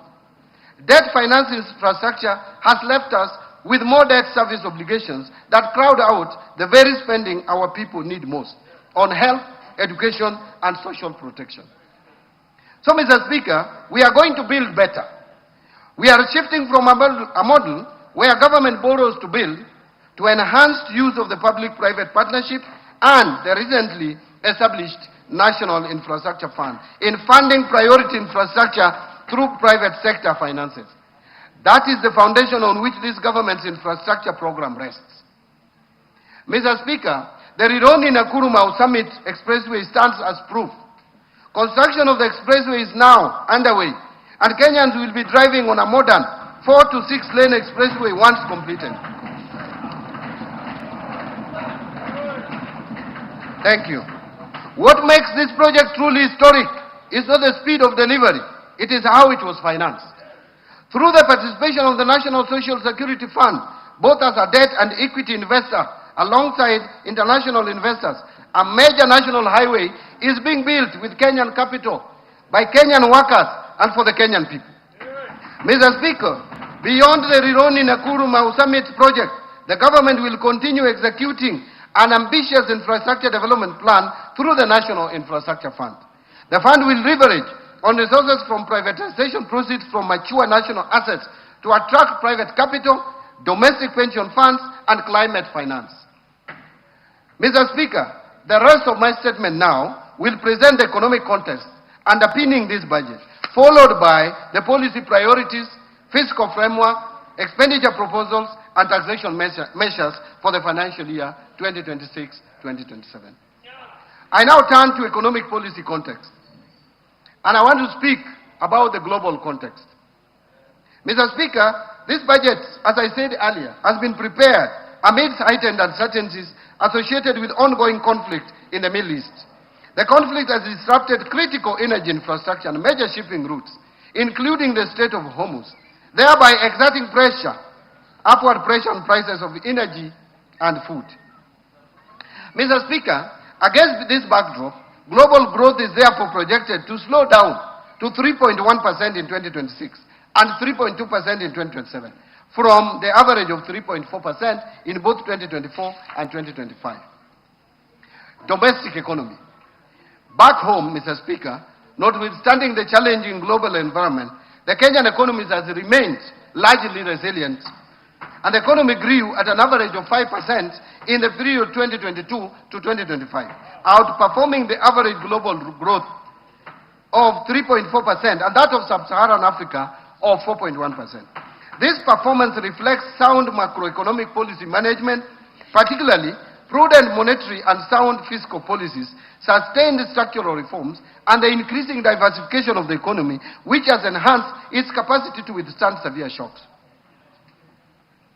Mr. Speaker, in 2025, the economy grew by 4.6% compared to a growth rate of 4.7% in 2024. This growth was supported by positive growth in all the sectors. All the sectors of the economy at least registered positive growth. The outlook for 2026 has been revised downwards, however, to 5% from the earlier projection of 5.3%, reflecting the adverse impact of the ongoing conflict in the Middle East to domestic economic activities. The economy is projected to maintain the momentum in 2027 with a projected growth rate of 5.2%. So, Mr. Speaker, macroeconomic indicators remain broadly stable through the emerging external pressures, though the emerging external pressures continue to impact domestic prices. And in particular, overall inflation increased to 6.7% in May 2026 from 5.6% in April and from 3.8% in May 2025 due to higher energy prices arising from the elevated global oil prices, but remained within the target range of plus or minus 2.5% over and above 5%. Inflation is expected to remain within the target range in the near term, assuming a de-escalation of the conflict in the Middle East, and supported by appropriate monetary policy actions and government interventions. Expected stability in food prices due to favorable weather conditions and the stability in the exchange rate. Mr. Speaker, in April 2026, the government has deployed targeted stabilization measures to cushion consumers from the full impact of rising global fuel prices. These interventions include use of resources in the Petroleum Development Levy Fund to subsidize the fuel pump prices. And in addition, the government lowered the VAT rate on petroleum products for 3 months from 16% to 8%. Mr. Speaker, monetary conditions have eased considerably. This follows reduction in the central bank rate from 11.25% in December 2024 to the current rate of 8.7%. And I'm happy the CBK maintained the same rate for the time being. As a result, interest rates have declined over the same period. The 91-day Treasury bill rate declined about 8.3% in May 2026 from 10.3% in December 2024. Similarly, average commercial banks lending rates declined to 14.5% in May 2026 from 16.9% in May 2025 and 17.2% in November 2024. Reflecting the decline in the lending rates, credit to the private sector expanded by 9.3% in the year to May 2026 from 2% in the year to May 2025 and a contraction of 1.4% in December 2024. The external sector remains resilient despite emerging risks. The current account deficit is projected at 3% of GDP in 2026 compared to 2.1% of GDP in 2025, reflecting the higher international oil prices, lower receipts from services, slower growth in remittance inflows, and reduced exports. This is due to the adverse impact of the ongoing conflict in the Middle East. At the same time, official foreign exchange reserves remains adequate, as I mentioned, at USD 13 billion in May 2026, equivalent to 5.6 months of import cover, and continues to provide adequate cover and a buffer against short-term domestic and external shocks. The exchange rate has also remained broadly stable, averaging 129.4 shillings per US dollar in May 2026. And activities in Nairobi Securities Exchange have improved over the past 1 year. The Nairobi Securities Exchange 20-share index rose by 59.9% to 3,491 points in May 2026, up from 2,183 points in May 2025, while market capitalization expanded by 61.6% to 3,412 billion from Kenya shillings 2.11 billion over the same period, trillion over the same period. However, between February and May 2026, the Nairobi Securities Exchange 20-share index declined by 5.5% as investors became cautious of the rising global uncertainty associated with the conflict in the Middle East. Mr. Speaker, the fiscal policy stance for financial year 2026-27 and the medium term is anchored on a fiscal consolidation strategy that advances the priorities of the bottom-up economic transformation agenda while safeguarding debt sustainability and provision of essential public services. The strategy will be supported by continuous domestic revenue mobilization and expenditure rationalization through targeted tax and expenditure reforms. As a result, the fiscal deficit, including grants, is projected to decline gradually from 5.5% of GDP in the financial year 26-27 to 3.3% of GDP in financial year 28-29. Risks remain though. Domestically, climate-related shocks could disrupt agricultural production and infrastructure, while externally, geopolitical tensions, commodity price volatility, weaker global growth, and tighter financial conditions continue to adversely affect inflation, exports, and capital flows. The government will continue to monitor evolution of these risks closely and deploy timely policy intervention to safeguard stability, strengthen resilience, and sustain inclusive economic growth. Mr. Speaker, I will now turn to the policy priorities and strategic interventions that will underpin the budget for financial year 2026-2027. Policy priorities and structural reforms. It will be anchored on bottom-up economic transformation agenda. Mr. Speaker, the economic context I have outlined is a clear reminder that we are operating in a period that demands resolve, discipline, and decisive actions. The convergence of global shocks and domestic pressures calls not only for incremental adjustments, but for bold and well-coordinated policy responses. In this regard, the government has taken and will continue to take firm and where necessary, decisive actions to consolidate recent gains, safeguard macroeconomic stability, protect livelihoods, and strengthen economic transformation. Mr. Speaker, our focus is not only on navigating the immediate challenges, but also on accelerating structural transformation, creating jobs at scale, and ensuring that the benefits of growth are broadly shared among all Kenyans.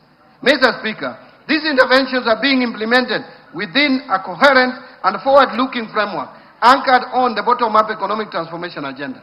Better remains the government's principal vehicle for translating policy into tangible outcome, and at the household level by aligning investments, reforms, and institutions around the goal of inclusive growth and shared prosperity. Through the bottom-up economic transformation agenda, 5 core priority pillars, the government is scaling targeted interventions that address binding constraints to productivity, expand economic opportunities, and strengthen resilience across sectors. These priority pillars are deliberately structured to reinforce one another, ensuring that progress in one area catalyzes gains across the broader economy. Mr. Speaker, the government also continues to implement complementary cross-cutting policy interventions to sustain economic resilience, accelerate inclusive growth, and improve business environment. This will create a seamless transition to the next frontier of economic transformation. These interventions include the following. 1. Strengthening fiscal and monetary policy coordination to safeguard economic stability and reinforce investor confidence. 2. Enhancing fiscal sustainability by expanding domestic revenue mobilization and improving efficiency of public expenditure. 3. Modernization of strategic infrastructure in transport and logistics, energy, and water sector to improve productivity, connect markets, lower the cost of doing business, and enhance competitiveness. 4. Supporting industrial development, trade, tourism, blue economy, MSMEs, and innovation to accelerate job creation, broaden economic opportunities, and transform Kenya's economy to a net exporter of goods and services. 5. Strengthening environmental conservation and climate change, mitigation and adaptation measures to promote sustainable development and resilience. And 6. Supporting human capital development through continued investment in quality education, universal health care, and well-targeted social protection interventions. 7. Advancing youth empowerment through targeted investment in skills development, entrepreneurship, digital opportunities, and access to affordable financing.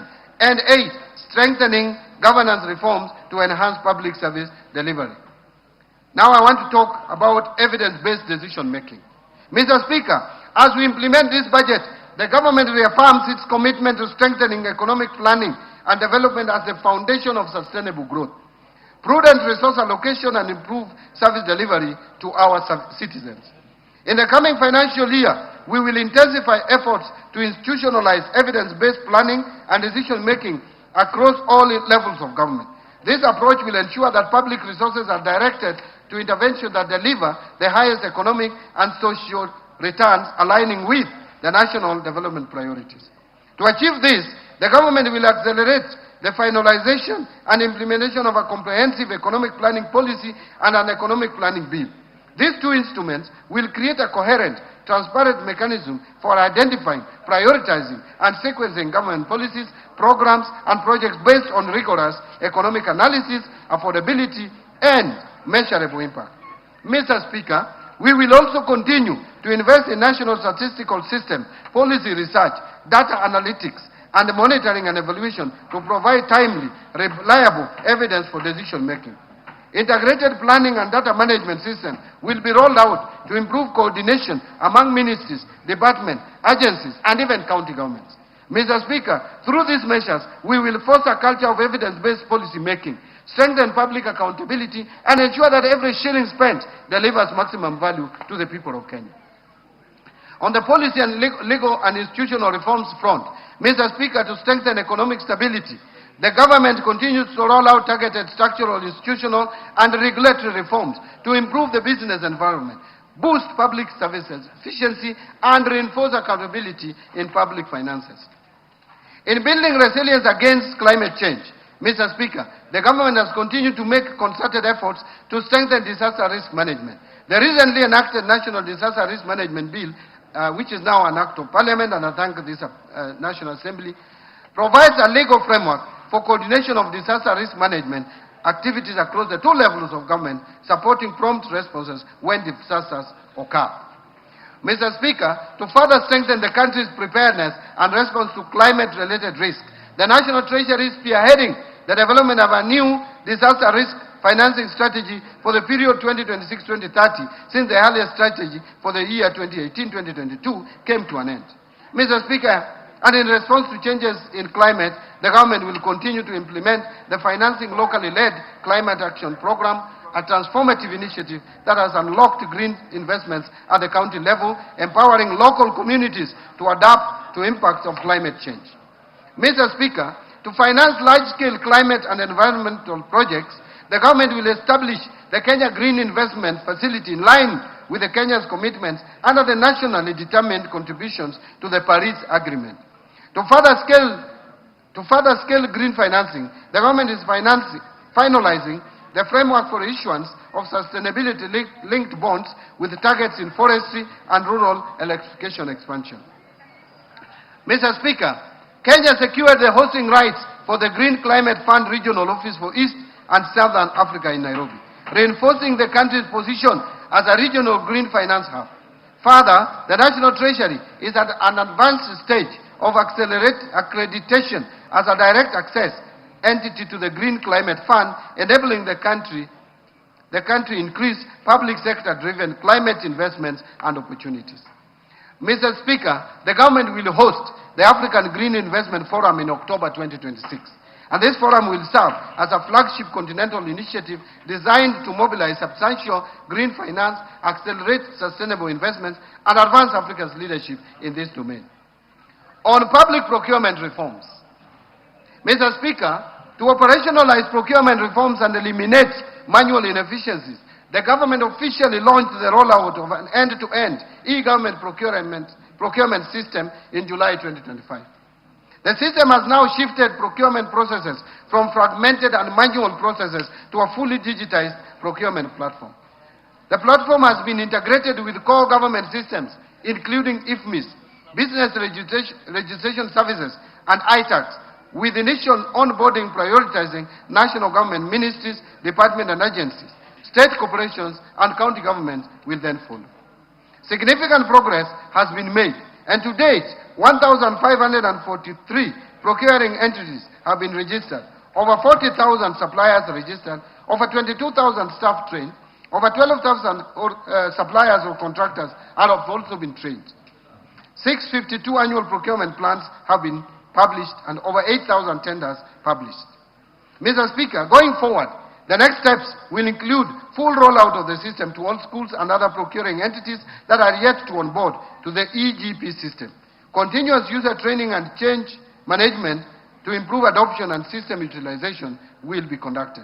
Further, Mr. Speaker, beginning July 1st, 2026, there will be no exemption.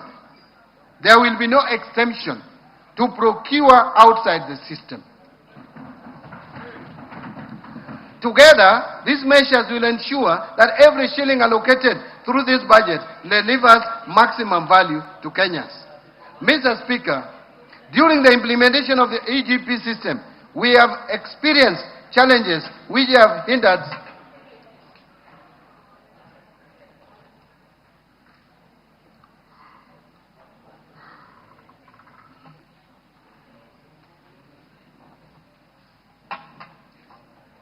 Thank you.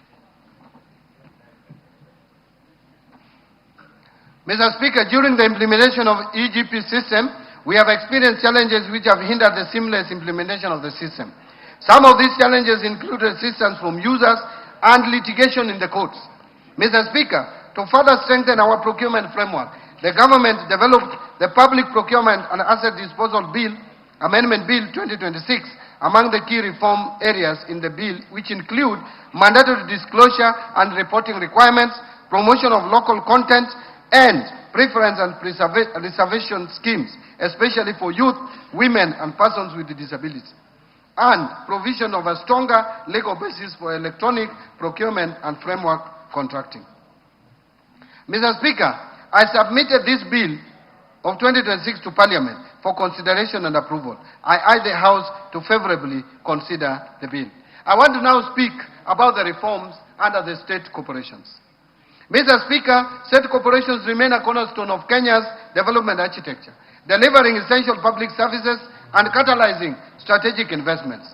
Mr. Speaker, I mentioned in my statement last year that the government embarked on a comprehensive reforms which target to streamline mandates, strengthen governance, enhance accountability, and improve operational efficiency of state-owned enterprises. Mr. Speaker, the implementation of the reforms is ongoing through a multi-agency technical working committee. In the first phase, the committee considered 23 mergers, 16 dissolutions, 7 transfers of functions back to ministries, departments and agencies, and the declassification of selected state corporations. Mr. Speaker, under phase 1 of the reforms, the committee has finalized the review of enabling legislations of the affected state corporations and drafted appropriate bills where necessary. Review of the staff complements, skills and placement deployment of those affected so as to facilitate a smooth transition and documentation of assets and liabilities of the entities identified. I submitted to this House the draft bill supporting the implementation of the reforms under phase 1, and I urge the honorable members to favorably consider the bills to enable timely implementation of the reforms. Now let me speak about the new kid in the town, government-owned enterprises. Mr. Speaker, further as part of the reforms, the Government-Owned Enterprises Act number 25 of 2025 was assented to by His Excellency the President on 21st November 2025 and came into effect on 5th December 2025. The Act provides a modern framework for the ownership, oversight and management of commercial state corporations.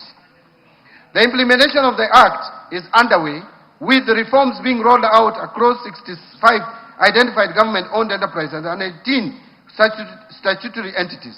As a requirement under the Act, the Independent Search and Selection Panel has begun the process of recruiting independent directors of the Board of GOEs. All the government-owned enterprises are required to operate as commercial entities, that is for profit, be self-financing, be self-sustaining, and accountable to the public through the National Treasury. Let me now speak about National Infrastructure Fund. Mr. Speaker, in March 2026, the government established the National Infrastructure Fund following the enactment of the National Infrastructure Act of 2026. The NIF is an innovative mechanism for scaling up infrastructure development by mobilizing private capital and expertise to execute commercially viable infrastructure projects while reducing reliance on taxation and debt. The fund will promote growth of infrastructure projects by pooling capital from diverse sources, which include pension funds, sovereign wealth funds, private equity, banks, development finance institutions, among others, to finance large-scale and long-term projects. In this respect, Mr. Speaker, the proceeds from privatization will be channeled into the fund, that ensuring transparent revenue flow in financing national priority projects, including national highways, airports, seaports, electricity generation, ICT, water and irrigation, and agribusiness. As a start, the proceeds from the March 2026 IPO of Kenya Pipeline Company of 106 billion Kenya shillings, as well as the expected 204 billion Kenya shillings from the partial divestiture of the government stake in Safaricom to Vodacom, will form the seed capital to the fund. Under Sovereign Wealth Fund, Mr. Speaker, to complement the National Infrastructure Fund, the government has submitted to this August House the bill to establish the Sovereign Wealth Fund with 3 distinct components. The first component is the stabilization component, then there is the strategic infrastructure investment component, and finally, the future generation, also known as URIDI component. And this fund will bring into operation Article 201 of the Constitution on intergenerational equity by ensuring that natural resources wealth is invested productively and spread equitably to both current and future generations. Let me now talk about speak to sugar reforms, or the reforms in the sugar sector. Mr. Speaker, the government has also taken practical steps to deliver its promise to modernize the sugar mills and transform these once struggling factories into productive, sustainable enterprises. The sugar sector reform program has been significantly progressed following the implementation of the government leasing framework for state-owned sugar companies. The leasing process has since been successfully concluded, with investors having fully taken over operations of the sugar factories, namely Chemelis Sugar Company, Moroni Sugar Company, South Nyanza Sugar Company, and Zoia Sugar Company. Mr. Speaker, since the resumption of operations, substantial investments have been undertaken towards rehabilitation and modernization of the factories, resulting in significant revamping of the mills and improvement of operational capacity. These initiatives are expected to enhance efficiency, restore profitability, and protect the livelihoods of farmers. Mr. Speaker, these are not isolated transactions. They are proof that when governance is strengthened, when mandates are clarified, and when institutions are held to account, the corporations can be genuine engines of growth. The government will press forward, deepening these reforms and ensuring that every public enterprise earns its place through performance, transparency, and value created. Now, let me speak to national assets and inventory management. Mr. Speaker, to strengthen national assets management, the National Treasury has operationalized the assets and inventory management modules in our IFMIS, providing real-time visibility of public assets across all levels of government. An analysis of the asset registers shows that ministries, departments, and agencies collectively hold assets valued at approximately 4.9 trillion Kenya shillings, underscoring the importance of robust asset management. To strengthen transparency and support the transition to accrual accounting, the National Treasury has developed a government asset valuation policy framework and a public assets tagging framework. Mr. Speaker, to unlock greater value from these assets without placing additional pressure on public finances, the National Treasury is developing an asset optimization framework and a leasing framework to attract private capital and expertise while supporting infrastructure development and improved service delivery. Now let me speak to digital e-signatures in government. Mr. Speaker, in line with the digital transformation agenda, the government has also embarked on reforms to modernize and harmonize the legal and regulatory framework governing secure digital identities, electronic signatures, electronic seals, and time stamping services. Excuse me. Mr. Speaker, to make this a reality, I will in the next financial year submit to this House necessary amendments to the Public Finance Management Act and Kenya Information and Communications Act, as well as the attendant regulations. This will make use of electronic signatures, electronic seals, and time stamping services a reality in government, thereby creating efficiency in service delivery. Mr. Speaker, let me speak to something that has been troubling, the pending bills. Mr. Speaker, as I informed this House in my statement last year, the pending bills verification committee was established in November 2023 to review and validate outstanding claims and provide a credible basis for settlement. The committee has since concluded its work and analyzed a total of 91,911 pending bill claims, valued at over 637 billion shillings. Following this verification exercise, 29,885 claims amounting to 235.6 billion have been recommended for settlement. Of this amount, Kenya shillings 80.3 billion has already been settled through securitization in the road sector, leaving a verified outstanding balance of 155.3 billion Kenya shillings for other sectors. Mr. Speaker, to settle the verified outstanding balance of 155.3 billion Kenya shillings, the National Treasury has proposed a balanced and sustainable settlement strategy, which includes a combination of direct budgetary allocations and securitization. The proposal is to settle the verified outstanding balance of 155.3 billion over 2 years, starting with the financial year 2026-2027. Mr. Speaker, in the financial year 2026-27, the National Treasury is proposing a budgetary provision of 68 billion to settle the verified pending bills to suppliers and contractors owed by the government for amounts of up to 100 million shillings. This provision will also partly settle suppliers or contractors whose pending bills exceed 100 million shillings, ensuring that no supplier is excluded. With the settlement of this 68 billion worth of claims, the government will have settled 99% of the verified outstanding pending bills, representing 63% of the total value, a tremendous progress.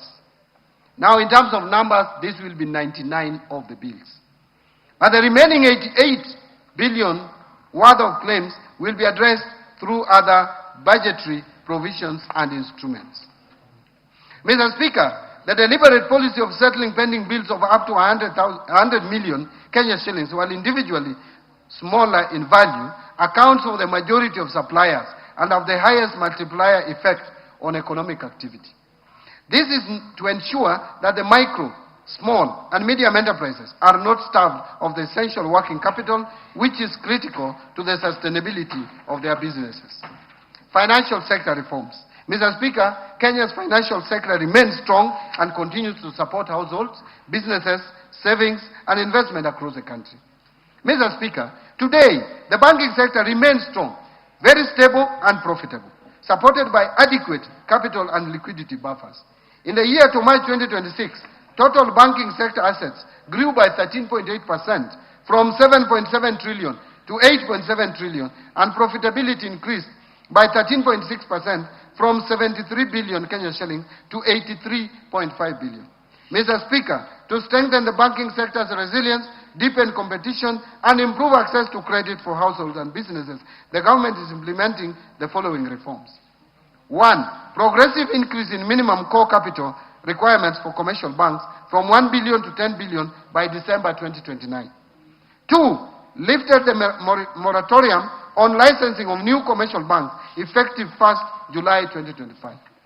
3. Implementation of the revised risk-based credit pricing model anchored on the Kenya shilling overnight interbank average to enhance transparency and fairness in loan pricing and strengthen monetary policy transmission.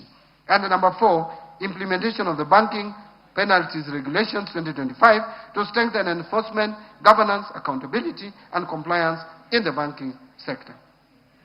Mr. Speaker, to strengthen banking sector's resilience and stability, the Business Laws Amendment Act of 2024 requires commercial banks to progressively raise the minimum core capital from 1 billion to 10 billion Kenya shillings by 2029 through targeted milestones.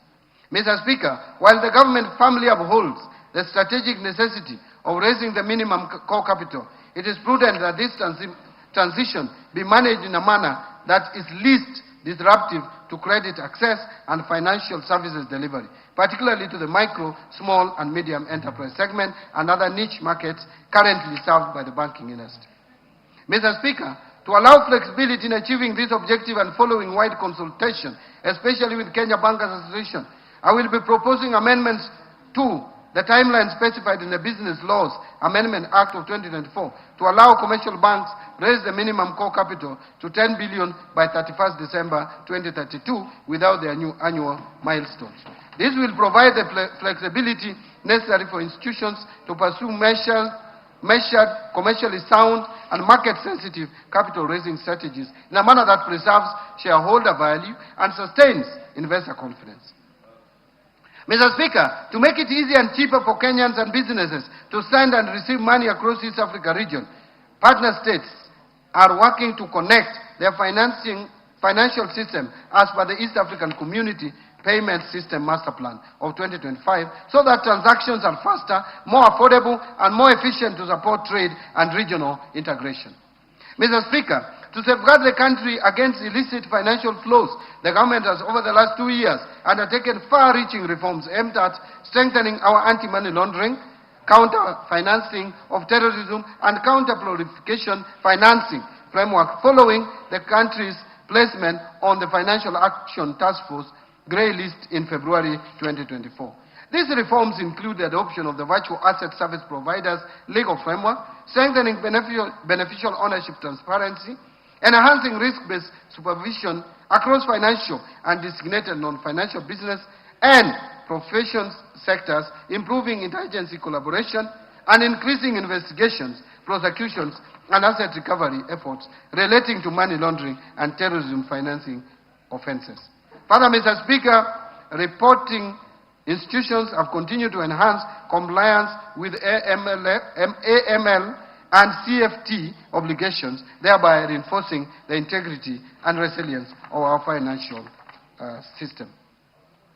Mr. Speaker, Kenya has actually made substantial progress in addressing the action items under the FATS action plan, with only a few outstanding measures remaining as we approach the conclusion of the implementation period.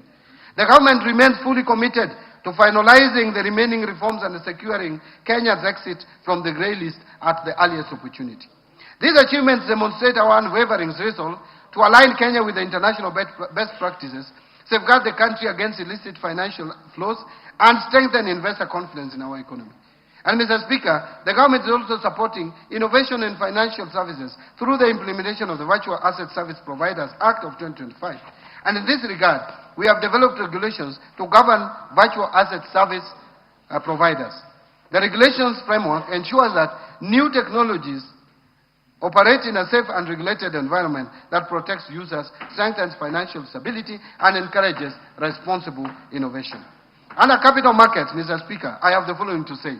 The government continues to implement measures to deepen and broaden capital markets in order to mobilize savings for productive long-term investment. These efforts have continued to yield results, with the Nairobi Securities Exchange recording exceptional performance in 2025. Mr. Speaker, the capital market supported the recent initial public offering by the Kenya Pipeline Company and its subsequent listing at the Nairobi Securities Exchange in March 2026. Further, the capital market supported recent issuances by various companies to raise capital. These include 44 billion Kenya shillings, Sharia-compliant leasing bond for infrastructure financing. The Safaricom's Kenya shillings 20 billion green bond to support 5G expansion. The East Africa Breweries PLC Kenya shillings 16.8 billion medium-term note program, and the Kenya shillings 3.4 billion by Spearhead Africa Infrastructure Fund to support long-term infrastructure financing across the region. Mr. Speaker, innovation in market access has advanced significantly with the launch of ZD trading application integrated into the M-Pesa platform. And this groundbreaking platform enables Kenyans to conveniently buy and sell securities through their mobile phones, marking a major milestone in financial inclusion and retail investor participation. Mr. Speaker, Kenya is emerging as a key player in the carbon credit space, leveraging its rich natural resources and a strong base in renewable energy to participate in global climate markets. To actualize formal trading of carbon credits, the government is preparing carbon credit regulations. And these regulations will allow the government and private sector players to benefit through trading of carbon credits generated in Kenya and the region. And Mr. Speaker, in my recent public engagements, coffee farmers raised concerns of continued exploitation by middlemen in the marketing and pricing of their coffee. Mr. Speaker, I want to assure Kenyans that through the reforms the government is implementing at the Nairobi Coffee Exchange, the exploitative middlemen have been eliminated, ensuring farmers retain a much larger share of the export price of their coffee. Farmers today are able to sell their coffee directly at the exchange, supported by their various brokerage firms, majority of whom are owned by the farmers through their cooperative societies. The Nairobi Coffee Exchange has also enabled price discovery, thereby improving earnings by the coffee farmers. And to further support prompt payment of coffee sold through Nairobi Coffee Exchange, the government introduced the direct settlement system that has reduced payment delays across the coffee value chain. Mr. Speaker, coffee's traceability is today a reality. Through the Nairobi Coffee Exchange trading platform and the direct settlement system, cataloging and invoicing, every coffee lot has a unique identification, milling data, warehouse records, auction sales, and buyer data that can be accessed, allowing traceability of coffee from the farm to the buyer. This has created greater buyer confidence of the origin, quality, and authenticity of Kenyan coffee by eliminating coffee laundering. On pension reforms, Mr. Speaker. Mr. Speaker, delayed pension processing has for long been a source of frustration and hardship for retiring public servants. A civil servant who has dedicated their career to public service deserves timely and dignified access to their retirement benefits. Mr. Speaker, to hasten the processing of pension claims, I launched the e-pension management information system on 1st June 2026. Following this launch, we have now discontinued manual submission of pension claims unless expressly authorized by the National Treasury. Mr. Speaker, to ensure this reform delivers a lasting impact, ministries, departments and agencies are now required to initiate pension claims at least 9 months before a public officer's retirement date. This will facilitate resolutions of late or incomplete submission of pension claims ahead of the retirement date for our employees. Further, the National Treasury, in collaboration with the Kenya School of Government, will institutionalize electronic pension management information system training as part of a continuous capacity building program to ensure sustained competency in pension administration across the public sector. Insurance reforms. Mr. Speaker, to expand access to insurance, the Insurance Regulatory Authority licensed 5 micro-insurance companies in financial year 24-25. This has increased access to affordable insurance with over 11 million lives covered as of 31st December 2025. Mr. Speaker, to strengthen climate resilience, the government is promoting agricultural and index-based insurance products. Through the drive, which is de-risking, inclusivity and value enhancement, livestock insurance project over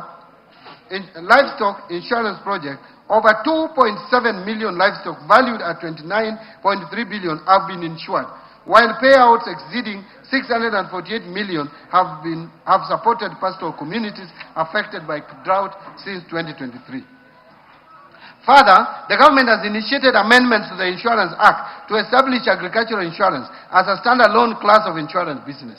This reform will strengthen the regulatory framework for agricultural risk management and support food security, financial inclusion, and sustainable agricultural development. And Mr. Speaker, to deepen local insurance capacity and retain insurance premiums within the domestic economy, the government will effective 1st July 2026 require all importers to obtain marine cargo insurance cover from insurance license under the Insurance Act prior to customs clearance. Fiscal policy framework. Mr. Speaker, the implementation of financial year 25-26 budget has remained broadly on course despite emerging pressures on revenue performance and expenditure demands. These developments have necessitated measured adjustments while at the same time informing a more deliberate and responsive fiscal policy stance for the financial year 26-27 and the medium term. And Mr. Speaker, on the revenue front, performance has fallen short of target in the financial year 2025-26. This is due to slower than expected tax receipts, largely driven by administrative constraints and a slowdown in economic activities. At the same time, expenditure pressures have intensified. The implementation of pending and newly negotiated collective bargaining agreements has raised the public sector wage bill beyond initial projections, thereby constraining fiscal space. In addition, emergency interventions in response to floods and drought have required additional resources. As a result of these developments, it became necessary to introduce targeted adjustment through supplementary budget number 1 for financial year 25-26.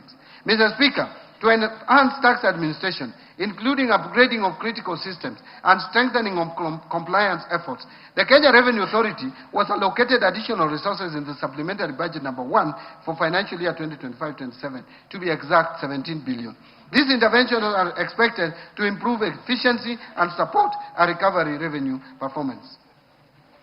The supplementary budget 1 also reflected additional expenditure of 368.6 billion compared to the original budget to cater for the emerging expenditure pressures. In this regard, the fiscal deficit, including grants, is now projected at 1,199 billion, equivalent to 6.4% of GDP, compared to 901 billion or 4.7% of GDP in the original budget estimates. Mr. Speaker, fiscal policy is not merely about balancing budgets. It is about creating conditions for sustainable growth, protecting the vulnerable and securing prosperity for the future generation. Accordingly, the fiscal policy for 26-27 and the medium term will be anchored on a growth-supportive consolidation path, aligned to the government's priorities under the bottom-up economic transformation agenda and the 4th medium-term plan. The policy will prioritize enhanced domestic revenue mobilization, strengthen expenditure control, and strategic reprioritization of public spending. This approach aims to reinforce public debt sustainability and safeguard essential public service. Now let me turn to domestic revenue mobilization. Mr. Speaker, every shilling of development begins with every shilling of revenue collected fairly, efficiently, and transparently. To boost revenues, the government will continue to strengthen implementation of the national tax policy and medium-term revenue strategy, aimed at simplifying tax laws, rationalizing tax expenditures, and creating a fair, predictable, and efficient tax systems. Mr. Speaker, the Kenya Revenue Authority has intensified reforms to modernize tax administration, enhance compliance, and improve service delivery through technology and innovation. Notable progress has been made in expanding the electronic tax invoice management system, with over 655,000 taxpayers now onboarded, significantly enhancing transaction visibility and strengthening VAT compliance. Integration between iTax and customs systems has improved end-to-end taxpayer visibility, while the rollout of the electronic rental income tax system has simplified. I want to repeat that. While the rollout of the electronic rental income tax system has simplified compliance with the rental sector. So we have already implemented a system that I think some people are still dreaming about out there. Mr. Speaker, the Kenya Revenue Authority has also strengthened enforcement through data-driven compliance strategies, artificial intelligence, and non-intrusive cargo scanning technologies, enhancing the detection of illicit trade and reducing revenue leakages. As a result, the active taxpayer base increased by 82,000 to over 6.6 million taxpayers as at March 2026, from 6.5 million as at March 2025, reflecting a growing voluntary compliance and improved taxpayer engagement. And I want to thank Kenyans for this. Mr. Speaker, service delivery and trade facilitation have equally improved through initiatives such as Huduma Popote and enhanced customs systems, which have reduced cargo clearance times and improved operational efficiency. Mr. Speaker, in the financial year 26-27, Kenya Revenue Authority will intensify reforms to strengthen revenue mobilization, modernize tax administration, and improve taxpayer experience through the following measures. Number one, roll out integrated digital tax administration and revenue monitoring systems, including the domestic tax administration system, expanded electronic invoicing, virtual electronic tax registers, enhanced point-of-sale integration, and the e-customs mobile application to improve efficiency, compliance, and real-time visibility of transactions. Number two, implement device identification and registration and strengthen exchange of information frameworks to combat tax evasion, illicit trade, and cross-border revenue leakages. Number three, simplify taxpayer processes through pre-populated returns, streamline digital payment solutions, and expanded digital service delivery platforms to reduce the cost and burden of compliance. And number four, expand taxpayer outreach and support through initiatives such as Ushuru GPT, Omni-Channel Customer Engagement System, Huduma Popote, and Ushuru Mashinani to enhance accessibility and responsiveness. Number five, strengthen enforcement, compliance, and revenue assurance through advanced data analytics, artificial intelligence, and integrated investigation and case management system. And number six, invest in core ICT infrastructure, integrated enterprise platform, and cybersecurity systems to safeguard the integrity, resilience, and efficiency of revenue administration. So, Mr. Speaker, the government will continue to scale up non-tax revenues by strengthening the capacity of ministries, departments, and agencies to efficiently generate income from public services while enhancing their operational systems to improve efficiency and overall revenue performance. Now I want to speak to improving efficiency of the public expenditure. Mr. Speaker, raising revenue is only half the equation. Ensuring that every shilling delivers maximum value is equally important. And in order to improve the efficiency and value for money of public expenditure, the government is implementing targeted reforms to strengthen expenditure controls, enhance transparency, and improve public sector efficiency. These reforms include the full rollout of e-government procurement, completion of key treasury single account reforms, and transition to accrual-based accounting to strengthen cash management, fiscal oversight, and financial reporting. The government will also deepen public financial management reforms through the entrenchment of zero-based budgeting, digitization and automation of pension and payroll administration, and strengthen human resource management system to enhance efficiency, accountability, and service delivery across the public sector. Further, the government will optimize the management of public assets and liabilities, accelerate state corporation reforms and targeted privatization, and scale up the use of public-private partnerships to provide private sector or private capital, improve efficiency, and support delivery of commercially viable projects. Mr. Speaker, allow me now to expound on some of the expenditure reforms that we are implementing. 1.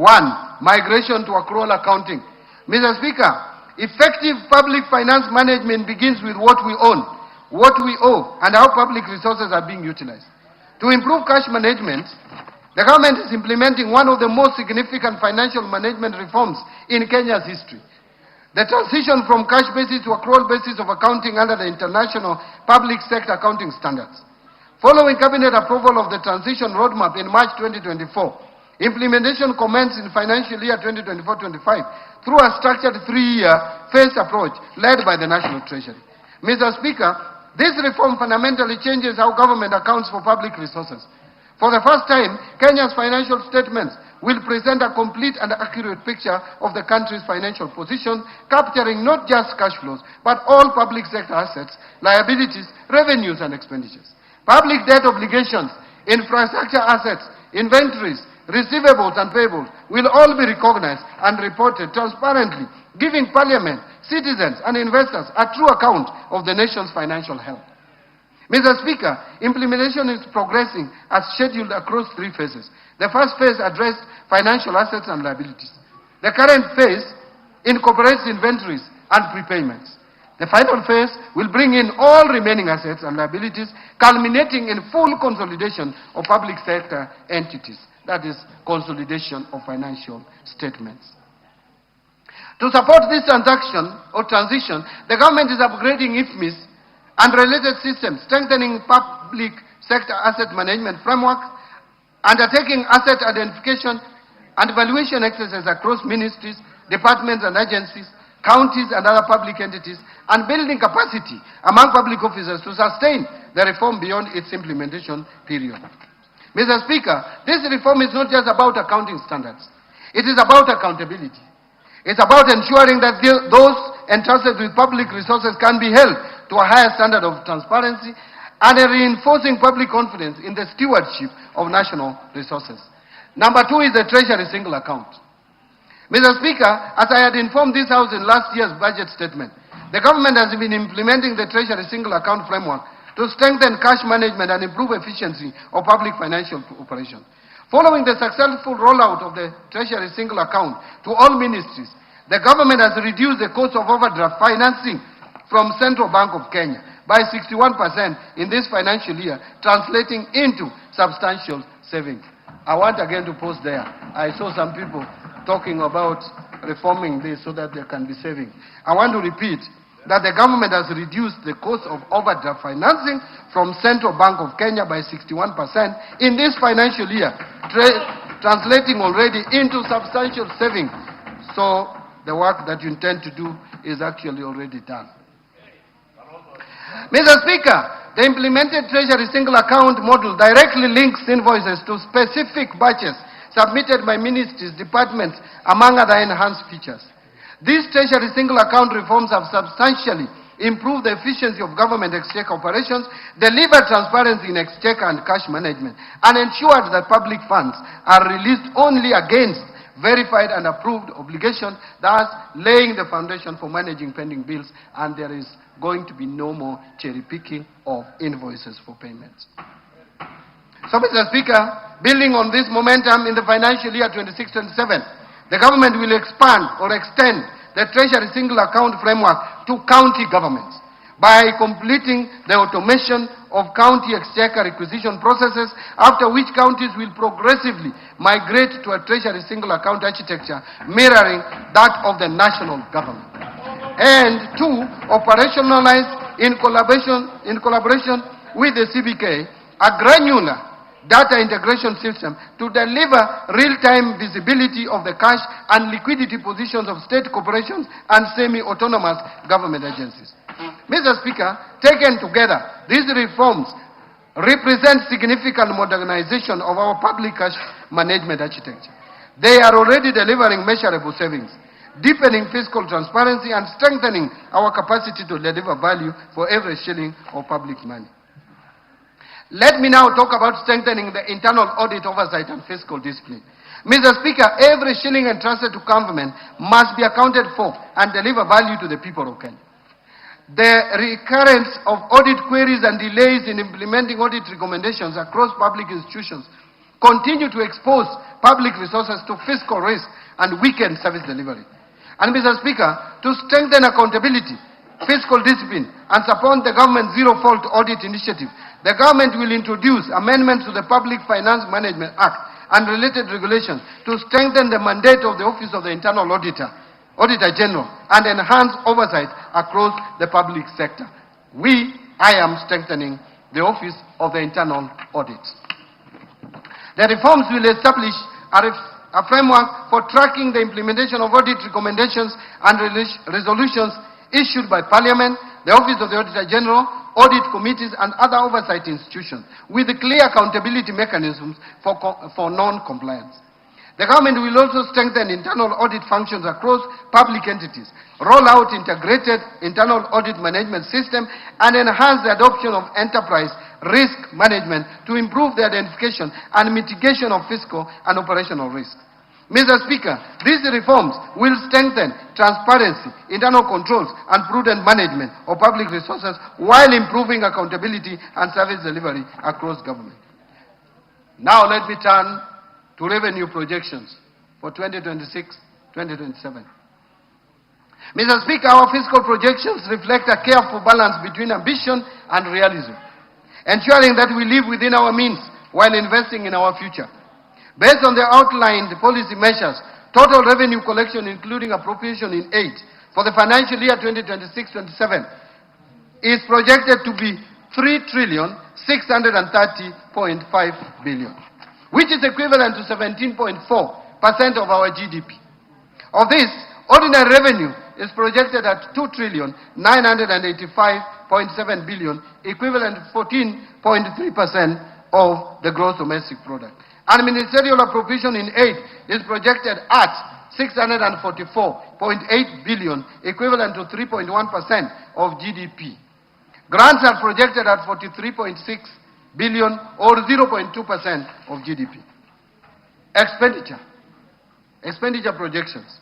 Mr. Speaker, total expenditure in the financial year 2026-27 budget is projected at 4,820.4 billion, equivalent to 23.2% of GDP. And of this, recurrent expenditure will amount to 3,568.4 billion, which is equivalent to 17.1% of GDP, and development expenditure, including allocations to domestic and foreign finance projects, contingency fund, and equalization fund, will amount to 750 billion shillings, which is equivalent to 3.6% of GDP. Total allocation to county governments is projected at 502 billion shillings, of which 428 billion is equitable share, and 74 billion is additional allocations from the national government's share of revenue, and loans and grants from development partners. So 16.6 billion national government, and loans and grants 57.4 billion. Financing deficits, fiscal deficit and financing. Mr. Speaker, the resultant fiscal deficit, including grants, is projected at 1,146.2 billion, equivalent to 5.5% of GDP. The fiscal deficit will be financed by net external borrowing of 116.2 billion, equivalent to 0.6% of GDP, and net domestic borrowing of 1,030 billion, which is equivalent to 4.9% of GDP. Public debt management. That leads us to discussion on public debt management. Mr. Speaker, debt is a tool for development, but only when managed prudently and sustainably. To preserve debt sustainability and strengthen economic resilience, the government will continue implementing fiscal consolidation measures anchored on enhanced domestic revenue mobilization, strict expenditure controls, and improved efficiency in public spending. Given these reforms, the present value of public debt to GDP is projected to decline steadily towards the approved debt anchor over the medium term.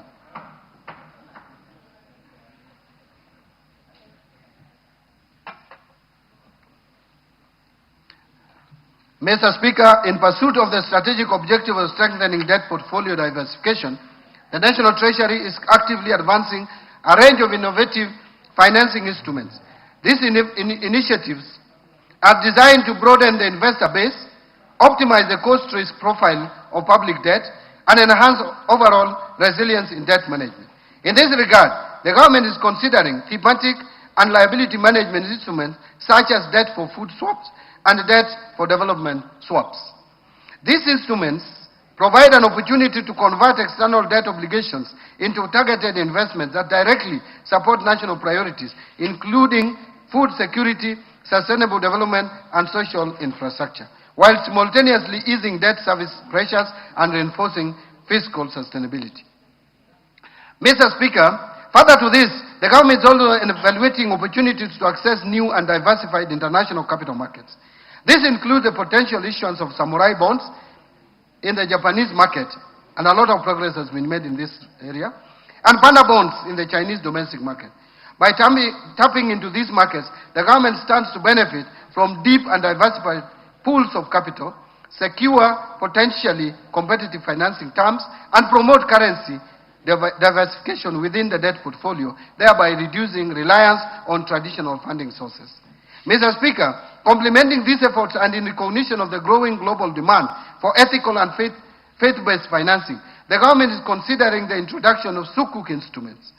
These Sharia-compliant securities, which are structured on asset-backed or asset-based principles, will enable the government to access liquidity from Islamic finance markets. This will not only expand the investor base to include investors with Sharia compliance mandates, but also promote financial inclusion and contribute to the deepening of domestic and international capital markets. Collectively, these initiatives underscore a forward-looking and proactive approach to public debt management, one that emphasizes innovation, prudent risk management, and alignment with both domestic development priorities and evolving global financing trends. Mr. Speaker, to further strengthen transparency, coordination, and efficiency in the implementation of externally funded projects, the National Treasury has spearheaded the development of the Development Project Management Information System. This innovative digital platform will serve as a centralized repository for real-time tracking of project implementation, monitoring of disbursement, and alignment of outcomes with national development priorities. By enhancing project oversight and accountability, this system represents a significant step towards ensuring that externally mobilized resources are utilized effectively and that every shilling delivers value for money and tangible impact for our citizens. Let me now talk about public-private partnership framework. Mr. Speaker, the scale of Kenya's development ambitions demands that we leverage not only public resources but also the capital, innovation, and expertise of the private sector. Public-private partnerships have therefore become a central pillar of our development financing strategy. Beyond mobilizing additional resources, public-private partnerships enable the government to harness private sector innovation, technical expertise, operational efficiency, and risk-sharing arrangements that enhance project delivery while preserving fiscal sustainability. Mr. Speaker, the government continues to strengthen public-private partnerships program as a key instrument for delivering strategic investments under the bottom-up economic transformation agenda. In this financial year, we have so far mobilized approximately 96 billion private capital investment in PPPs. This being the CRBC/NSSF investment for the Rironi Gilgil, which is A8, and Nairobi Maimahiu Naivasha A8 South, sections of the Nairobi-Nakuru Mau Summit Highway. Building on this momentum, the government targets to mobilize at least 70 billion through PPP investments in the financial year 26-27 across the energy, transport, water, housing, health, and digital infrastructure sectors. Mr. Speaker, other priority projects besides the Nairobi-Nakuru Mau Summit project, include the Nairobi-Mombasa Expressway and the Mau Summit-Eldoret-Malaba Highway, which will strengthen regional connectivity and facilitate trade along the northern corridor. Mr. Speaker, in ports and logistics, the government is leveraging private sector capital and expertise for the development of container terminals, cargo berths, inland container depots, and special economic zones in Mombasa, Lamu, Nairobi, and Naivasha, strengthening Kenya's position as the region's leading trade and logistics hub. Mr. Speaker, in the energy sector, priority investment include the High Grand Falls hydropower project, expected to generate 700 megawatts, and the Karura hydropower project, expected to generate an additional 90 megawatts.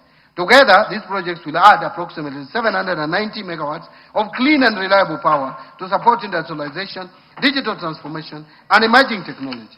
These investments will be complemented by strategic transmission infrastructure projects to strengthen and expand the national grid.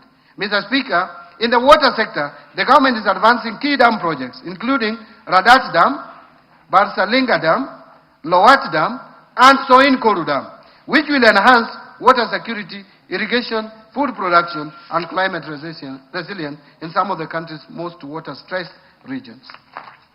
Mr. Speaker, in the ICT sector, the Kenya National Data Center, PPP, and the Konza Data Center project will strengthen Kenya's digital infrastructure, support data sovereignty, and position the country as a leading digital and innovation hub in the East African region. Mr. Speaker, together these projects represent investment valued at over $10 billion and will support economic growth, improve service delivery, create jobs, and strengthen Kenya's productive capacity. Mr. Speaker, to accelerate project origination and preparation, the National Treasury has established a framework for rapid results initiative, bringing together ministries, departments, and agencies to identify, develop, and fast-track investment opportunities in priority beta sectors. Mr. Speaker, the National Treasury is also at the tail end of finalizing all the required PPP regulations and guidelines to fully operationalize the PPP Act. This is in addition to the recently issued circular on mandatory disclosure requirements for all privately initiated proposals. These circulars aim to enhance uniformity, transparency, accountability, and build public trust by enabling timely disclosures, integrity, and standard reporting. Mr. Speaker, as we expand the PPP program, we remain committed to increasing the participation of Kenyan enterprises, investors, and financial institutions to promote local ownership, domestic value creation, and reduce foreign exchange risk. In this regard, the National Infrastructure Fund will play a key role in mobilizing long-term domestic capital and supporting local participation in infrastructure financing. Mr. Speaker, our pension funds, insurance companies, SACCOs, and retail investors will increasingly have opportunity to participate in strategic national investments, ensuring that the benefits and returns generated by these projects accrue to Kenyan citizens while supporting long-term economic transformation. And Mr. Speaker, by mobilizing domestic savings and channeling them into productive investment, we are creating a model of growth that is owned, financed, and sustained by Kenyans. Kenya is not just open for business. Kenya is investing in itself. Now let me turn to resource allocations. Mr. Speaker, over the past 3 years, we have laid a firm foundation for inclusive growth. For financial year 2026-2027, the financial year 2026-2027 builds on those gains and advances the bottom-up economic transformation agenda. The administration's core economic strategy aligned with the fourth medium-term plan of Vision 2030. Better focuses public resources on unlocking productivity and increasing incomes at the base of the economy through deliberate, value chain-driven allocations. And with limited fiscal space, this budget prioritizes interventions that deliver the greatest impact in job creation, higher household incomes, and broader economic participation. Agricultural transformation and inclusive growth as the first pillar. Mr. Speaker, agriculture remains central to better and Kenya's long-term prosperity. It supports more than 2/3 of Kenyan households and generates significant employment multiplier effects, especially among groups historically excluded from modern economic opportunities. Strengthening agriculture is therefore essential essential food and nutrition security, enhancing resilience, and promoting a shared prosperity. Mr. Speaker, to accelerate agriculture transformation, I propose, and bearing in mind that agriculture is largely devolved, but I propose a targeted allocation of 64 billion across priority programs that boost productivity, value addition, and resilience. Key investments include 18 billion for fertilizer subsidy program, 2 billion for seed subsidy program, 1 billion for coffee seedlings program to lower input costs for smallholders, 4.7 billion for the National Agricultural Value Chain Development Project to advance processing and market linkages. Further, I propose 5.4 billion for the Food System Resilience Project and 1.6 billion for the Resilience for Food and Nutrition Security Program to enhance adaptive livelihoods, diversify income sources, and reduce vulnerability to climate shocks. Mr. Speaker, recognizing the economic potential of pastoral and livestock systems, I propose 3.3 billion for de-risking, inclusion, and value enhancement of pastoral economies program, 1.3 billion for Kenya Livestock Commercialization Program, and 400 million for the Livestock Value Chain Support Project. These allocations will foster greater market access, commercialization, animal health services, and resilience among pastoral communities. Mr. Speaker, the blue economy offers meaningful opportunity for coastal and lakeside communities. To support the growth of the blue economy, I propose 8.2 billion for the blue economy and fisheries subsector, which includes 2.1 billion for aquaculture business development project, 1.8 billion for the Kenya Marine Fisheries and Socio-Economic Development Project, and 578 million for Kabonyo Fisheries and Aquaculture Training Center. These investments will expand sustainable aquaculture, uplift fisher folks' incomes, and create jobs in value addition and logistics. Mr. Speaker, addressing historical land inequalities remains a priority for this government. To promote equitable access and ensure sustainable land management, I am proposing 9.4 billion for settlement of the landless. Of this amount, 5 billion is for the landless in the coast region. 892 million for the processing and registration of title deeds, and 388 million will go towards digitization of land registries to secure tenure, reduce disputes, and unlock productive land use. Now let me turn to the second pillar, that is transforming the micro, small, and medium enterprises economy. Mr. Speaker, MSMEs are the backbone of our economy. They account for 98% of businesses, provide approximately 14.9 million jobs, and contribute about 40% to our GDP. They span informal home-based enterprises, artisans, mechanics, tailors, carpenters, fabricators, and medium-sized firms. Nurturing this sector is essential for broad-based job creation and inclusive growth. Mr. Speaker, lack of affordable credit remains a major constraint for MSMEs and households at the bottom of the pyramid.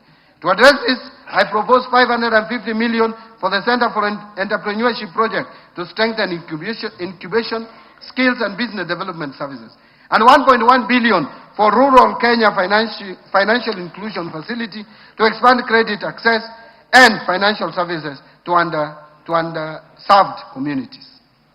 Housing and settlement as the third pillar. Mr. Speaker, decent housing underpins social stability and economic productivity. Our affordable housing program not only provides safe and affordable homes to Kenyans, but also generates jobs directly in construction and indirectly across building materials and services sector. To sustain this momentum, I propose 143.7 billion for the housing sector, urban development, and public works subsectors. This package will include 18.6 billion under the Kenya Urban Program, 50.6 billion for construction of affordable housing units, 20.9 billion for social housing units, and 20.2 billion for the institutional housing, and 18.2 billion for critical social and fiscal infrastructure. Further, support will include 2.7 billion for the Kenya Informal Settlement Improvement Project Phase 2, and 535 million targeted to support construction of county headquarters. These investments will improve living conditions, provision of services, and local governance capacity. Mr. Speaker, to protect livelihoods or lives and property through compliance with building codes and standards, I propose 2.4 billion for the regulation and development of the construction industry, thus reinforcing safety, quality, and accountability across the sector. Allow me now to turn to the other pillar, that is universal health coverage. Mr. Speaker, universal health coverage, UHC, is central to better's social contract. Equitable access to quality health services is essential for human capital, productivity, and poverty reduction. Towards this end, I have proposed 177.2 billion to the health sector to advance UHC and strengthen essential services. Key allocations include 8.6 billion salaries for UHC staff, 19.1 billion for primary healthcare fund to finance frontline services. Mr. Speaker, to reduce the burden of communicable diseases and advance immunization, I am proposing 18.5 billion for the Global Fund and 6.4 billion for vaccines and immunization program. This investment will protect children and communities and reduce health-related economic shocks. Mr. Speaker, tackling cancer and other chronic illnesses requires focused investment. I propose 3 billion to the emergencies, chronic and critical illness fund, 1 billion for construction of a cancer center at Kisii Level 5 Hospital, 300 million to strengthen cancer management in Kenyatta National Hospital, and 150 million for the expansion of comprehensive cancer center at Kenyatta University Teaching Referral and Research Hospital. These measures will expand diagnostic and treatment capacity across the region, given that we are leading as a leading hub in terms of health in this region. Mr. Speaker, to improve tertiary health care, I propose 45.3 billion for our referral hospitals. Additional targeted investments will include the following: 470 million for the construction of Kenyatta National Hospital Burns and Pediatric Center, 300 million for renovations and replacement of obsolete equipment at Kenyatta National Hospital, and 2 billion for construction of a new 2,000-bed multi-speciality at Moi Teaching and Referral Hospital to expand capacity and improve health outcomes. Mr. Speaker, to ensure reliable supply chains and strengthen human resources, I am proposing 20.9 billion for Kenya Medical Supplies Agency, KEMSA, 3.1 billion for the Kenya Medical Research Institute, 1.3 billion for the Integrated Reproductive Health Program, 500 million for family planning and reproductive health commodities, and 600 million for equipment at the National Blood Transfusion Services. Mr. Speaker, as a country, we value the services offered by our health workers. To build workforce capacity, I propose 9.3 billion for medical interns, 10.9 billion for the Kenya Medical Training College, and 3.2 billion and 396 million for stipend and medical insurance for community health promoters, respectively. Under digital superhighway and creative economy, Mr. Speaker, digital transformation is a strategic enabler for competitiveness in the fourth industrial revolution. Digital connectivity and literacy are essential for education, healthcare, finance, markets, public services, and emerging digital opportunities.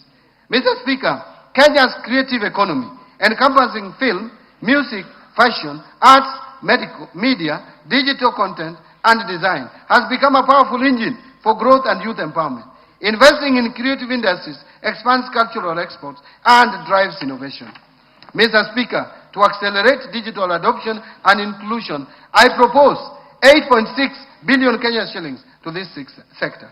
And this will include 4.3 billion for Kenya Digital Economy Acceleration Project, 1.3 billion for maintenance and rehabilitation of national optic fiber backbone infrastructure, 528 million for maintenance and rehabilitation of last mile county connectivity, 309 million for government shared services, 382 million for the digital superhighway cybersecurity, 400 million for establishment of digital hubs, and 455 million for ICT infrastructure maintenance. Investing, now let me move to infrastructure. Mr. Speaker, infrastructure is the backbone of economic transformation.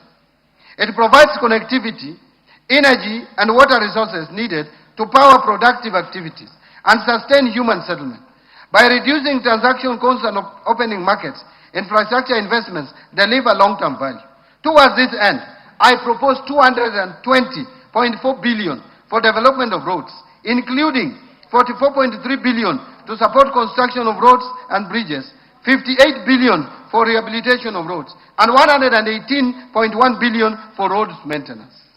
This balanced mix supports connectivity, freight, efficiency, and long-term road preservation.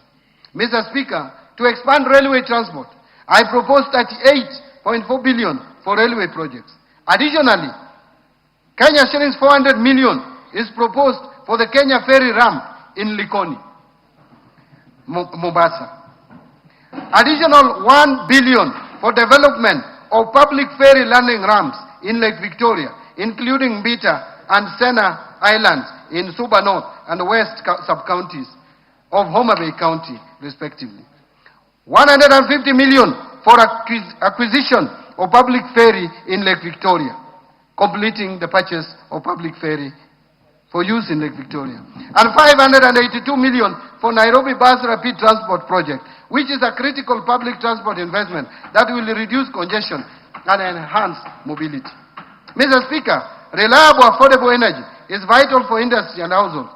I propose 30.9 billion to the energy subsector, including 7.5 billion for the national grid system, 20.2 billion for rural electrification, and 3.2 billion for alternative energy technologies. These allocations expand access, lower costs, and promote sustainable growth. And I wish to add that a lot of energy projects will be financed through National Infrastructure Fund because they are commercially viable. And I want to turn to education. Education. Yes. Yes, I'm turning now to education. Improving education outcomes. Mr. Speaker, Kenya's future depends on developing strong human capital. And to this end, we will continue to strengthen quality learning, training and research, promote equity and inclusivity, scale up investment in education, fortify the system against emerging technological and labor market shifts, as well as fortify education to industry linkages, thus ensuring skills match demand. Mr. Speaker, I propose 784.5 billion for the education sector. Mr. Speaker, a lot has been said about defunding education. But in 2026-27, we are proposing 784.5 billion shillings, which is 26.4% of the ministerial budgets. Compare that to 2021-2022 budget, before this administration came into office. The budget for education was 526 billion shillings. That has increased now by 49%.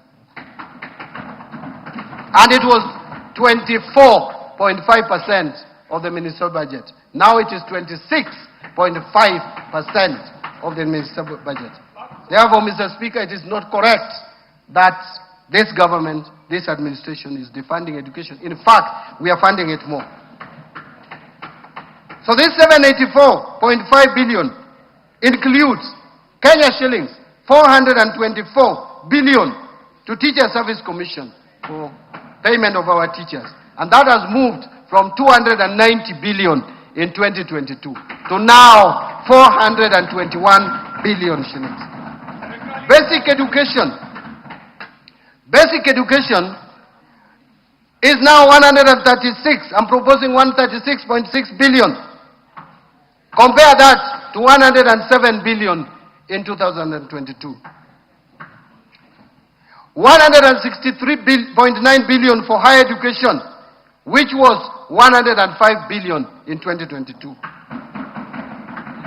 1.3 billion for science, innovation and research, and 58.5 billion for technical, vocational education and training. This comprehensive allocation safeguards service delivery and expands opportunities across the learning continent.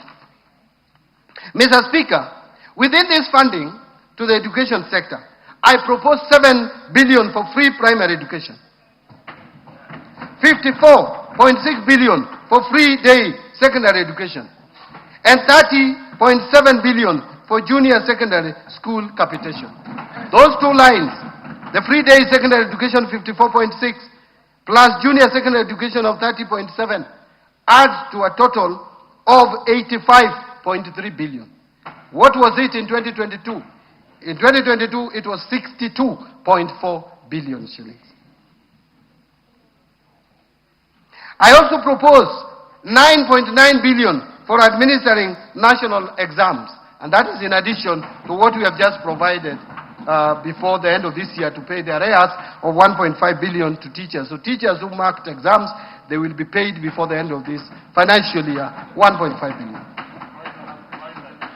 3 billion for school feeding program. Again, this school feeding program in 2022 had 2.2 billion. Now it is 3 billion.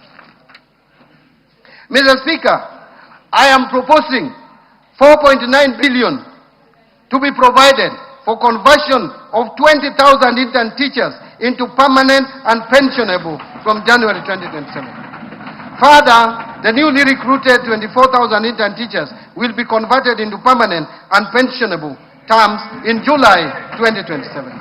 In this respect, I am proposing an allocation of 8.2 billion for intern teachers to address staffing gaps and improving learning outcomes. Mr. Speaker, this government, by the time we reach next year, we will have employed 116,000. If you put it in terms of averages, over 20,000 teachers per year. There is no any other government that has ever employed more than 10,000 teachers per year.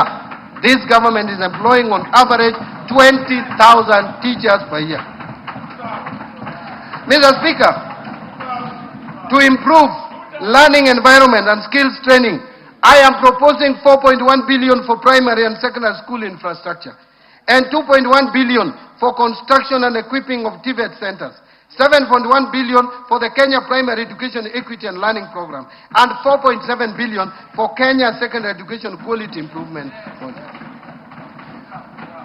Mr. Speaker, further investments in this sector include the following: 56.3 billion for Higher Education Loans Board for provisional loans to university and TVET students. And how much was it in 2022? 15.39. It has moved from 15.39 to 56.3 billion in this financial year. There is additional 30.9 billion for university scholarships. There is also 9.2 billion dedicated specifically for TVET scholarships and 6.7 billion for CBA arrears for universities and 2021-2022 CBA. And another 5.9 billion for ongoing projects in universities across the country. Measures that expand access and strengthen human capital for a competitive economy. Mr. Speaker, let me talk now or speak to supporting manufacturing for job creation. Mr. Speaker, manufacturing is a linchpin for structural transformation. We will therefore continue to strengthen local value chains, deepen backward and forward linkages, and enhance competitiveness in domestic and export markets. Mr. Speaker, to continue promoting local industries, I propose 16.7 billion to support manufacturing initiatives across implementing agencies. This includes 2.6 billion for equipping county integrated agro-industrial parks, the ones that have been completed. 5.4 billion for supporting access to finance and enterprise recovery projects. 602 million for development of a River textile hub. 300 million for establishment of flagship export processing zone SAP, and 604 million for the development of special economic zone textile park in Naivasha. and 2.4 billion for Kenya Jobs and Economic Transformation. These measures will deepen industrial clustering and create high-quality jobs. Mr. Speaker, I further propose 500 million for Coffee Cherry Revolving Fund, 2 billion for coffee debt waivers, and 2.7 billion for sugar sector reforms in order to stabilize key agricultural industrial value chains and protect livelihoods. Mr. Speaker, to prepare our youth for industry needs, I propose Kenya shillings 500 million for construction of industrial research laboratories that will foster innovation, internship, and industry academia collaboration. Now, improving security, which is of concern to all of us. Mr. Speaker, a safe and stable environment is indispensable for investment, trade, and economic growth. I therefore propose 252.1 billion for defense, 144.7 billion for the National Police Service, 64 billion for the National Intelligence Service, 63.9 billion for internal security and the national administration, and 42.6 billion for prison services. And these allocations strengthen national security and uphold the rule of law. Specific security interventions or investments include 13 billion to cater for leasing of police motor vehicles, 7 billion for police modernization program, 1 billion for construction and modernization of national forensic facilities. I have also proposed 3.9 billion for stipend to village elders for the first time, something that has been talked about for years, to enhance local administrative capacities, to appreciate. Thank you very much. Mr. Speaker, let me repeat. I have also proposed 3.9 billion for stipend to village elders to enhance local administrative capacities and to appreciate and recognize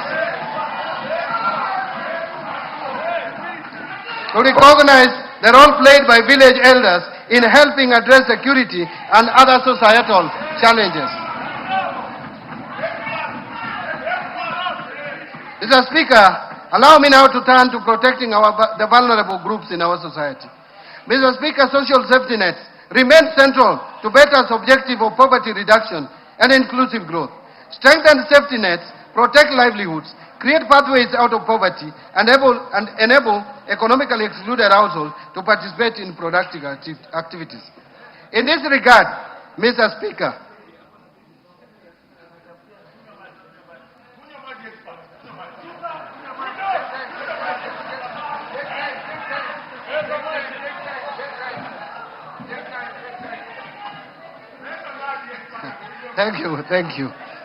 Thank you, Mr. Speaker. In this regard, I propose 41.8 billion to protect the vulnerable Kenyans, including 24.6 billion for cash transfers to the elderly persons, 8.9 billion for cash transfers to orphans and vulnerable children, and 1.5 billion for cash transfers to persons living with severe disabilities. These measures provide immediate relief and sustain basic consumption. And Mr. Speaker, the allocation also includes 4.3 billion for the Kenya Hunger Safety Net Program, 550 million for the National Fund for the Disabled of Kenya, 1.1 billion for the Child Welfare Society of Kenya, and 200 million to support autism and albinism programs in order to strengthen social protection and community support systems. Under equity, poverty reduction, women and youth empowerment.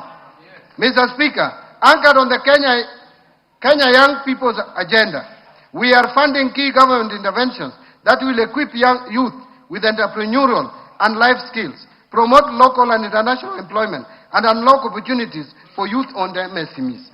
Mr. Speaker, the government will also fund initiatives that advance gender equality by promoting meaningful inclusion of women in decision-making, enhancing their economic empowerment, and in intensifying efforts to eliminate gender-based violence and harmful practices such as female genital mutilation.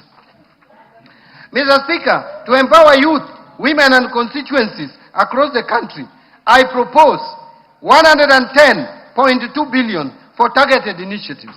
This includes 12.5 billion for the National Youth Service, 4.9 billion to National Youth Opportunity Towards Advancement, that is NYOTA project, 1.6 billion for Youth Employment Support Program, and 1 billion for film development services. These investments will spur skills development, civic engagement, and growth in creative industry. Mr. Speaker, to support women and girls, I propose 402 million for the Women Enterprise Fund and 4.9 billion for the National Government Affirmative Action Fund to enhance their inclusion, dignity, and economic participation. Mr. Speaker, to promote regional equity and strengthen local development, I propose 61.8 billion for the National Government Constituency Development Fund, 10.3 billion for the Equalization Fund to finance programs in marginalized areas, and 10.5 billion for the Kenya Devolution Support Program number 2. In stimulating tourism growth, sports, culture, recreation, and arts. Mr. Speaker, sports and arts are vital for national identity, youth empowerment, and economic diversification. We will therefore promote sports at all levels, enforce international anti-doping standards, and commercial and indigenous knowledge to create livelihood opportunities. To harness national talent and promote Kenya as a regional cultural hub, I propose 45.6 billion for sports, culture, recreation, and tourism, including 25.2 billion for sports, arts and social development fund, 14.3 billion for the tourism fund, and these allocations will stimulate jobs, community development, and foreign exchange earnings. Under environmental protection, water and natural resources, Mr. Speaker, environmental conservation, climate resilience, reforestation, biodiversity protection, and land restoration are central to sustainable development. Access to clean water, improved sanitation, and expanded irrigation are equally crucial for health, productivity, and agricultural growth. Towards this end, I propose an allocation of 124.8 billion for the cluster. And Mr. Speaker, to safeguard ecosystem and tackle climate risk, I propose 13.4 billion for forest resources conservation and management, 1.7 billion for forest research and development. I also propose 3.2 billion for tree growing campaign. Mr. Speaker, I further propose 4.7 billion for environment management and protection, 8.9 billion for the Kenya financing locally led climate action project, FLOCA, and 1.8 billion for meteorological service. Mr. Speaker, in order to support solid waste management in Nairobi, I propose 2.5 billion and 1 billion for the removal of asbestos as well. Additional targeted allocations in this sector include 13 billion for wildlife security, conservation and management, 1.2 for wildlife research and development, 1.1 billion for human-wildlife conflict compensation, 800 million for wildlife insurance. And these investments protect natural capital that underpins tourism and rural livelihoods. Mr. Speaker, to expand water infrastructure and ensure water security, I propose 51.5 billion for water and sewerage infrastructure development, 6.3 billion for water resource management, 2.5 billion for water storage and flood control. Mr. Speaker, to promote irrigation development in the country and reduce reliance on rain-fed agriculture, I propose 1.1 billion for irrigation and drainage development, 1.8 billion for large-scale commercial irrigation development, 3.3 billion for community-managed irrigation development, 3 billion for public irrigation schemes, 1.6 billion for revitalization of irrigation in rural areas, and these allocations will improve access, productivity, and resilience in agriculture and settlement. Now, improving governance and sustaining the fight against corruption. Mr. Speaker, strong institutions and adherence to the rule of law are prerequisites for sustainable development. Effective governance strengthens investor confidence and ensures efficient delivery of public services. To strengthen accountability and the rule of law, I propose 5.1 billion for the Ethics and Anti-Corruption Commission, 7 billion for the Office of the Director of Public Prosecutions, 6 billion to the State Law Office, 9.8 billion for the Office of the Auditor General, and these allocations will intensify anti-corruption efforts and reinforce public sector integrity. Mr. Speaker, to enhance parliamentary oversight and legislative functions, I propose 50.9 billion for Parliament. Further, to support administration of justice, and I propose 30.4 billion for the judiciary.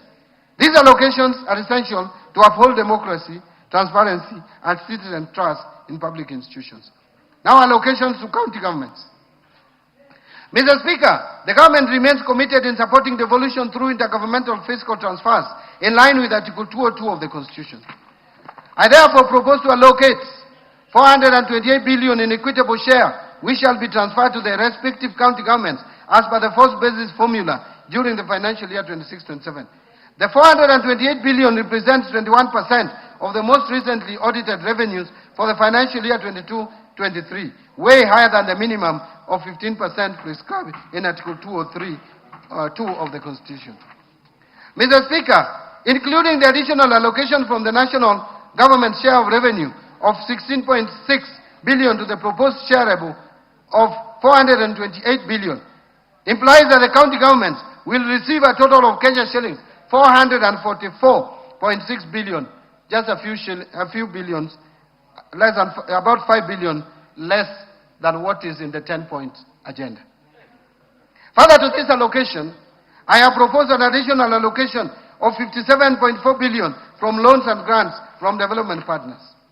Mr. Speaker, the National Treasury has developed the draft Public Finance Management Bill 2025, which proposes to amend Sections 42 and 191 of the Public Finance Management Act, CAF 412. These amendments aim to provide for submission of two separate bills, one on the county government's additional allocations, national government share of revenue bill, and the other on proceeds from loans and grants from development partners bill. This will mitigate delays in the approval and disbursement of county government's additional allocations. Now let me speak or talk about equalization fund. Mr. Speaker, to support implementation of projects in the marginalized areas, 10.3 billion has been proposed as an allocation to the equalization fund in the financial year 26-27. Mr. Speaker, now I turn to county government pending bills. Mr. Speaker, the growing stock of pending bills in county government poses a fiscal risk. As of 30th June 2025, county governments reported outstanding pending bills of 183 billion. And Mr. Speaker, during its 27th ordinary session, the Intergovernmental Budget and Economic Council, IBEC, approved and adopted the county government spending bills action plan submitted by the Controller Budget. The Council directed all county governments to customize and implement their respective pending bills action plans to progressively reduce the stock of pending bills. I urge county governments to ensure full implementation of the agreed action plans. Now let me turn to taxation measures. Having talked about expenditure, the money being allocated here and there, now it is the time to see where money is coming from. Taxation measures. Mr. Speaker, following the tragic events of 25th June of 2024, which I hope will never be repeated again in this country, a day that remains etched in our hearts, government was reminded of the need to always listen to the voices of our citizens. As I mentioned at the beginning of this statement, I championed public engagements with Kenyans of all walks of life while putting together this budget and the supporting policy measures. Mr. Speaker, over the last 1 month, focus has been more on the Finance Bill 2026. And like I mentioned, I engaged Kenyans widely in town hall meetings, various media stations, Bunge la Mwananchi at Jivanji Gardens here in Nairobi, Ongara Rongai in Kajiado, comrades at the University of Nairobi, Citizen Digital Express, just to mention but a few. I wish to thank all Kenyans who took time to attend these forums and engage with me. My assurance is that their voices have been reflected in the proposals that I'm presenting today.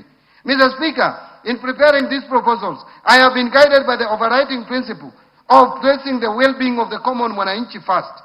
In this regard, I have deliberately chosen not to introduce new taxes or increase tax rates that would further overburden the hardworking Kenyans and their families. Instead, the measures are focused on reforms that improve efficiency in tax collection, create a fairness in the tax system, and broaden the revenue base without burdening the Mwananchi. Mr. Speaker, allow me to share a striking reality. Today, only 3.1 million working Kenyans contribute to pay as you earn. Yet, millions of other Kenyans that make money in our economy do not contribute to the taxes we collect. Many of these people have been filing nil returns year after year. The burden of developing this country has therefore been on a few of us. And Mr. Speaker, that this must change. We shall continue to broaden our tax base, a process that will help us lower tax rates to ease burden on the few that are tax compliant. Mr. Speaker, to support financing of the 2026-27 budget, I will today present highlights of two sets of proposals. The first set of proposals relates to custom measures agreed upon by the East African Community Ministers, Cabinet Secretaries responsible for finance and economic affairs during this year's pre-budget consultations held in Arusha, Tanzania on 15th May 2026, and which we will conclude this coming weekend.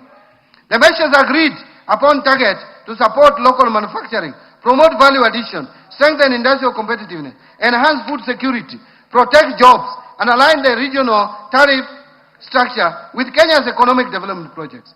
The second set of proposals are contained in the Finance Bill of 2026. These measures are guided by three key principles. First, efficiency, to ensure tax collection is done with minimal leakages and ease compliance.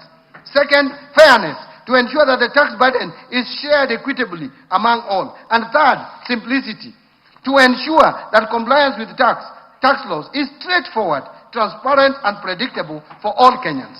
Mr. Speaker, the measures I present today, majority of which are targeted to simplify tax compliance and strengthen tax administration, are expected to yield an additional Kenya shillings 98.9 billion in terms of revenues.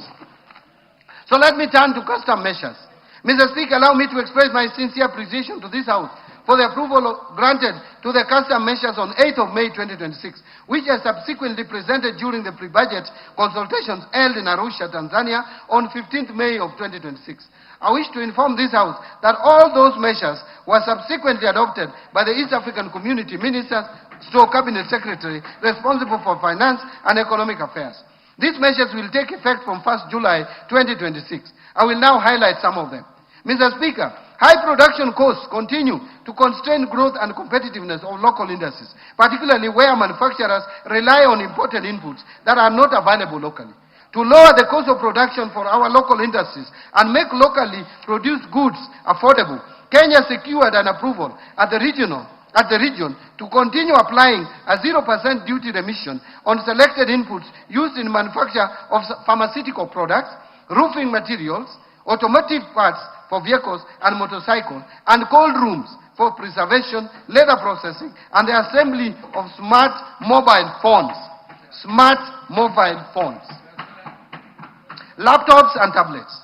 Kenya also secured approval to continue applying a duty remission rate of only 10% on selected inputs used in furniture and door manufacturing, as well as completely knocked down kits for assembly of motorcycles. Through these measures, jobs created by the industries in these categories remain protected to support livelihood of our people. Mr. Speaker, food security is one of the pillars under the bottom-up economic transformation agenda and therefore remains a national priority.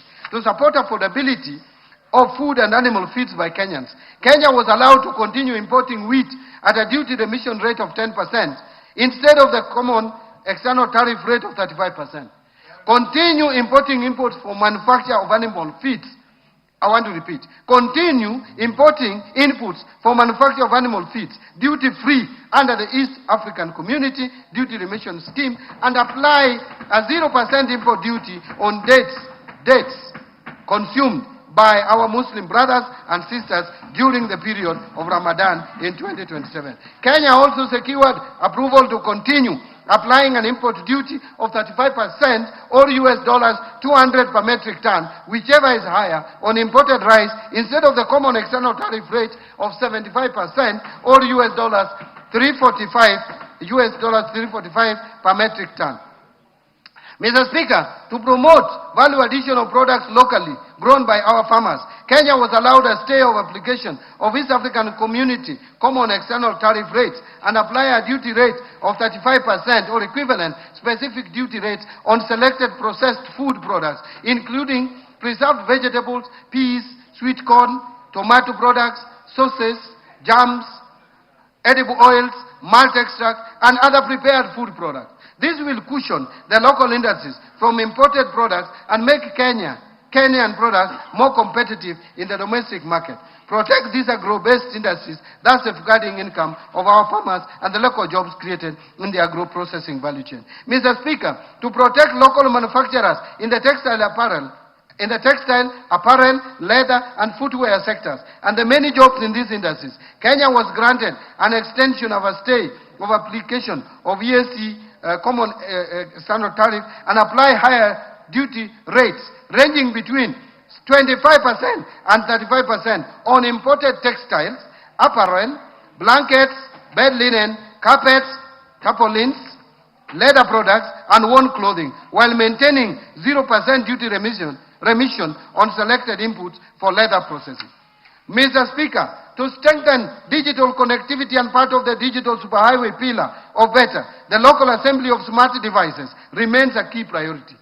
Expanding access to affordable smart telecommunication devices will enable more Kenyans participate in the digital economy and benefit from emerging opportunities in business and innovation. With this in mind, Kenya requested and was granted a 0% duty remission on inputs used in the assembly of smartphones, laptops, and tablets. Additionally, optical fiber cables and recorded software products will be imported at a higher tariff rate of 10% instead of the EAC common external tariff rate of 0%. Mr. Speaker, to lower the cost of construction materials for the delivery of affordable housing as part of BETTER priorities, Kenya was allowed to continue applying 0% duty remission on selected inputs for the manufacture of roofing materials and related industrial products. Further, to protect local industries that manufacture steel products, aluminum products, pipes, electrical equipment, ceramic tiles, and other construction materials, Kenya was also allowed to continue applying stays of application at duty rates ranging from 25% to 35%, together with equivalent specific duty rates where applicable to discourage under declaration of import values. Mr. Speaker, given the limited fiscal space, Kenya continues to explore alternative financing models, particularly the public-private partnership arrangements in developing infrastructure projects. With this in mind, Kenya was granted a stay of application of the common tariff and apply a 0% import duty on goods, materials, and equipment imported for use in the PPP projects. Mr. Speaker, local assembly of motor vehicles and the manufacturing of automotive parts continue to create jobs for Kenyans. In this respect, Kenya applied to protect these industries and associated value chain. Kenya was granted a 0% duty remission on selected inputs used in the manufacture of automotive parts. Mr. Speaker, to support local manufacturing of paper and paper products, Kenya was allowed to continue applying stays of application at a rate of 35% on craft paper and paperboard, printed polybags, sacks and bags, and related packaging materials instead of the common tariff rates of 25%.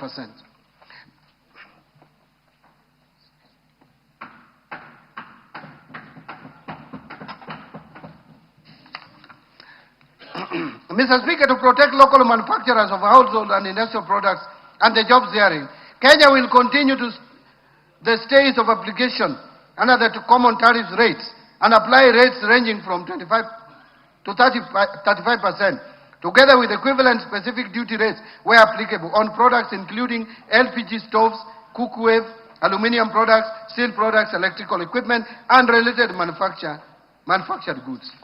Now let me turn to the highlights of proposals in the Finance Bill. Mr. Speaker, I now turn to the proposals in the Finance Bill 2026 that target to amend various domestic tax laws to improve revenue collection, ease tax compliance, and create fairness within the tax system. Under income tax, Mr. Speaker, currently certain corporate restructurings, such as mergers, amalgamations, or internal reorganizations are exempt from capital gains tax. To encourage the establishment and growth of real estate investment trusts, the bill is proposing to extend the exemption to qualifying property transfers into approved real estate investment trusts to avoid selective treatment or application. Mr. Speaker, to promote fairness, improve consistency within the tax system, and supports investment in the petroleum sector. The bill is proposing to reduce the corporate tax rate applicable to non-resident petroleum contractors to 30% from 37.5%. This will harmonize with the rate that is applicable to other non-resident companies. The bill further clarifies that repatriated income earned by non-resident petroleum contractors will be subject to tax at the rate of 15%, consistent with the treatment applicable to other non-resident persons operating in Kenya. Mr. Speaker, the current framework for taxation of trusts is complex and may create uncertainty in the taxation of trust incomes and distribution. To improve clarity and align the framework with the international best practices, the bill is proposing to introduce a single-point taxation system at the trustee level and removes the risk of double taxation for beneficiaries, thereby improving compliance and reducing opportunities for tax avoidance. Mr. Speaker, the bill does not propose to increase monthly income tax. I wish to state that. On the contrary, the bill is proposing a simplified tax framework for non-resident persons who earn monthly rental income in Kenya but do not pay tax on that income. In this case, therefore, non-resident landlords will be required to register and account for tax directly, especially where the property is not managed through a property agent, while preserving the existing withholding tax framework where non-residents are currently complying with their tax obligations. Mr. Speaker, this proposal will not result in higher rent or additional burden on existing tenants that reside in properties owned by non-residents. Mr. Speaker, currently any persons making payments to non-resident ship owners and charterers are required to withhold and remit tax on shipping income. This has affected compliance, particularly where persons producing shipping services are not aware of the withholding obligations. To simplify the administration of the tax and provide greater certainty in its collection, the bill is proposing to place the responsibility for payment of the tax on resident shipping agents and provide a clear timeline for remittance being within 5 days after receipt of payment or before the ship leaves the port of landing, whichever is earlier. Mr. Speaker, currently the deadline for filing tax returns is 30th June of every year for all categories of income, which leaves no room for verification and validation of filed returns before the commencement of another financial year. To provide sufficient time for verification and validation of returns, I propose revisions to the timelines for filing individual income tax returns. Under the proposal, taxpayers with nil returns will be required to file within 1 month after the end of the year of income, because they have nil returns anyway. While taxpayers whose income is fully taxed at source, including persons earning employment income only, will file within 4 months after the end of the year of income. All other taxpayers are required to file their return by 30th of June every year. All businesses will still continue to file their returns by 30th of June every year. So it is not true that we are reducing for everyone, making filing returns complicated. Mr. Speaker, currently gains arising from offshore transfers where the value of the transferred shares is derived from assets located in Kenya are not taxed. To ensure that gains derived from Kenya assets remain taxable in Kenya, irrespective of how the transaction is structured, the bill therefore proposes to amend the Income Tax Act to ensure that all gains from transfer of assets located in Kenya get same tax treatment, irrespective of the location of the beneficial owners. Mr. Speaker, when companies make profits, those profits should find their way back to shareholders within a reasonable time. Currently, some companies have been holding back their profits indefinitely, simply to defer paying dividend tax. This is a loophole that needs to be addressed. In order to provide greater certainty in the application of the deemed dividend provision, which is already in law, and discourage indefinite retention of profits solely for purpose of deferring dividend taxation, the bill is proposing to introduce a minimum deemed dividend distribution threshold of 60% of undistributed income.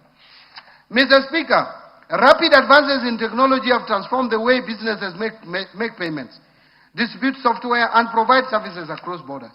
However, the current Income Tax Act provisions do not clearly address the tax treatment of certain payments arising from software distribution arrangements, payment card schemes, payment processing systems, and related digital platforms. This has created uncertainty and disputes regarding the taxation of interchange fees, merchant service fees, and other payments made for access to this system. The bill therefore proposes amendments to clarify the definition of management of professional fees and royalties in order to provide a clear legal framework for taxation of such payments and reduce opportunities for revenue leakage. Mr. Speaker, gambling activities have grown significantly in recent years, particularly through digital platforms. While these are legitimate activities, winnings from gambling are income, and like any other income, they should be taxed. The bill therefore proposes to introduce withholding tax on winnings, lotteries, and prize competitions. Mr. Speaker, the scrap metal trade is a significant economic activity that supports the livelihood of many Kenyans. To improve traceability of transactions and strengthen compliance for scrap metal trade, the bill proposes to introduce a withholding tax on incomes earned from the sale of scrap metal at a low rate of 1.5% of the gross amount paid. Mr. Speaker, currently payments made by the national carrier to non-resident service providers are exempt from payment of withholding income tax, while similar payments when made to residents are taxed. To promote fairness and ensure consistent tax treatment between resident and non-resident service providers, the bill proposes to remove the exemption from withholding tax on payments made by the national carrier to non-resident service providers. Value-added tax, VAT. Mr. Speaker, I will now turn to the proposed amendment to the value-added tax. Mr. Speaker, dialysis remains a life-sustaining treatment for many Kenyans living with kidney disease. Yet the cost of essential renal treatment equipment continues to place pressure on households and healthcare providers. The bill therefore proposes to exempt dialyzers, which is a critical life-saving component for patients experiencing kidney failure, from VAT to reduce their costs and make renal treatment affordable. Mr. Speaker, the government recognizes the important role that trade in used clothing and footwear, commonly known as mitumba, continues to play in supporting livelihood and affordable access to clothing across the country. To simplify compliance, the bill proposes to charge VAT at the point of importation, while subsequent domestic sales of worn clothing and worn footwear will be exempt from VAT. This means that mitumba traders selling to everyday Kenyans will not be burdened with VAT obligations. Contrary to what is being said out there, we are making mitumba more and more cheap because there will be no multiple VATs. You only pay once at the point of entry. Mr. Speaker, currently passengers arriving at the ports of entry in Kenya are allowed VAT exemption on value of goods not exceeding only $300. This threshold has remained unchanged and has not kept pace with the current realities. The bill therefore is proposing to increase the VAT exempt threshold on value goods for passengers arriving at the ports of entry from $300 to $2,000. Mr. Speaker, the scrap metal sector plays an important role in supporting local manufacturing and recycling activities, but presents significant challenges in administration of input VAT. To simplify VAT administration within the sector, while complementing the withholding income tax framework proposed under the Income Tax Act, the bill therefore proposes to exempt scrap metal from payment of VAT. Mr. Speaker, public-private partnership continues to play an important role in the delivery of strategic infrastructure projects across the country. To reduce the cost of implementation of the projects, the bill proposes a VAT exemption for goods and services imported or procured locally for use solely in the approved public-private partnership infrastructure projects. Mr. Speaker, the rapid growth of digital payment platforms has created uncertainty regarding the VAT treatment of certain payment facilitation and processing services. While these services support financial transactions, they are distinct from the underlying financial services. The bill therefore seeks to clarify that core financial services, including money transfer services such as M-Pesa, will remain exempt from VAT, while platforms that facilitate services such as merchant acquiring, payment gateway, aggregation, and settlement services will not qualify for exemption. Mr. Speaker, to promote consistency in the treatment of input VAT and support proper administration of the VAT framework, the bill is proposing to require adjustment of input VAT previously claimed where goods that were intended for taxable supply subsequently become exempt while still in stock. Mr. Speaker, Kenya's tax expenditure was estimated at 286 billion or 1.8% of GDP in 2024, a decline from 368 billion or 2.4% of GDP in 2023. But Mr. Speaker, to further reduce tax expenditures, I propose to rationalize some of the existing incentives, such as to remove VAT exemption on certain goods and services currently exempt, including denatured ethanol, direction finding compass, affordable housing construction inputs, tourism facility construction inputs, and aircrafts of Chapter 88, excluding parts and large aircrafts of over 2,000 kilograms. These are what we call choppers, helicopters. We are removing them from VAT exempt. But aircraft parts will still enjoy VAT exemption. To exclude from VAT exemption spare parts applicable to official aid-funded projects to reduce opportunities for misuse of the exemption. So we exempted the vehicles, but not the parts. Transfer selected supplies from zero-rated status to VAT-exempt status in line with the national tax policy objective of limiting zero-rating primarily to export. To exempt mobile phones from VAT as part of the simplified taxation framework for mobile phones outlined under the proposal under Excise Duty Act. So when we talk of excise duty on phones, moving from 10% to 25%, they talk about that, but they fail to say that we are removing VAT on mobile phones from 16% to nothing. So the above measures are expected to further lower tax expenditures as a share of GDP, hence revenue collection. Excise Duty Act.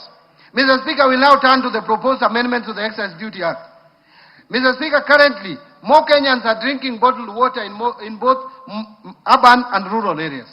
The bill is proposing to remove excise duty of 6 shillings and 41 cents per liter of bottled water. We are removing excise duty on bottled water. Mr. Speaker, it is expected that the vendors of bottled water will pass this benefit to the ordinary citizen by lowering the price of bottled water because it has ceased to be a luxury. Mr. Speaker, mobile phones have become essential tools for enhancing communication, access to information, and delivery of services. They support among others, education, businesses, financial services, e-commerce, healthcare, and social interaction, while also promoting digital inclusion, productivity, and social economic development. Mr. Speaker, to further encourage use of mobile phones in the country, the bill is proposing to simplify taxation of mobile phones by replacing the existing multiple taxes and levies with a single excise duty charged at the rate of 25% at the point of activation on any telecommunications network. This measure will lower the prices of mobile phones in the country. I heard another leader saying 25%, but I'm asking, why is he complaining about 25%? Does he want us to remain at 55.5%? Because that is the rate as at today. Mr. Speaker, in recognition of health risk associated with excessive sugar consumption,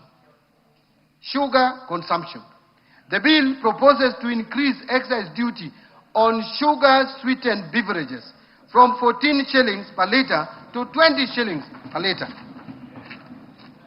Mr. Speaker, in support of public health, the bill also proposes to adjust excise duty rates on other manufactured tobacco and tobacco substitutes, tobacco extracts, and essences from 11,382 per kilogram, shillings per kilogram, to 12,550 per kilogram. While the excise duty rates applicable to cigars, churros, cigarillos, I don't consume this, so I have difficulty in reading, containing tobacco or tobacco substitutes, will be adjusted from 16,260 shillings per kilogram to 18,000 shillings per kilogram. I don't know whether Honorable Mboko knows about this more than I do. Mr. Speaker, betting on horse trading is currently exempt from excise duty. In order to create fairness in the taxation of betting and gaming activities, the bill is proposing to remove this exemption. Further, to expand the scope of taxation, the bill proposes to amend the definition of gaming wallets to include land-based betting and gaming activities. Mr. Speaker, to promote fairness and consistency in the taxation of similar products, the bill is proposing to harmonize excise duty treatment within the alcoholic beverages sector by removing the preferential excise duty rate of Kenya shillings 10 per centiliter of pure alcohol for alcoholic beverages manufactured by small independent brewers. Mr. Speaker, in the Finance Act of 2025, excise duty rate for undenatured extra neutral alcohols applied to licensed manufacturers of spirituous beverages was set at 500 shillings per litre. To support manufacturers in this sector, the bill proposes to reduce the applicable excise duty rate to 80 shillings per litre. And in addition, the bill proposes amendments to clarify that this rate is applicable to both locally purchased and imported undenatured extra neutral alcohol supplied to licensed manufacturers. Mr. Speaker, to address environmental externalities, the bill proposes to introduce excise duty on coal at the rate of 5% of the excisable value. The bill also proposes to extend excise duty on plastic articles for locally manufactured products in order to promote consistency in tax treatment. And Mr. Speaker, the bill further proposes to establish a clear excise duty taxation framework for vintage and collector vehicles. This proposal relates to vehicles whose year of first registration is at least 30 years before the date of purchase and whose value is at least 10 million shillings. Tax procedures.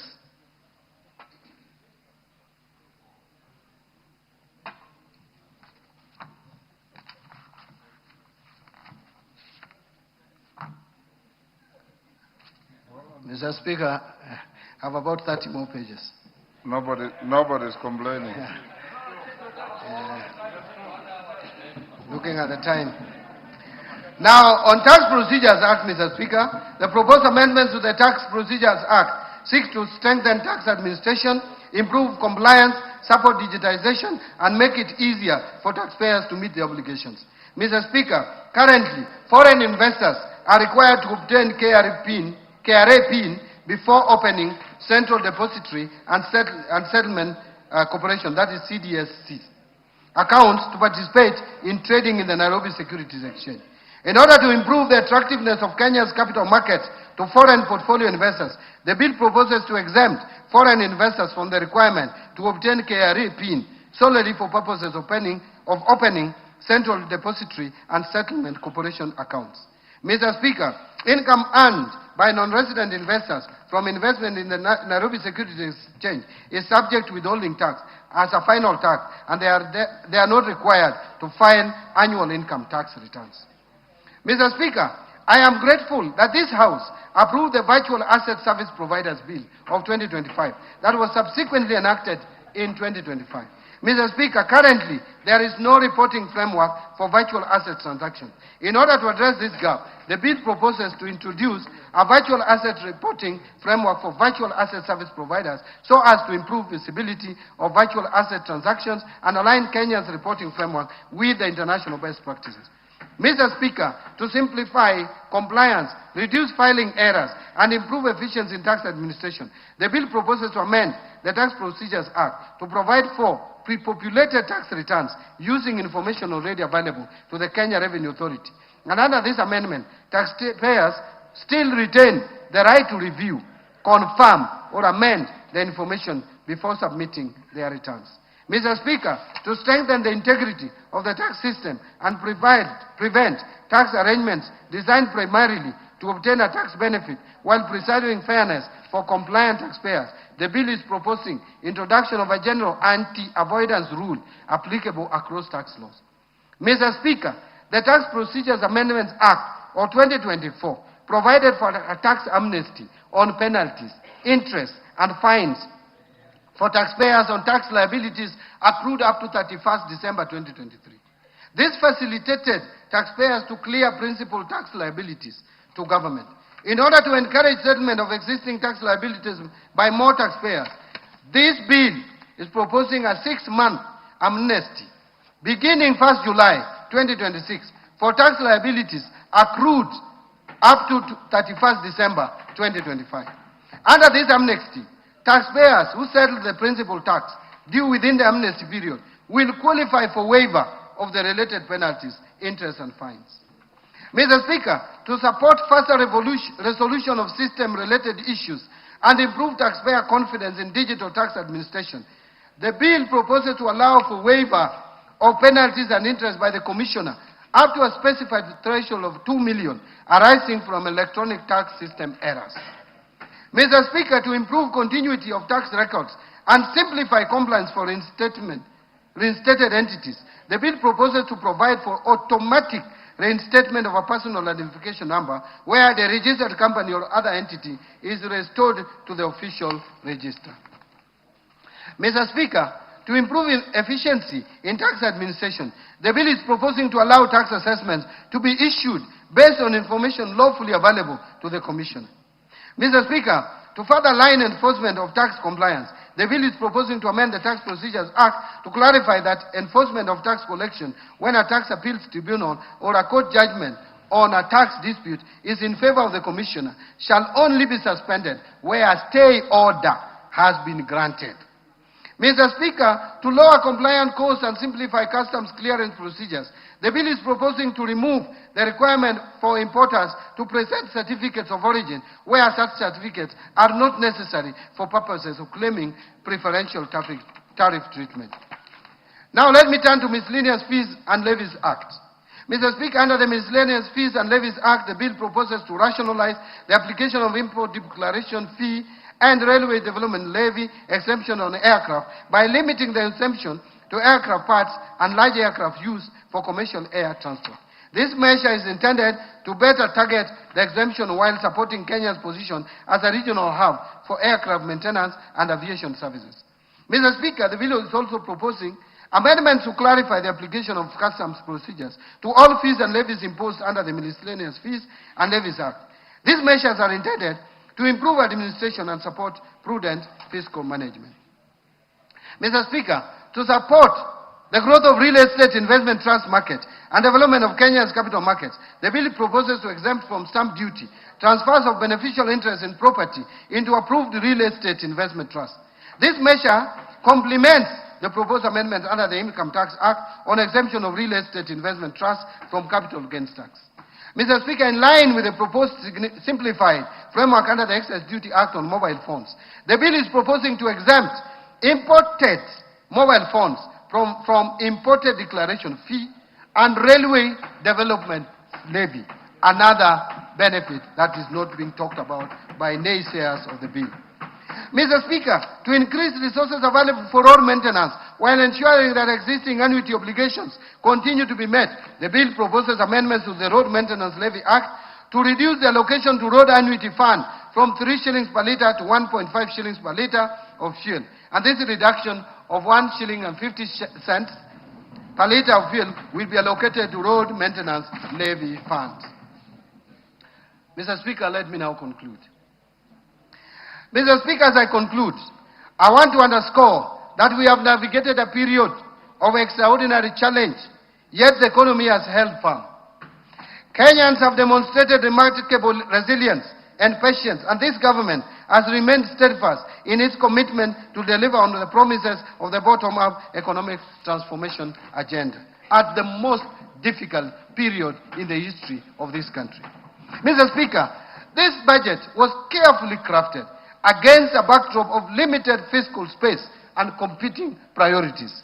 It reflects prudent choices and disciplined fiscal management while directing resources towards programs and interventions that will have the greatest impact on the lives of ordinary Kenyans while staying firmly on course with our fiscal consolidation plan. Mr. Speaker, the reforms I have outlined today are designed to cushion our citizens, strengthen economic resilience, and lay the foundations for sustainable growth and transformation. They will stimulate job creation, ease the cost of living, and accelerate economic transformation of our people, that our people deserve. Mr. Speaker, this budget is deliberate, decisive, and targeted. It channels scarce resources to where they catalyze the greatest economic and social returns. To smallholder farmers and pastoralists, to MSMEs and youth, to health and education, to infrastructure that connects markets, and to institutions that uphold the rule of law. Every allocation is chosen to multiply employment, protect the vulnerable, advance equity, and unlock private investment. By prioritizing inclusive bottom-up growth, we will not only sustain recovery, but accelerate shared prosperity across Kenya. This is therefore a budget for Mwananchi. This is a budget for the people. I call upon honorable members and all Kenyans to stand behind its implementation as we work together with purpose and resolve towards our shared prosperity. Together, we can translate these investments into jobs, higher incomes, and a better future for every Kenyan. At this point, Mr. Speaker, I wish to thank His Excellency the President, Dr. William Samoei Ruto, and His Excellency the Deputy President, Professor Kithure Kindiki, for their unwavering support, leadership, and counsel as we prepared this budget. I am forever grateful to His Excellency the President for the support he has given me and my ministry. I am also greatly indebted to the Prime Cabinet Secretary, the Attorney General, my fellow Cabinet Secretaries, all the Principal Secretaries, accounting officers, and all personnel across government ministries, departments, and agencies who have diligently contributed to the development of financial year 26-27 budget. Allow me to thank you, Honorable Speaker of the National Assembly, and your counterpart in the Senate, the majority and minority leaders, and the entire House leadership, including the respective clerks, for supporting the approval process of the financial year 26-27 budget. My sincere thanks to honorable chairs and members of both the Budget and Appropriations Committee and the Finance and National Planning Committee and all other departmental committees of this House, as well as the staff of the Parliamentary Budget Office, for their constructive inputs and leadership during the approval process of this budget. I appreciate in a special way Dr. Chris Kipto, the Principal Secretary for the National Treasury, and the staff of the National Treasury who have worked tirelessly hard, long hours, to ensure that this budget and the supporting documents are prepared and supported and submitted within the legal timelines. I also wish to appreciate my two other Principal Secretaries at the National Treasury, namely Dr. Boniface Barasa Makoha, the Principal Secretary for State Department for Economic Planning, and Mr. Cyril Wagunda Odede, the Principal Secretary for State Department of Public Investment and Assets Management, and their respective staff for the support during the preparation and finalization of the budget for financial year 26-27. My sincere appreciation also goes to the Governor of the Central Bank of Kenya, the Commissioner General of the Kenya Revenue Authority, as well as the management and staff of both institutions, and all MDAs for their valuable contributions to the budget process. My gratitude to our multilateral and bilateral development partners for their continued technical and financial support. I also thank the private sector for their participation and contribution in the budget process. I wish to appreciate the members of the fourth estates and all non-state actors for the active engagement and participation in the financial year 2026-27 budget process. Mr. Speaker, I cannot forget to mention this. My sincere thanks also goes particularly to my dear wife, Madam Rhoda Mbadi, and my children who have remained my pillar. In the course of the year, calls of duty would be challenging, but when I got home, I felt relaxed among them. I will forever be grateful for their support, inspiration, and prayers as I executed my duties at the National Treasury. Finally, Mr. Speaker, I wish to thank Kenyans from all walks of life who gave their suggestions and proposals throughout the budget-making process. Thank you, and may God bless Kenya. Thank you. Thank you. Minister. Mr. Speaker. Yes, go on. Mr. Speaker, before I resume my seat, you will recall that I have already submitted to this House the budget estimates and the finance bill 2026, together with the accompanying documents as required by the Public Finance Management Act, CAP 412A. Today, I further submit the following documents to this August House and request that you generously, you graciously, receive them. Number 1, budget statement for financial year 26-27. Number 2, the 2026 budget policy statement. Number 3, estimates of revenue, grants and loans for the financial year 26-27. Number 4, financial statement for the financial year 26-27 budget. Number 5, medium-term debt management strategy 2026. Number 6, budget highlights, the Mwananchi guide for the financial year 2026-27 budget. And I believe we have put here also the Kiswahili version. Number 7, statistical annex to the budget statement for the financial year 26-27. Thank you, Honorable Speaker. Thank you, honorable members.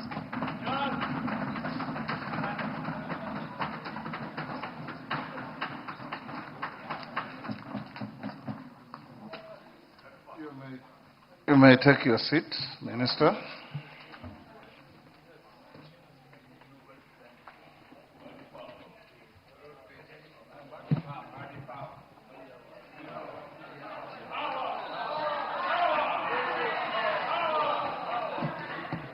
Order. Honorable members, I wish to thank the Cabinet Secretary for National Treasury for ably making a public pronouncement of the budget highlights for the national government for the financial year 2026-27 and the medium term and the revenue-raising measures. In this regard, honorable members, I confirm that in conformity with the provisions of sections 39 and 39A of the Public Finance Management Act, CAP 412A, and the Standing Order 244C, the Cabinet Secretary has submitted to the National Assembly the relevant legislative proposals necessary to actualize the revenue-raising measures to finance the 2026-2027 budget. This has since culminated in the Finance Bill 2026, which is under consideration by the House. Honorable members, it is now my pleasure to invite all honorable members, the Cabinet Secretary for the National Treasury and Economic Planning, other Cabinet Secretaries, representatives of the Judiciary, members of the Diplomatic Corps, and all invited guests to a reception at the Parliament courtyard hereafter. Honorable members, the time now being 6:13, the House now stands adjourned until Tuesday, 16th June 2026 at 2:30 p.m. I thank you.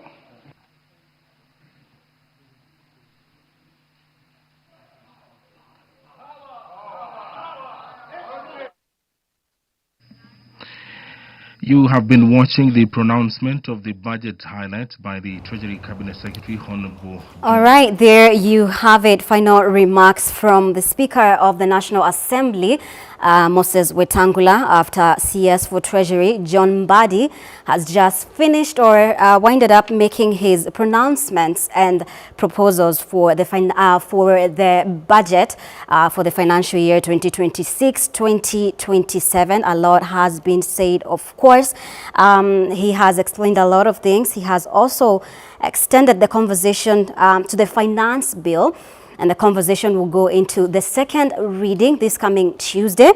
It is actually now the appropriation bill that will go through the second reading, as well as the finance bill 2026. Thereafter, it will be passed if it will have gone through public participation. There are a lot of things that have happened, of course. CS Mbadi has talked about the total revenue collection for the financial year 2026-2027 that is projected to be 3,630.5 billion shillings. Of course, ordinary revenue projected at 2,985 4.7 billion. Total expenditure in the financial year 2026-2027 budget is projected at 4,820.4 billion, among other things that he has delved into. And of course, he did say that, you know, this time around when he was talking about the finance bill, that he deliberately chose not to introduce new taxes. We will be getting into that, what measures he has explained to cushion Kenyans, talking about that only about 3.1 million working Kenyans contribute to pay as you earn, yet millions of other Kenyans who make money in the economy do not contribute to the taxes that the government collects. We'll get into that. And of course, with me to just get deeper before we, later on, Mbadi is going to be talking to the press. And of course, we will be talking to Kimani Ngunjiri, a reporter who is in Parliament. He will be getting reactions from various leaders. But before that, and before we do hear from Mbadi, he is expected to make a statement.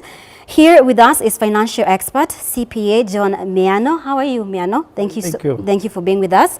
And a lot has been said. It's taken over 2 hours. Yes. How he started, a lot of confusion, a lot of numbers being thrown around. We want to make sense of this all. Okay. He has explained some of the things that the government is doing to cushion Kenyans. And of course, heavily, the education sector gets the lion's share once again. The health sector, not so much. And of course, he has delved into agriculture, job creation, among other things. What do you make of, or what are the main highlights from, you know, all right, we will get to you, Miano, in a few minutes. First, let's go back to Parliament and listen to some of the leaders reacting to Mbadi's pronouncements.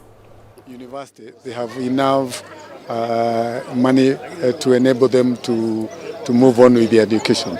The other thing that is very, very important, and I think is a very important issue in this country, is the pending bills.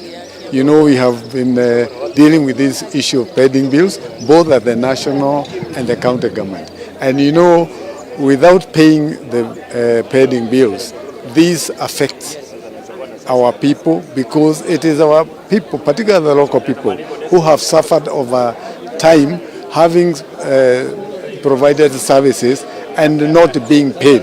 And this has been a major issue within our economy. And for me to hear that there is now a schedule of making sure that they are paid, it makes me feel much better. The other thing, of course, is the other outlines that have been given to make sure that we focus on our industrial development so that we can create more employment for our people, not so much of relying on importation. Because, to be honest, this country cannot be a big warehouse for imported items. We must make sure that we have a solid base for local manufacturing, and that's the only way we can create employment for our youth. Some people argue that this is a heavily political budget, especially given that it is the last full year budget ahead of 2027 election. Would you agree with that? I don't, because I think we have really learned a lot from the last one. There was a lot of things that were not right, or things that were not true. But in this particular budgeting process, we have dealt with the issues that Mwananchi has raised. And I think Kenyans are no longer people who do not read.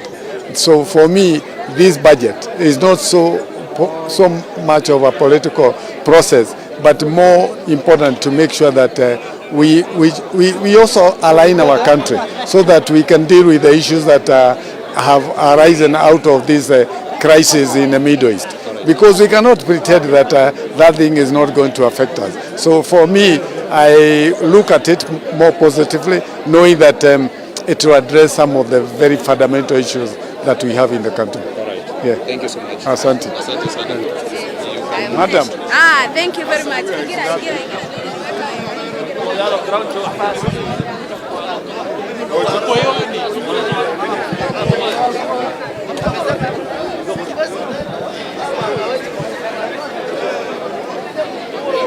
Back there in just a moment. Kimani Ngunjiri, they are talking to some of the leaders expressing their views after CS for Treasury.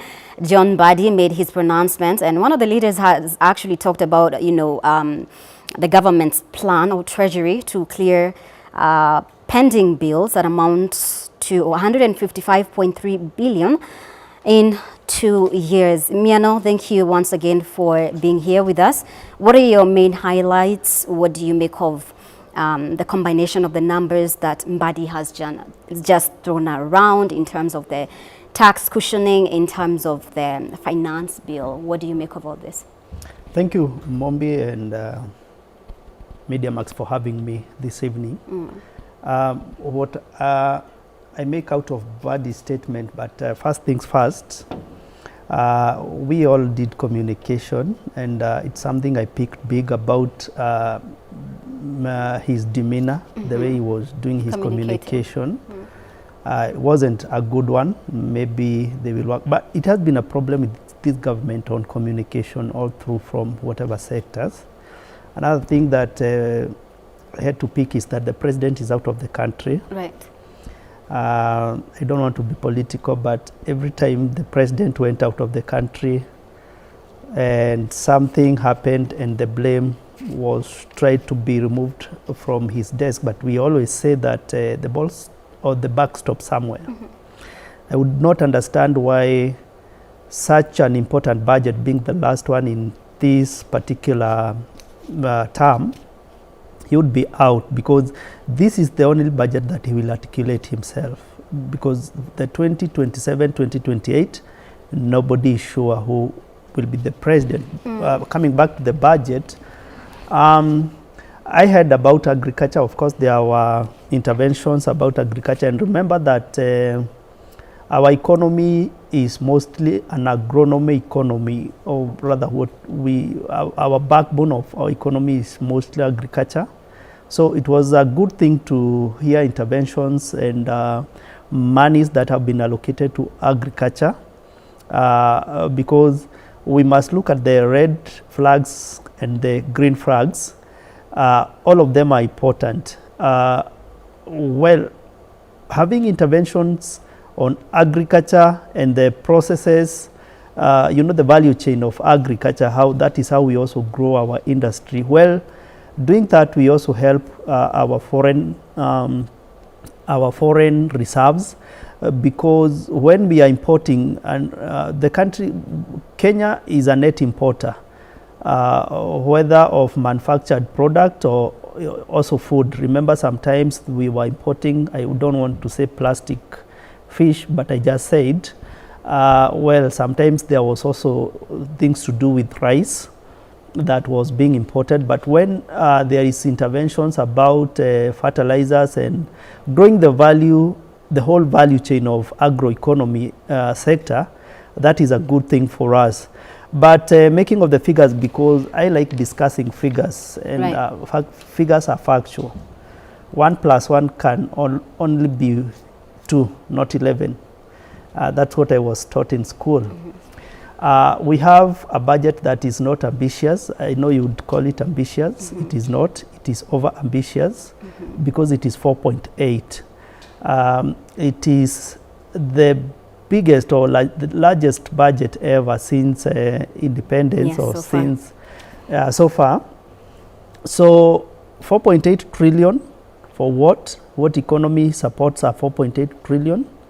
I'm not thinking our economy, not especially at such a time when we are also going to the elections. And you know what happens when such a time like this happens? A lot of people will have self-preservations about their businesses, about how they go on economy. I am also not expecting, because it is historical, what happens when it is an election year. We are not expecting investors to come in. So maybe our DFIs, the direct foreign income, the direct foreign will be affected. So we are not expecting as much of our or investors from outside.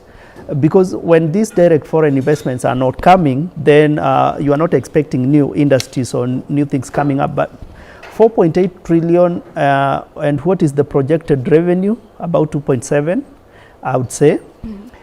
It is fact that KRA, on the 31st of March 2026, I said I like figures and quoting factual information. They had collected 2 trillion. 2.03 trillion. All right, so KRA having collected 2.0 trillion, and we have given them another 700 billion to collect, I'm more sure that they will be able to meet that target. So we are not sure that the 2.7 collection will be met. Miano, let me cut you short for just a minute. Let's cross over to Parliament, where CS Mbanjeti is addressing the media at the moment. Hear what he has to say, or questions he's going to take at the moment. Let's cross over there.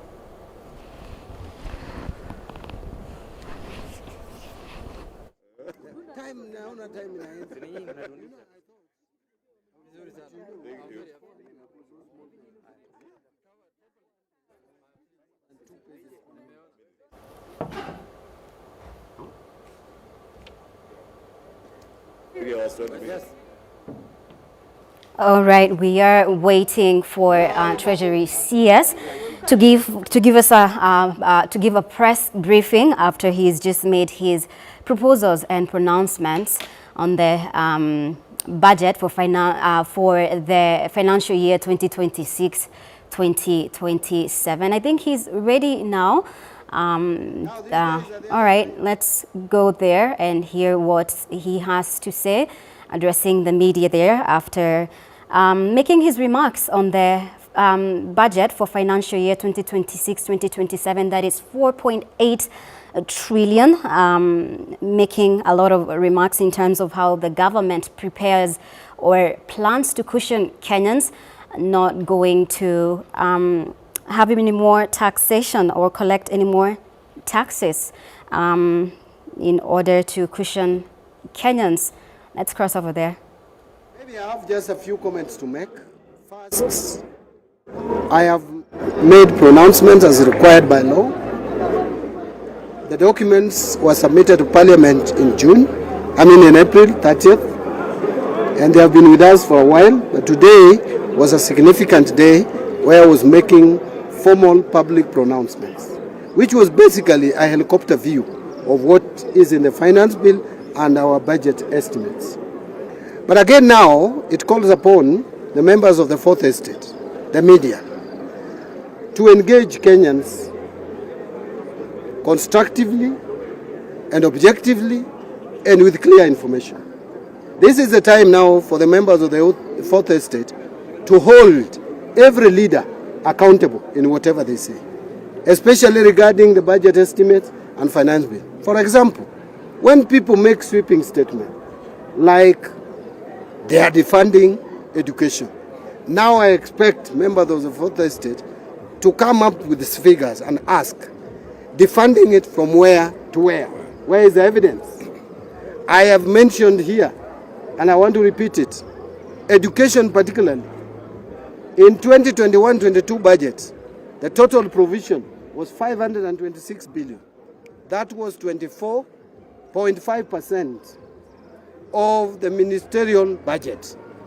This financial year, the budget that I've just read, the total allocation to the Ministry of Education is 784.5 billion shillings, which is 26.4% of the ministerial budget. So where is the defunding?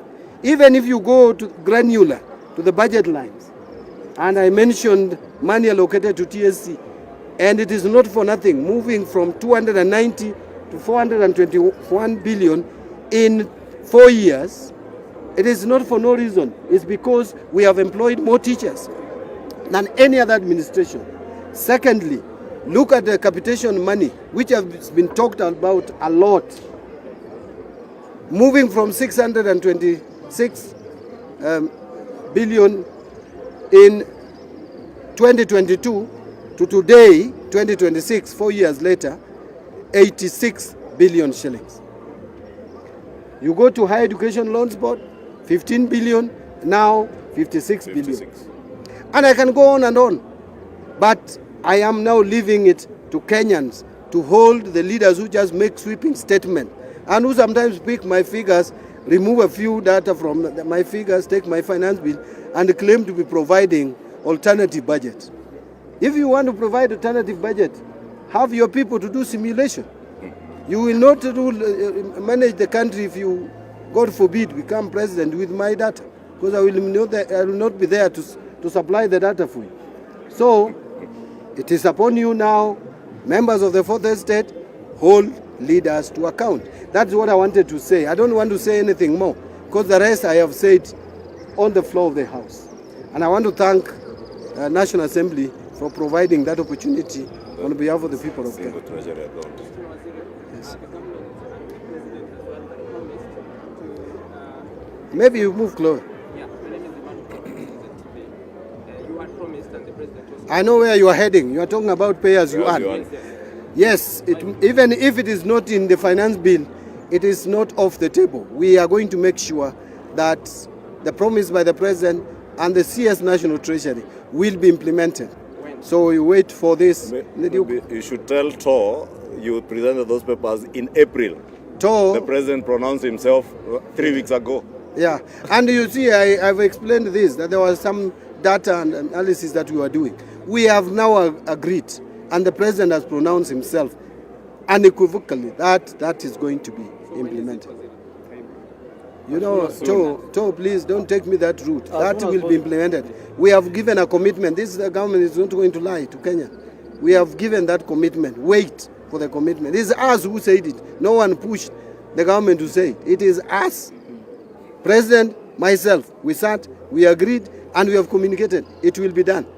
And by the way, I was forgetting something. Someone claimed that they will implement treasury single account, treasury single treasury account, and cut costs. We have already implemented, and I have just read there that we have saved over 61% of overdraft cost. So what is this that they want to implement?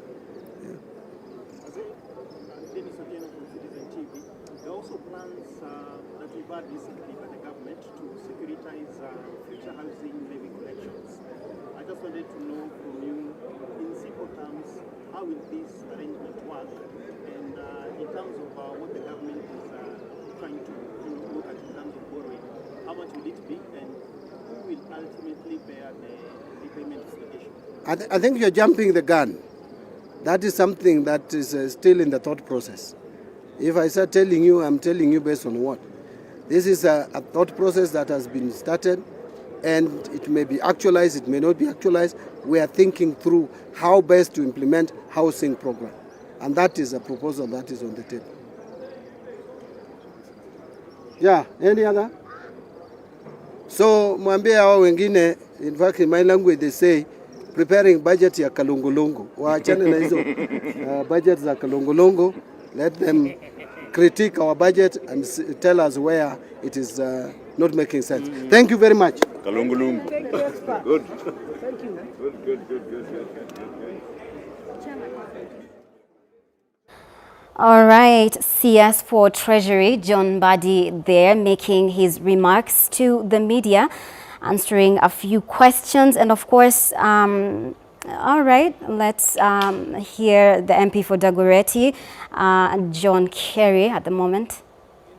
Again, we are reading a budget just ahead of national elections that will be coming next year. And so, to claim that it is political does not make it a bad thing. In fact, the business of finance and national planning is a political process. So is the yes. budgeting allocations done according to politics? Not according to politics, according to the needs of the people. And that's a political process. That's why it belongs in a political house called Parliament. Yes.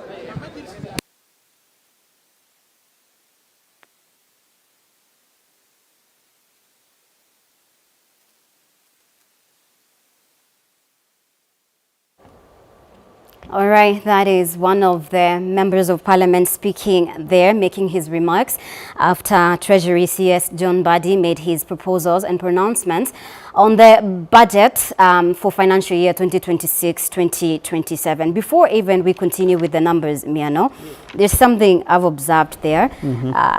You know, Parliament, that is the National Assembly as well as the Senate. Both houses are supposed to oversight executive. So why was Majority Leader Kimani Ichung'wah helping CS Mbadi deliver his statements? Well, wasn't that contradictory according to you? It is, and this is what we're saying from the prima facie.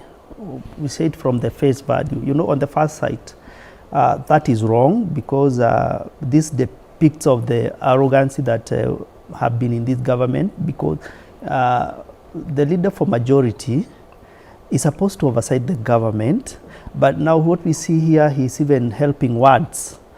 He is helping the CS for finance and, you know, trying to help him out where he should be asking questions on behalf of Kenyans, you know, not to help. So this tells you, and this has been our cry all through, that the parliament, for lack of better words, is in bed with government. So who is oversighting the presidency? And that tells you something. But back to the figures, and that is why maybe Kenyans are feeling a bit cooked. Remember, when budget used to be read, people used to wait and listen and, you know, and rejoice on the cards here and there and whatever happened. But what we see here are people who are determined through parliament and through the executive. And that is why when we look at these figures, they don't make sense. And especially when we look at the funding on education and health. I know we'll get deeper into that, but if you look at the figures that have been tabled today, it is good that education has been given quite a substantial amounts of monies in the budget, but that will go to cure the problem that has been there. You know, there have been lacking of enough or capitation in school, and so the schools have not been able to pay suppliers, for example. Right. If they are not able, they have not been able to pay suppliers, of course that tells you that there have been accumulation of debts in school. So the figures may look good today. Of course, remember we are going to elections. The figures may look exciting, but of course this is what should have been done over the years, over the past few years. I want to quote figures and go back to tell you how this budget just looks good on paper, but in there is a lot of red flags, which I want to state here, because, and I have had the CS tell us that he is hiding the figures from even the opposition, and we want the opposition to come up with the figures. I want to remind the CS, my good friend, and actually he's my good friend. We did a lot of work with him over past 3 years away, so it's somebody that I know close. I don't know what happened to him later after he became a government expert. If he's an expert, but I heard him say that he's hiding the figures. Our constitution, and I like quoting constitution because I like quoting facts. Article number 10. Article number 118, Article 196, Article 201, and Article 232 of the Constitution gives power to Kenyan through public participation.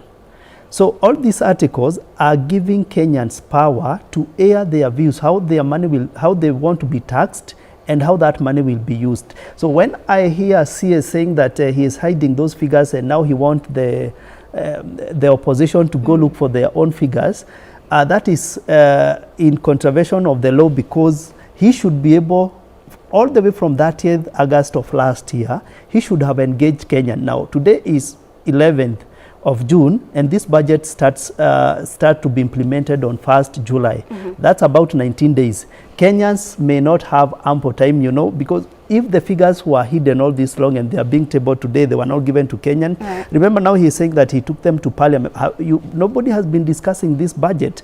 And why were these figures hidden? The figures were hidden because we are going to borrow about 2.1 trillion. How so? I know they have said that we are going to borrow 1.1 trillion, but I want to take you to figures because I like discussing figures.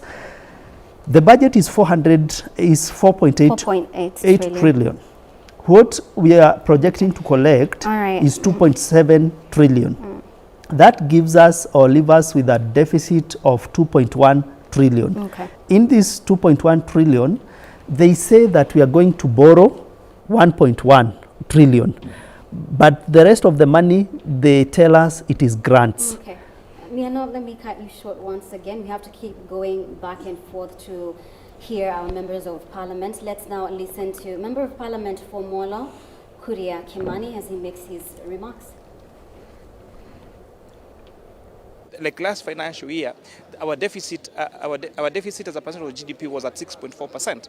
Now it is at 5.1%, which is 1.1 percentage points lower than last year, which means that actually the deficit, although it appears, although it is higher in nominal terms, it is lower in terms of a percentage of GDP. And what do we mean by this? It actually means that the programs that the government is doing are leading to economic growth and are leading to economic development. And that's why we are seeing a growth of our GDP. I'm also happy that the 20,000 interns now will be confirmed as permanent and pensionable. We have teachers that marked our national exams that now are going to be paid, and we expect that there are not going to be any further delays in terms of making sure that these teachers are confirmed and the teachers that did the marking for our national exams actually get to be paid for their work.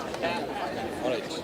Just one question. There are concerns that the budget has not considered inclusion in totality. What is your take? On the contrary, this is one budget that has really done a lot of inclusion, because if you check, for example, something that has the previous administration have been trying to do in terms of the people, grassroots leaders, now they have a stipend that is included in the budget. If you look, for example, the allocation that's going towards the elderly people, zile tunaita pesa za wazee, saa hizi ndio zimeongezeka, zinakuwa zile kiwango kile kikubwa kabisa.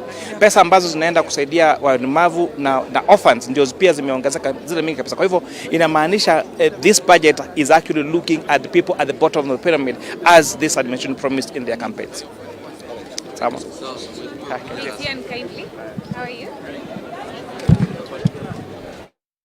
That is Member of Parliament for Molo there, Kuria Kimani, making his remarks regarding the budget for financial year 2026-2027. And Miano, you were explaining about, the state of debt and of course how much we have to borrow. The fiscal deficit, including grants, is projected at 1,146.2 billion, and the fiscal deficit to be financed by external borrowing of 106.2 billion and net domestic borrowing of 1 trillion. So make sense of these figures. Why is the CS saying that the fiscal deficit is 1 trillion? But that is why we are here, because we have agreed in principle that the government and parliament are in bed together, and that is just for lack of better words. So now we are here to look at that budget because I have been involved in budget making processes before. I was a board director at the Kenya National Trading Corporation. And so I have been involved in these budget making processes for government for some time now. And just to let you know that the County Aggregation Industrial Park that the minister is talking big about originated from the Kenya National Trading Corporation, where I was a director, and it was actually in our committee, the finance committee and technical, that did that. So to take you back to the figures, out of the 4.8 trillion budget that we have, the projected revenue is 2.7, right? Yes. So I want you to take your calculator and tell me what is the difference. The difference is actually 2.1 trillion. The government 2.1 trillion. 2.1, because basically it is 2.1 trillion. The government comes and tells you that we are going to borrow 1.1 trillion. Out of the 1.1 trillion, they tell you the grants are there included.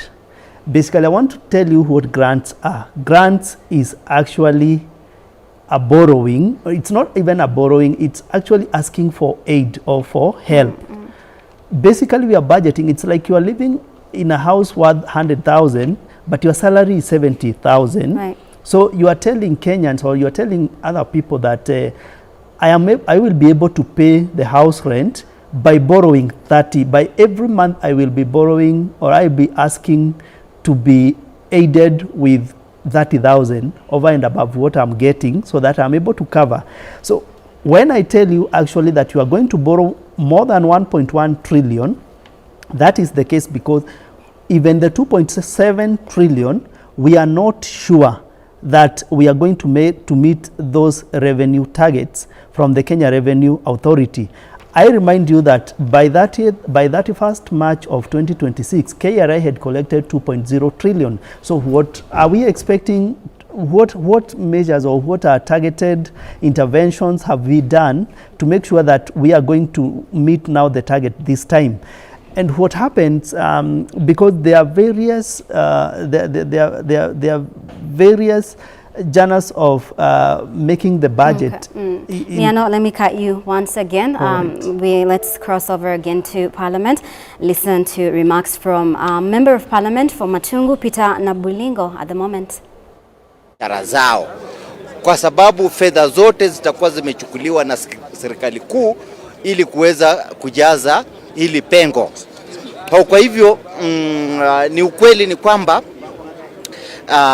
hiyo deficit ambayo imekuwa kwa budget ya 1.1 trillion itakuja kuwa mzigo mkubwa sana kwa wananchi hapa Kenya, kwa sababu once wananchi wa Kenya hawana nafasi ya kwenda katika taasisi za fedha na kuchukua pesa na kuwekeza katika shughuli zao, inamaanisha kwamba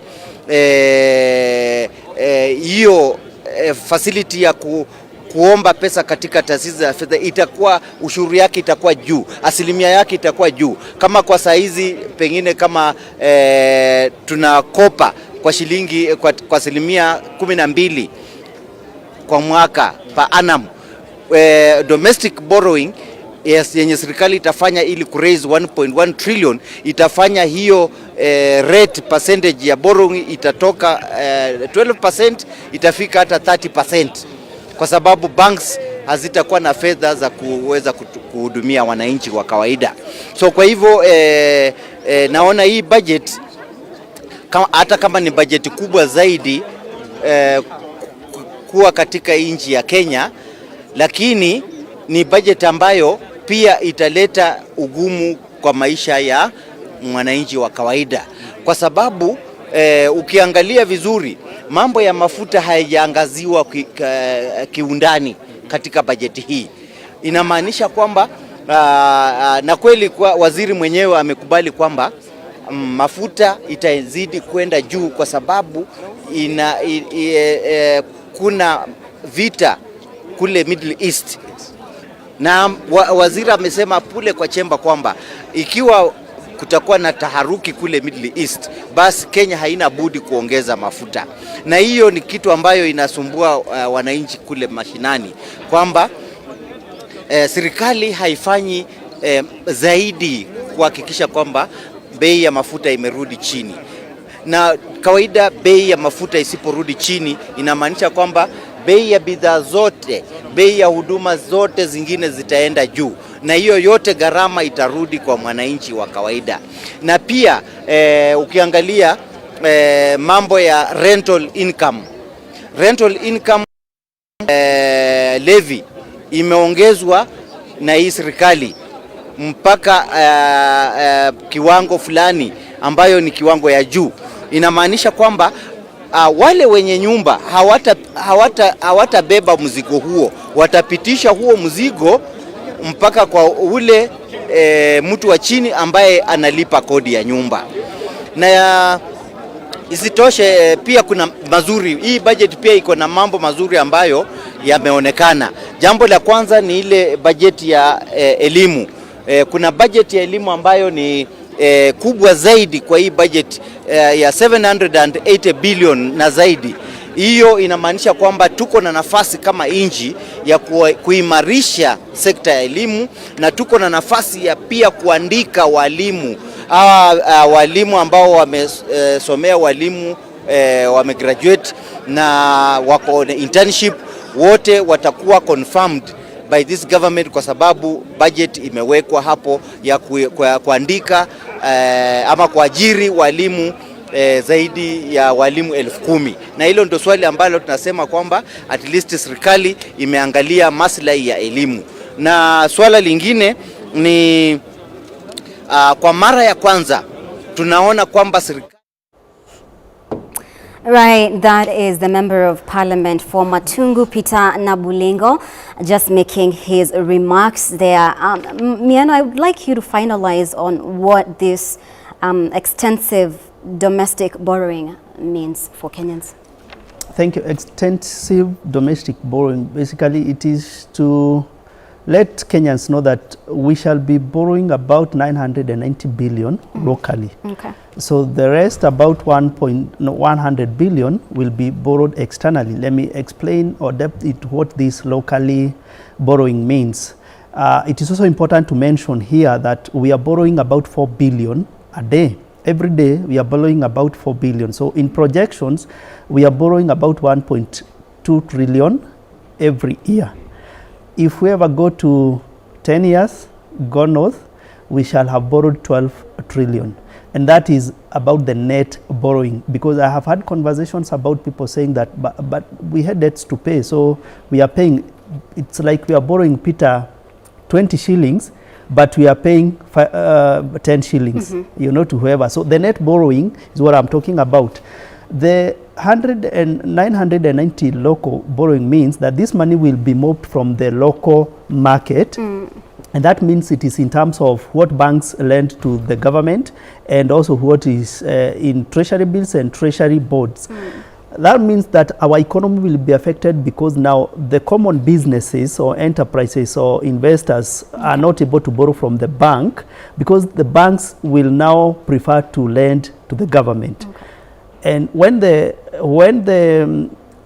banks lend to the government, it is not a good thing, because now investors are not able to expand, they are not able to start new businesses, and that means there is no new positions, no new employments coming up, no local production, you know, no local industry, no support. And why does the bank prefer to lend to the government? Because of the risk.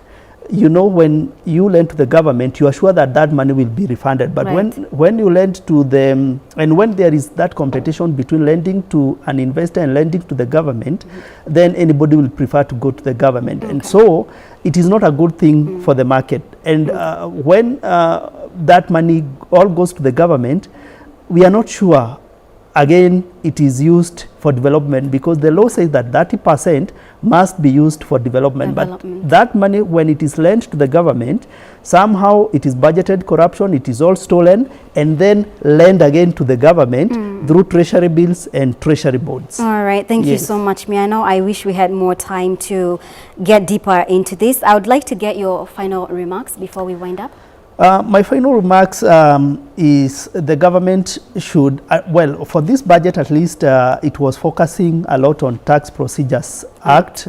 It was not about the tax rates and all that, but the Tax Procedures Act. But there is, in that Tax Procedures Act, there is an act that says that anybody who is doing business or who is doing any casual labor should issue an ETIMS, which is not a good thing because, again, it abhors compliance. People who are not able to comply, remember there are people who are farmers, avocado farmers, they are doing this for their livelihood, and we said that our economy is mostly agronomy. It is important that even the Tax Procedures Act favors everybody. On finishing, I would like to let the government know that there is something we call the LAFACAF. When you expand or when you raise the tax rates, the revenue collection against the GDP starts to go down.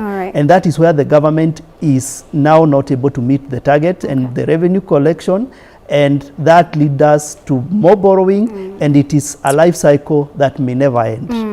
Thank you so much for your time, financial expert and CPA John Miano. Thank you so much for your time. I wish we had more time to delve into this, but we will continue exploring this conversation, the proposals and what they mean for Kenyans. That's all the time we have for now. Thank you so much for your time. It's been a pleasure. Good night. My name is Mombi Chege.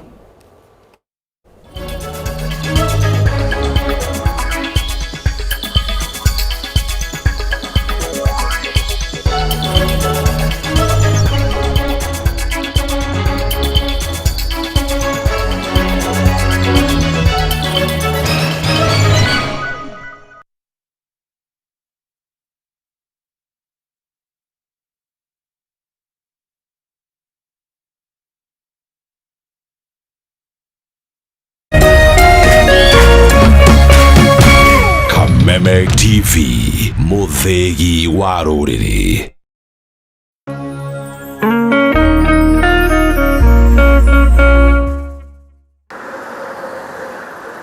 Gharama ya mafuta inazidi kupanda na shinikizo ni kwa wanaotumia magari kwa shughuli za kila siku. Nashaona tofauti ya kuendesha gari ya mafuta na gari ya gas. Lakini sasa kuna uvumbuzi unaoshika kasi kwa hisani ya autogas. Kutoka niwekewe gas niko na miezi 6 sasa, na kutoka nianze kuendesha gari ya gas naona iko na faida kubwa sana, manake gas ni nusu ya mafuta. Magari mengi yakiacha petroli na dizeli na kuhamia kutumia gesi. Pahali nilikuwa natumia petrol station nikiweka mafuta ya 4000, sasa hivi ninaweka 2000 na chapa the whole day.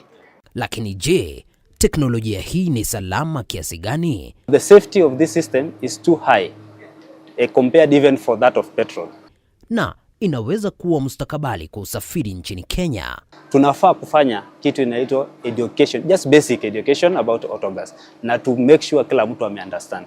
Usikose makala maalum kuangazia swala hili Ijumaa hii saa 3 usiku kwenye runinga ya Kameme TV.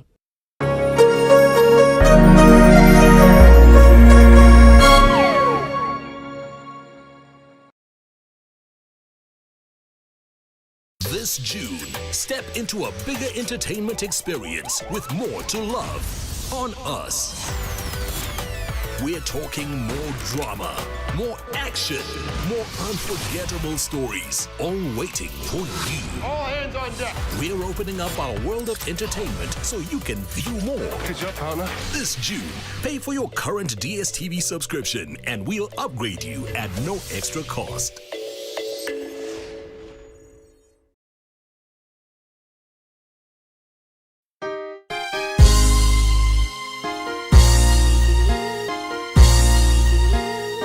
God is a God of a second chance. Gai ne gai wa ihinda ringi. Ona muini wa rwimbo ne raugire Gai ne gai tutungatagira Gai wa ihinda ringi. Tutungatagira Gai wa ihinda ringi. Na Gai ucio ri ni aheaga mundu a second chance. Na tondu we muoyo ri Gai no akuhe o hingo ingi. Gai no akurugamirire o hingo ingi tondu ni Gai wa ihinda ringi. Gai arokuhe thiini wa ritwa ria Jesu ihinda ria gukenereruka ringi. Gai arokuhe ringi thiini wa ritwa ria Jesu Kristo. Wewe wina kirathimo gia gutherema ta muthabibu, wina kirathimo gia guciara muno ta muthabibu, na kurotwika guo thiini wa ritwa ria Jesu Kristo. Rathimo ni kihunjio kuma kanitha-ini wa CFF Kiambu o kiumia thaa 3 cia rucini thiini wa Kameme TV. Wanenola neema tutamwona Mwokozi Yesu.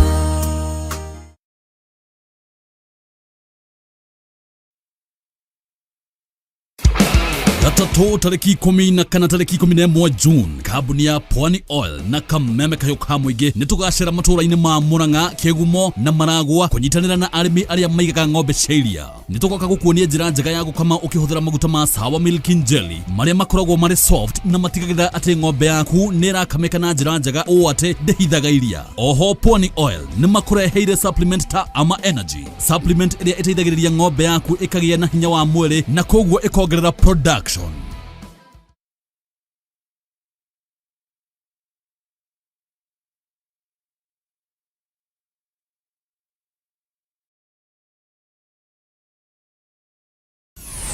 Why wait for fun? K24.digital brings you 24/7 entertainment. From the pitch to the playlist, from celebrity gossip to the memes you love. We're not just news, we're your non-stop ticket to everything cool and trending. So get in the know. K24.digital. Follow the buzz 247.